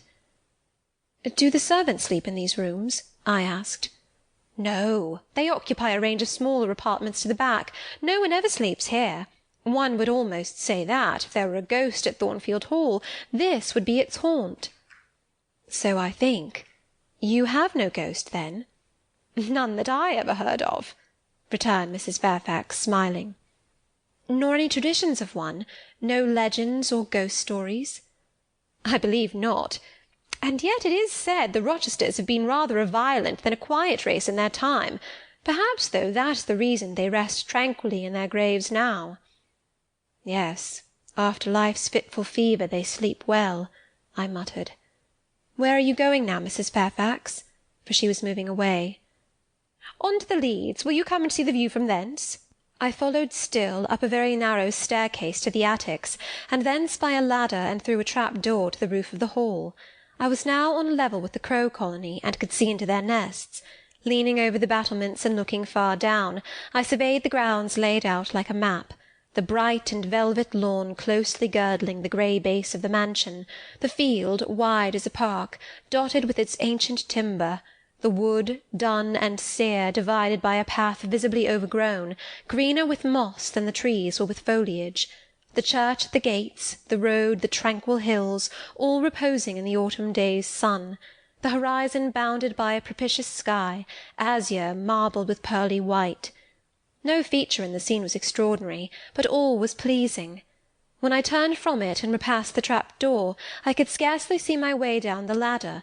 The attic seemed black as a vault compared with that arch of blue air to which I had been looking up, and to that sunlit scene of grove, pasture, and green hill, of which the hall was the centre, and over which I had been gazing with delight. Mrs. Fairfax stayed behind a moment to fasten the trap-door.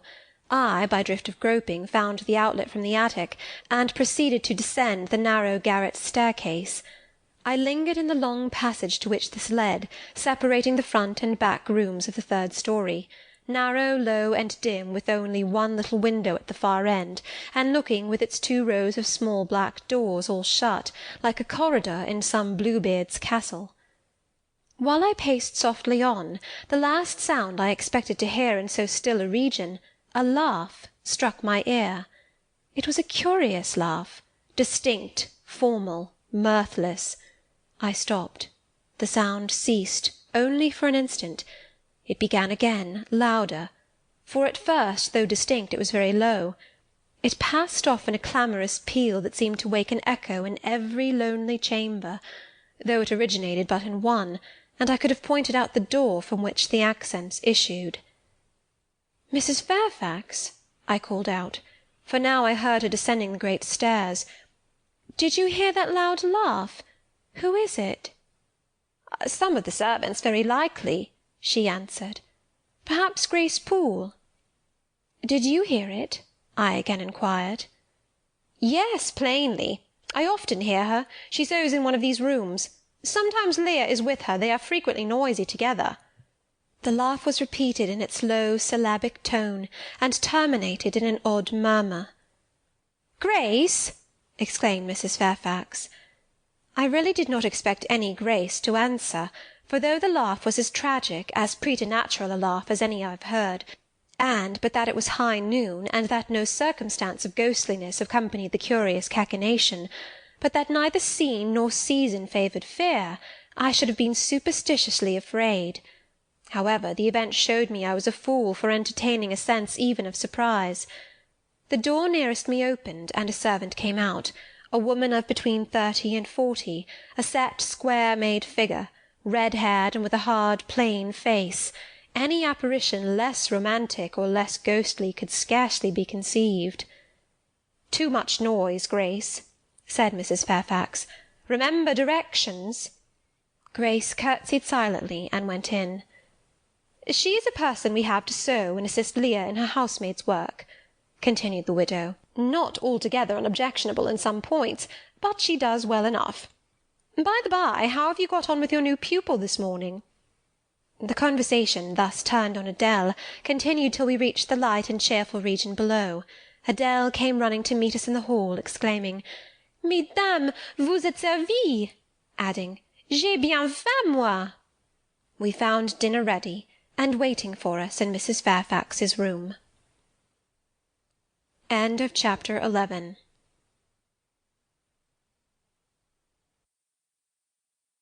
Chapter 12.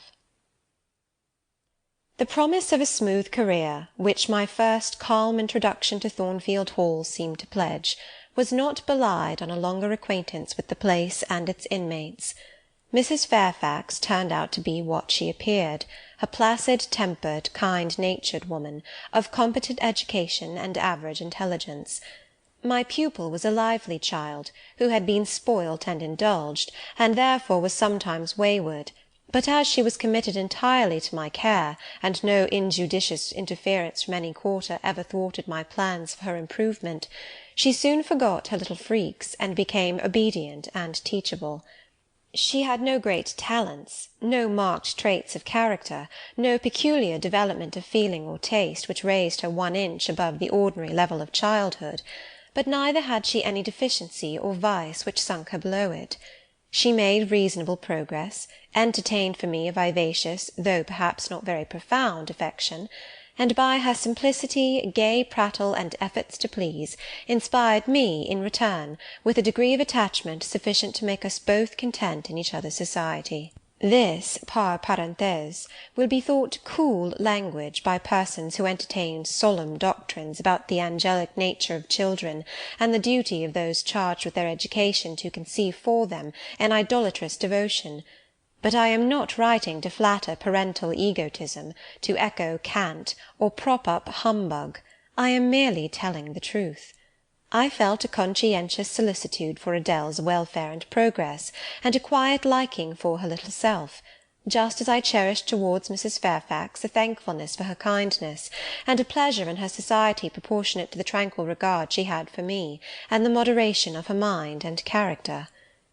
Anybody may blame me who likes, when I add further, that now and then, when I took a walk by myself in the grounds, when I went down to the gates and looked through them along the road, or when, while Adèle played with her nurse, and Mrs. Fairfax made jellies in the store-room, I climbed the 3 staircases, raised the trap-door of the attic, and having reached the leads, looked out afar over sequestered field and hill and along dim sky-line, that then I longed for a power of vision which might overpass that limit, which might reach the busy world, towns, regions full of life I had heard of but never seen; that then I desired more of practical experience than I possessed, more of intercourse with my kind, of acquaintance with variety of character, than was here within my reach. I valued what was good in Mrs. Fairfax, and what was good in Adèle, but I believed in the existence of other and more vivid kinds of goodness, and what I believed in I wished to behold. Who blames me? Many, no doubt, and I shall be called discontented. I could not help it. The restlessness was in my nature. It agitated me to pain sometimes.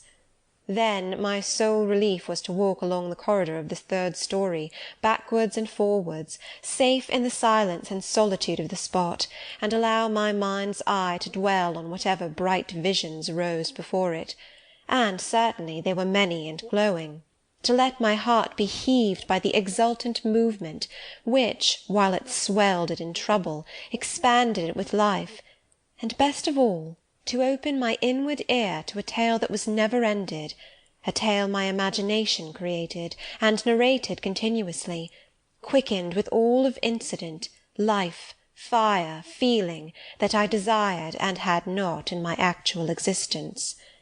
It is in vain to say human beings ought to be satisfied with tranquillity. They must have action, and they will make it if they cannot find it. Millions are condemned to a stiller doom than mine, and millions are in silent revolt against their lot. Nobody knows how many rebellions, besides political rebellions, ferment in the masses of life which people earth. Women are supposed to be very calm generally, but women feel just as men feel. They need exercise for their faculties, and a field for their efforts, as much as their brothers do. They suffer from too rigid a restraint, too absolute a stagnation, precisely as men would suffer. And it is narrow-minded in their more privileged fellow-creatures to say that they ought to confine themselves to making puddings and knitting stockings, to playing on the piano and embroidering bags. It is thoughtless to condemn them, or laugh at them, if they seek to do more or learn more than custom has pronounced necessary for their sex. When thus alone, I not unfrequently heard Grace Poole's laugh, the same peal, the same low, slow ha, ha, which, when first heard, had thrilled me. I heard, too, her eccentric murmurs, stranger than her laugh. There were days when she was quite silent, but there were others when I could not account for the sounds she made. Sometimes I saw her. She would come out of her room with a basin or a plate or a tray in her hand, go down to the kitchen and shortly return, generally, O romantic reader, forgive me for telling the plain truth, bearing a pot of porter. Her appearance always acted as a damper to the curiosity raised by her oral oddities. Hard-featured and staid, she had no point to which interest could attach.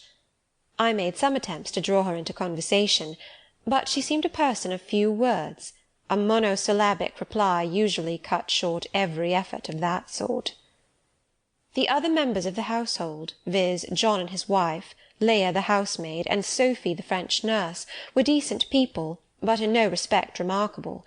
With Sophie I used to talk French, and sometimes I asked her questions about her native country, but she was not of a descriptive or narrative turn, and generally gave such vapid and confused answers as were calculated rather to check than encourage inquiry. October, November, December passed away. One afternoon in January, Mrs. Fairfax had begged a holiday for Adele because she had a cold, and as Adele seconded the request with an ardour that reminded me how precious occasional holidays had been to me in my own childhood, I accorded it, deeming that I did well in showing pliability on the point. It was a fine calm day, though very cold. I was tired of sitting still in the library through a whole long morning. Mrs. Fairfax had just written a letter which was waiting to be posted, so I put on my bonnet and cloak, and volunteered to carry it to Hay. The distance, 2 miles, would be a pleasant winter afternoon walk. Having seen Adele comfortably seated in her little chair by Mrs. Fairfax's parlour fireside, and given her best wax doll, which I usually kept enveloped in a silver paper in a drawer, to play with, and a story-book for change of amusement, and having replied to her, "Revenez bientôt, mon bon ami, ma chère Mademoiselle Jeannette," with a kiss, I set out. The ground was hard, the air was still, my road was lonely. I walked fast till I got warm, and then I walked slowly to enjoy and analyse the species of pleasure brooding for me in the hour and situation. It was 3 o'clock. The church bell tolled as I passed under the belfry. The charm of the hour lay in its approaching dimness, in the low gliding and pale beaming sun. I was a mile from Thornfield, in a lane noted for wild roses in summer, for nuts and blackberries in autumn, and even now possessing a few coral treasures and hips and haws, but whose best winter delight lay in its utter solitude and leafless repose. If a breath of air stirred, it made no sound here, for there was not a holly, not an evergreen to rustle, and the stripped hawthorn and hazel bushes were as still as the white, worn stones which causewayed the middle of the path. Far and wide on each side there were only fields, where no cattle now browsed, and the little brown birds which stirred occasionally in the hedge looked like single russet leaves that had forgotten to drop. This lane inclined uphill all the way to Hay. Having reached the middle, I sat down on a stile which led thence into a field. Gathering my mantle about me, and sheltering my hands in my muff, I did not feel the cold, though it froze keenly, as was attested by a sheet of ice covering the causeway, where a little brooklet, now congealed, had overflowed after a rapid thaw some days since. From my seat I could look down on Thornfield. The grey and battlemented hall was the principal object in the vale below me, its woods and dark rookery rose against the west. I lingered till the sun went down amongst the trees, and sank crimson and clear behind them. I then turned eastward. On the hill-top above me sat the rising moon. Pale yet as a cloud, but brightening momentarily, she looked over Hay, which, half lost in trees, sent up a blue smoke from its few chimneys. It was yet a mile distant, but in the absolute hush I could hear plainly its thin murmurs of life. My ear, too, felt the flow of currents. In what dales and depths I could not tell, but there were many hills beyond Hay, and doubtless many becks threading their passes. That evening calm betrayed alike the tinkle of the nearest streams, the sough of the most remote. A rude noise broke on these fine ripplings and whisperings, at once so far away and so clear, a positive tramp, tramp, a metallic clatter, which effaced the soft wave wanderings, as, in a picture, the solid mass of a crag, or the rough boles of a great oak, drawn in dark and strong on the foreground, efface the aerial distance of azure hill, sunny horizon, and blended clouds, where tint melts into tint. The din was on the causeway. A horse was coming. The windings of the lane yet hid it, but it approached. I was just leaving the stile, yet, as the path was narrow, I sat still to let it go by. In those days I was young, and all sorts of fancies, bright and dark, tenanted my mind. The memories of nursery stories were there amongst other rubbish, and when they recurred, maturing youth added to them a vigour and vividness beyond what childhood could give. As this horse approached, and as I watched for it to appear through the dusk, I remembered certain of Bessy's tales, wherein figured a north of England spirit called a Gytrash, which, in the form of a horse, mule, or large dog, haunted solitary ways, and sometimes came upon belated travellers, as this horse was now coming upon me. It was very near, but not yet in sight, when, in addition to the tramp, tramp, I heard a rush under the hedge, and close down by the hazel stems glided a great dog, whose black and white colour made him a distinct object against the trees. It was exactly one form of Bessy's Gytrash, a lion-like creature, with long hair and a huge head. It passed me, however, quietly enough, not staying to look up, with strange pretercanine eyes in my face, as I half expected it would. The horse followed, a tall steed, and on its back a rider. The man, the human being, broke the spell at once. Nothing ever rode the Gytrash. It was always alone, and goblins, to my notions, though they might tenant the dumb carcasses of beasts, could scarce covet shelter in the commonplace human form. No Gytrash was this, only a traveller taking the short cut to Milket. He passed, and I went on. A few steps, and I turned. A sliding sound, and an exclamation of "What the deuce is to do now?" and a clattering tumble arrested my attention. Man and horse were down. They had slipped on the sheet of ice which glazed the causeway. The dog came bounding back, and seeing his master in a predicament, and hearing the horse groan, barked till the evening hills echoed the sound, which was deep in proportion to his magnitude. He snuffed round the prostrate group, and then he ran up to me. It was all he could do. There was no other help at hand to summon. I obeyed him, and walked down to the traveller, by this time struggling himself free of his steed.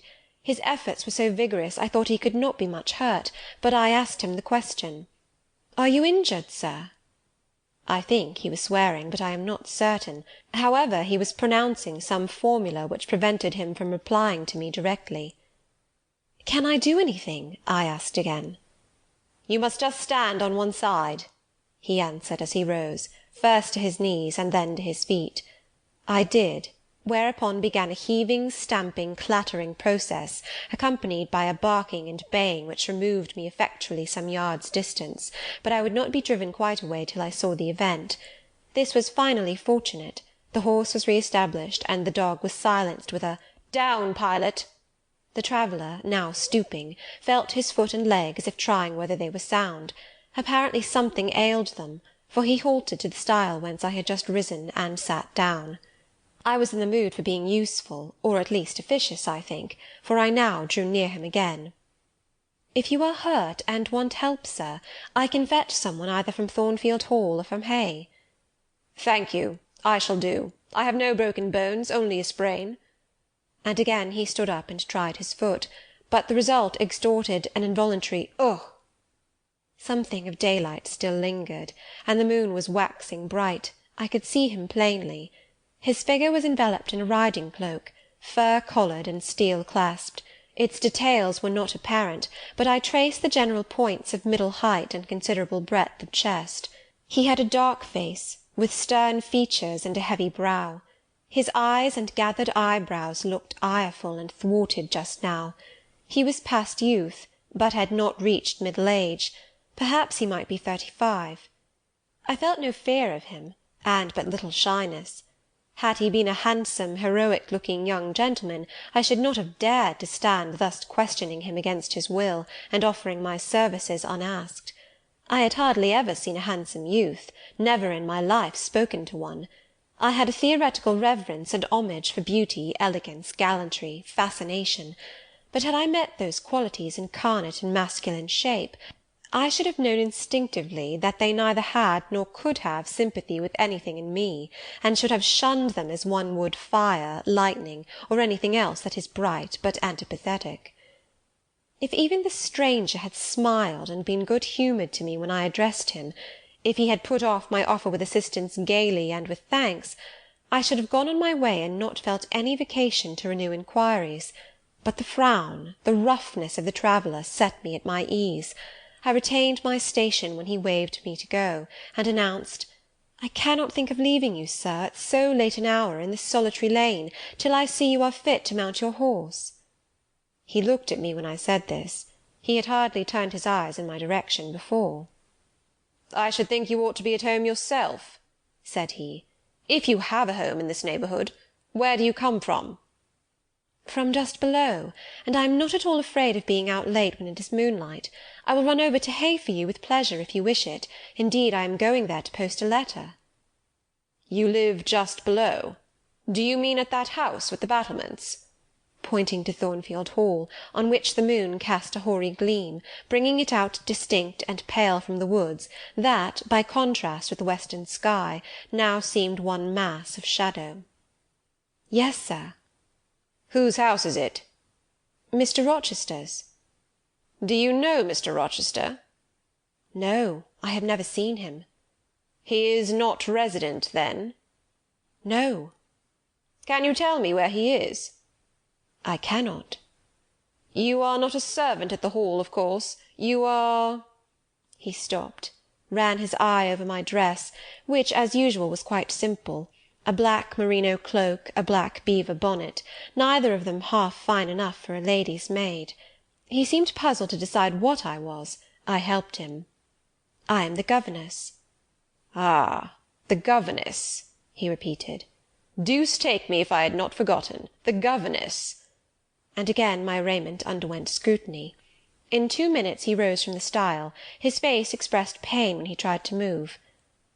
"I cannot commission you to fetch help," he said, "but you may help me a little yourself, if you will be so kind." "Yes, sir." "You have not an umbrella that I can use as a stick?" "No." "Try to get hold of my horse's bridle and lead him to me. You are not afraid?" I should have been afraid to touch a horse when alone, but when told to do it, I was disposed to obey. I put down my muff on the stile, and went up to the tall steed. I endeavoured to catch the bridle, but it was a spirited thing, and would not let me come near its head. I made effort on effort, though in vain. Meantime I was mortally afraid of its trampling forefeet. The traveller waited and watched for some time, and at last he laughed. "I see," he said. "The mountain will never be brought to Mahomet, so all you can do is to aid Mahomet to go to the mountain. I must beg of you to come here." I came. "Excuse me," he continued. "Necessity compels me to make you useful." He laid a heavy hand on my shoulder, and leaning on me with some stress, limped to his horse. Having once caught the bridle, he mastered it directly and sprang to his saddle, grimacing grimly as he made the effort, for it wrenched his sprain. "Now," said he, releasing his under lip from a hard bite, "just hand me my whip. It lies there under the hedge." I sought it and found it. "Thank you. Now make haste with a letter to Hay, and return as fast as you can." A touch of a spurred heel made his horse first start and rear, and then bound away. The dog rushed in his traces. All three vanished. Like heath that in the wilderness the wild wind whirls away. I took up my muff and walked on. The incident had occurred and was gone for me. It was an incident of no moment, no romance, no interest in a sense, yet it marked with change one single hour of a monotonous life. My help had been needed and claimed. I had given it. I was pleased to have done something. Trivial, transitory though the deed was, it was yet an active thing, and I was weary of an existence all passive.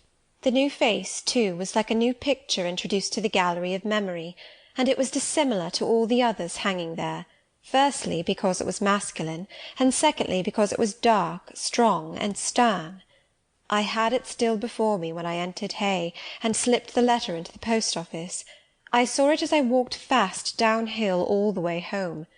When I came to the stile, I stopped a minute, looked round, and listened, with an idea that a horse's hoofs might ring on the causeway again, and that a rider in a cloak, and a Gytrash like Newfoundland dog might be again apparent. I saw only the hedge and a pollard willow before me, rising up still and straight to meet the moonbeams. I heard only the faintest waft of wind roaming fitful among the trees round Thornfield a mile distant, and when I glanced down in the direction of the murmur, my eye, traversing the hall front, caught a light kindling in a window. It reminded me that I was late, and I hurried on. I did not like re-entering Thornfield. To pass its threshold was to return to stagnation, to cross the silent hall, to ascend the darksome staircase, to seek my own lonely little room, and then to meet tranquil Mrs. Fairfax, and spend the long winter evening with her, and her only, was to quell wholly the faint excitement wakened by my walk, to slip again over my faculties the viewless fetters of a uniform and too still existence, of an existence whose very privileges of security and ease I was becoming incapable of appreciating. What good it would have done me at that time to have been tossed in the storms of an uncertain, struggling life, and to have been taught by rough and bitter experience to long for the calm amidst which I now repined. Yes, just as much good as it would do a man tired of sitting still in a too-easy chair to take a long walk, and just as natural was the wish to stir, under my circumstances, as it would be under his. I lingered at the gates. I lingered on the lawn. I paced backwards and forwards on the pavement. The shutters of the glass door were closed. I could not see into the interior, and both my eyes and spirit seemed drawn from the gloomy house, from the grey hollow filled with rayless cells, as it appeared to me, to that sky expanded before me, a blue sea absolved from taint of cloud, the moon ascending it in solemn march, her orb seeming to look up as she left the hill-tops, from behind which she had come, far and farther below her, and aspired to the zenith, midnight dark in its fathomless depth and measureless distance, and for those trembling stars that followed her course, they made my heart tremble, my veins glow when I viewed them. Little things recall us to earth. The clock struck in the hall. That sufficed. I turned from moon and stars, opened a side door, and went in. The hall was not dark, nor yet was it lit, only by the high-hung bronze lamp. A warm glow suffused both it and the lower steps of the oak staircase.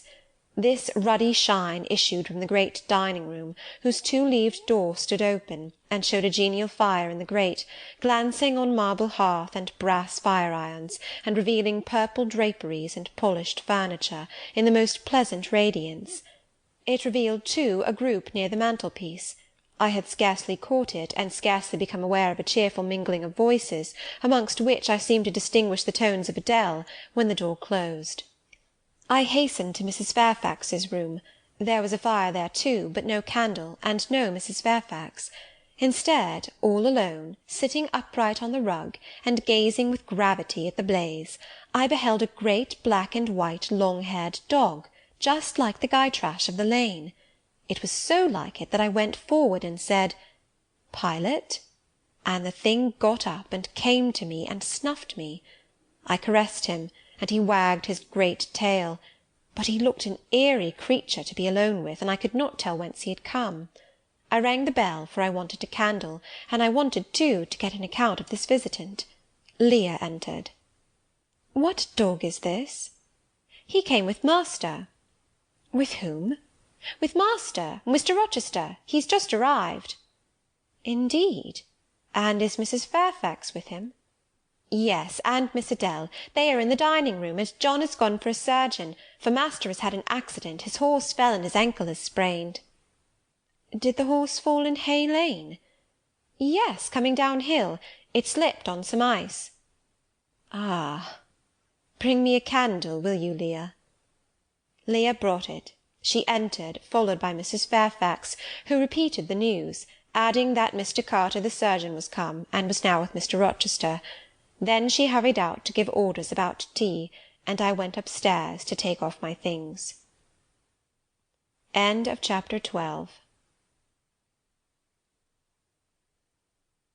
Chapter 13.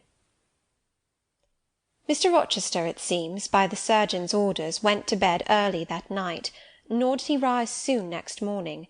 When he did come down, it was to attend to business. His agent and some of his tenants were arrived, and waiting to speak with him. Adele and I had now to vacate the library. It would be in daily requisition as a reception-room for callers. A fire was lit in an apartment upstairs, and there I carried our books, and arranged it for the future schoolroom. I discerned in the course of the morning that Thornfield Hall was a changed place. No longer silent as a church, it echoed every hour or two to a knock at the door, or a clang of the bell. Steps, too, often traversed the hall, and new voices spoke in different keys below. A rill from the outer world was flowing through it. It had a master. For my part, I liked it better. Adele was not easy to teach that day. She could not apply. She kept running to the door and looking over the banisters to see if she could get a glimpse of Mr. Rochester. Then she coined pretexts to go downstairs, in order, as I shrewdly suspected, to visit the library, where I knew she was not wanted. Then, when I got a little angry, and made her sit still, she continued to talk incessantly of her ami, Monsieur Edward Fairfax de Rochester, as she dubbed him. I had not before heard his praenomens, and to conjecture what presents he had brought her, for it appears he had intimated the night before, that when his luggage came from Millcote, there would be found amongst it a little box in whose contents she had an interest. "Et cela doit signifier," said she, "qu'il y aura là dedans un cadeau pour moi, et peut-être pour vous aussi, mademoiselle. Monsieur a parlé de vous, il m'a demandé le nom de ma gouvernante, et si elle n'était pas une petite personne, assez mince, et un peu pâle. J'ai dit que oui, car c'est vrai, n'est-ce pas, mademoiselle?" I and my pupil dined as usual in Mrs. Fairfax's parlour. The afternoon was wild and snowy, and we passed it in the schoolroom. At dark I allowed Adele to put away books and work, and to run downstairs, for, from the comparative silence below, and from the cessation of appeals to the door-bell, I conjectured that Mr. Rochester was now at liberty.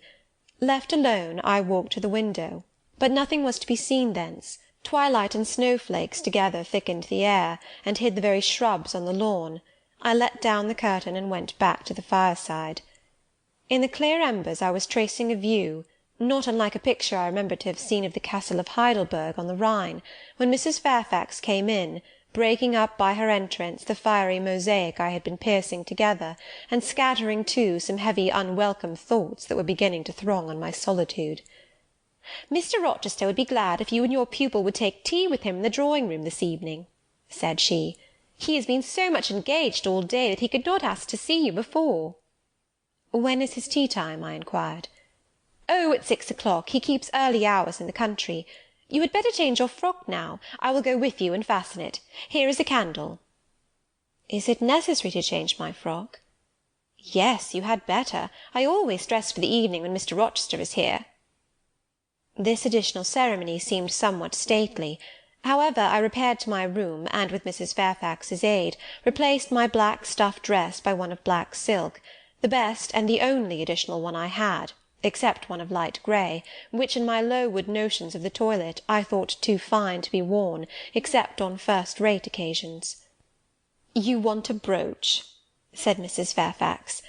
I had a single little pearl ornament which Miss Temple gave me as a parting keepsake. I put it on, and then we went downstairs. Unused as I was to strangers, it was rather a trial to appear thus formally summoned in Mr. Rochester's presence. I let Mrs. Fairfax precede me into the dining-room, and kept in her shade as we crossed that apartment, and passing the arch, whose curtain was now dropped, entered the elegant recess beyond.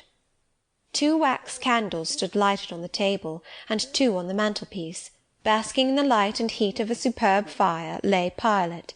Adele knelt near him. Half reclined on a couch appeared Mr. Rochester, his foot supported by the cushion. He was looking at Adele and the dog. The fire shone full on his face. I knew my traveller, with his broad and jetty eyebrows, his square forehead, made squarer by the horizontal sweep of his black hair. I recognised his decisive nose, more remarkable for character than beauty, his full nostrils, denoting, I thought, choler, his grim mouth, chin, and jaw. Yes, all 3 were very grim, and no mistake. His shape, now divested of cloak, I perceived harmonised in squareness with his physiognomy.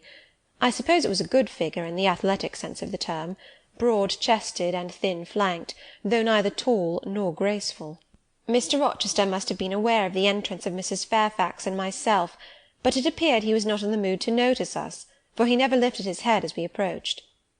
"Here is Miss Eyre, sir," said Mrs. Fairfax in her quiet way. He bowed, still not taking his eyes from the group of the dog and child. "Let Miss Eyre be seated," said he, and there was something in the forced, stiff bow, in the impatient yet formal tone, which seemed further to express, "What the deuce is it to me whether Miss Eyre is there or not? At this moment I am not disposed to accost her." I sat down quite disembarrassed. A reception of finished politeness would probably have confused me. I could not have returned or repaid it by answering grace and elegance on my part. But harsh caprice laid me under no obligation. On the contrary, a decent quiescence, under the freak of manner, gave me the advantage. Besides, the eccentricity of the proceeding was piquant.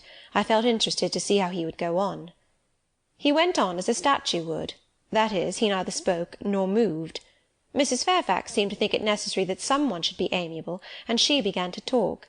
Kindly, as usual, and, as usual, rather trite, she condoled with him on the pressure of business he had had all day, on the annoyance it must have been to him with that painful sprain. Then she commended his patience and perseverance in going through with it. "Madam, I should like some tea," was the sole rejoinder she got. She hastened to ring the bell, and when the tray came she proceeded to arrange the cups, spoons, etc., with assiduous celerity. I and Adele went to the table, but the master did not leave his couch. "Will you hand Mr. Rochester's cup?" said Mrs. Fairfax to me. "Adele might perhaps spill it." I did as requested. As he took the cup from my hand, Adele, thinking the moment propitious for making a request in my favour, cried out, "N'est-ce pas, monsieur, qu'il y a un cadeau pour Mademoiselle Eyre dans votre petit coffre?" "Who talks of cadeaux?" said he gruffly. "Did you expect a present, Miss Eyre?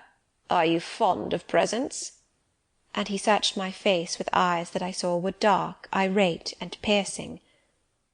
"I hardly know, sir. I have little experience of them. They are generally thought pleasant things." "Generally thought? But what do you think?" "I should be obliged to take time, sir, before I could give you an answer worthy of your acceptance. A present has many faces to it, has it not? And one should consider all before pronouncing an opinion as to its nature." "Miss Eyre, you are not so unsophisticated as Adele. She demands a cadeau clamorously the moment she sees me. You beat about the bush." "Because I have less confidence in my deserts than Adele has. She can prefer the claim of old acquaintance, and the right too of custom, for she says you have always been in the habit of giving her playthings. But if I had to make out a case, I should be puzzled, since I am a stranger, and have done nothing to entitle me to an acknowledgment." "Oh, don't fall back on over-modesty. I have examined Adele, and find you have taken great pains with her. She is not bright, she has no talents, yet in a short time she has made much improvement. Sir, you have now given me my cadeau. I am obliged to you. It is the meed teachers most covet, praise of their pupils' progress. Humph, said Mr. Rochester, and he took his tea in silence. Come to the fire, said the master, when the tray was taken away, and Mrs. Fairfax had settled into a corner with her knitting, while Adele was leading me by the hand round the room, showing me the beautiful books and ornaments on the consoles and chiffonières. We obeyed as in duty bound. Adele wanted to take a seat on my knee, but she was ordered to amuse herself with Pilot. You have been resident in my house 3 months? Yes, sir. And you came from? From Lowood School, in Blankshire. Ah, a charitable concern. How long were you there? 8 years. 8 years. You must be tenacious of life. I thought half the time in such a place would have done up any constitution. No wonder you have rather the look of another world. I marvelled where you had got that sort of face. When you came on me in Hay Lane last night, I thought unaccountably of fairy tales, and had half a mind to demand whether you had bewitched my horse. I am not sure yet. Who are your parents? I have none. Nor ever had, I suppose. Do you remember them? No. I thought not. And so you were waiting for your people when you sat on that stile? For whom, sir? For the men in green. It was a proper moonlight evening for them. Did I break through one of your rings that you spread that damned ice on the causeway? I shook my head. The men in green all forsook England 100 years ago, said I, speaking as seriously as he had done, and not even in Hay Lane, or the fields about it, could you find a trace of them. I don't think either summer or harvest, or winter moon will ever shine on their revels more. Mrs. Fairfax had dropped her knitting, and with raised eyebrows seemed wondering what sort of talk this was. Well, resumed Mr. Rochester, if you disown parents, you must have some sort of kinsfolk, uncles and aunts? No, none that I ever saw. And your home? I have none. Where do your brothers and sisters live? I have no brothers or sisters. Who recommended you to come here? I advertised, and Mrs. Fairfax answered my advertisement. Yes, said the good lady, who now knew what ground we were upon, and I am daily thankful for the choice Providence led me to make. Miss Eyre has been an invaluable companion to me, and a kind and careful teacher to Adele. Don't trouble yourself to give her a character, returned Mr. Rochester. Eulogiums will not bias me. I shall judge for myself. She began by felling my horse. Sir? said Mrs. Fairfax. I have her to thank for this sprain. The widow looked bewildered. Miss Eyre, have you ever lived in a town? No, sir. Have you seen much society?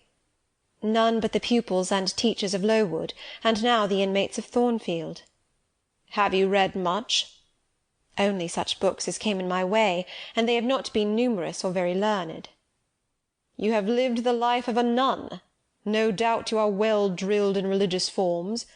Brocklehurst, who I understand directs Lowood, is a parson, is he not? Yes, sir. And you girls probably worshipped him, as a convent full of religieuses would worship their director. Oh, no. You are very cool. No? What? A novice not worship her priest? That sounds blasphemous. I disliked Mr. Brocklehurst, and I was not alone in the feeling. He is a harsh man, at once pompous and meddling. He cut off our hair, and for economy's sake brought us bad needles and thread, with which we could hardly sew. That was very false economy, remarked Mrs. Fairfax, who now again caught the drift of the dialogue. And what was the head and front of his offending? demanded Mr. Rochester. He starved us when he had the sole superintendence of the provision department, before the committee was appointed, and he bored us with long lectures once a week, and with evening readings from books of his own inditing, about sudden deaths and judgments, which made us afraid to go to bed. What age were you when you went to Lowood? About 10. And you stayed there 8 years? You are now, then, 18? I assented.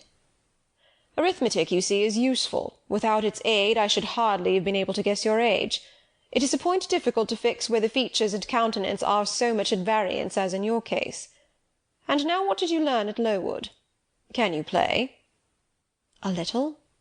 "Of course. That is the established answer. Go into the library.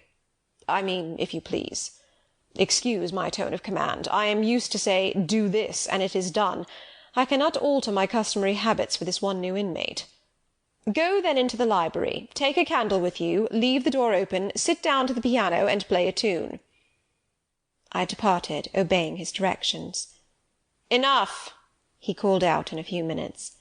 "You play a little, I see, like any other English schoolgirl. Perhaps rather better than some, but not well." I closed the piano and returned. Mr. Rochester continued. "Adele showed me some sketches this morning which she said were yours.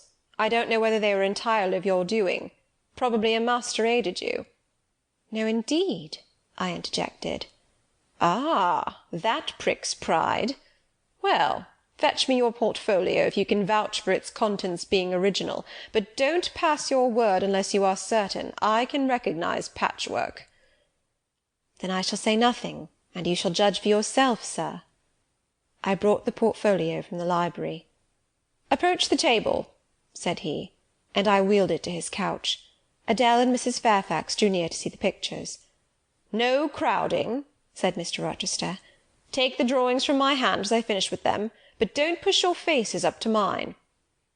He deliberately scrutinized each sketch and painting. 3 he laid aside. The others, when he examined them, he swept from him. "Take them off to the other table, Mrs. Fairfax," said he, "and look at them with Adele. You," glancing at me, "resume your seat and answer my questions. I perceive those pictures were done by one hand. Was that hand yours?" "Yes." "And when did you find time to do them? They have taken much time and some thought." "I did them in the last 2 vacations I spent at Lowood, when I had no other occupation." "Where did you get your copies?" "Out of my head." "That head I see now on your shoulders?" "Yes, sir." "Has it other furniture of the same kind within?" "I should think it may have. I should hope, better." He spread the pictures before him, and again surveyed them alternately. While he is so occupied, I will tell you, reader, what they are, and first I must premise that they are nothing wonderful. The subjects had indeed risen vividly on my mind. As I saw them with the spiritual eye before I attempted to embody them, they were striking, but my hand would not second my fancy, and in each case it had wrought out but a pale portrait of the thing I had conceived. These pictures were in water-colours. The first represented clouds, low and livid, rolling over a swollen sea. All the distance was in eclipse. So, too, was the foreground, or rather the nearest billows, for there was no land. One gleam of light lifted into relief a half-submerged mast, on which sat a cormorant, dark and large, with wings flecked with foam. Its beak held a gold bracelet set with gems, that I had touched with as brilliant tints as my palette could yield, and as glittering distinctness as my pencil could impart. Sinking below the bird and mast, a drowned corpse glanced through the green water. A fair arm was the only limb clearly visible, whence the bracelet had been washed or torn. The second picture contained for foreground only the dim peak of a hill, with grass and some leaves slanting as if by a breeze.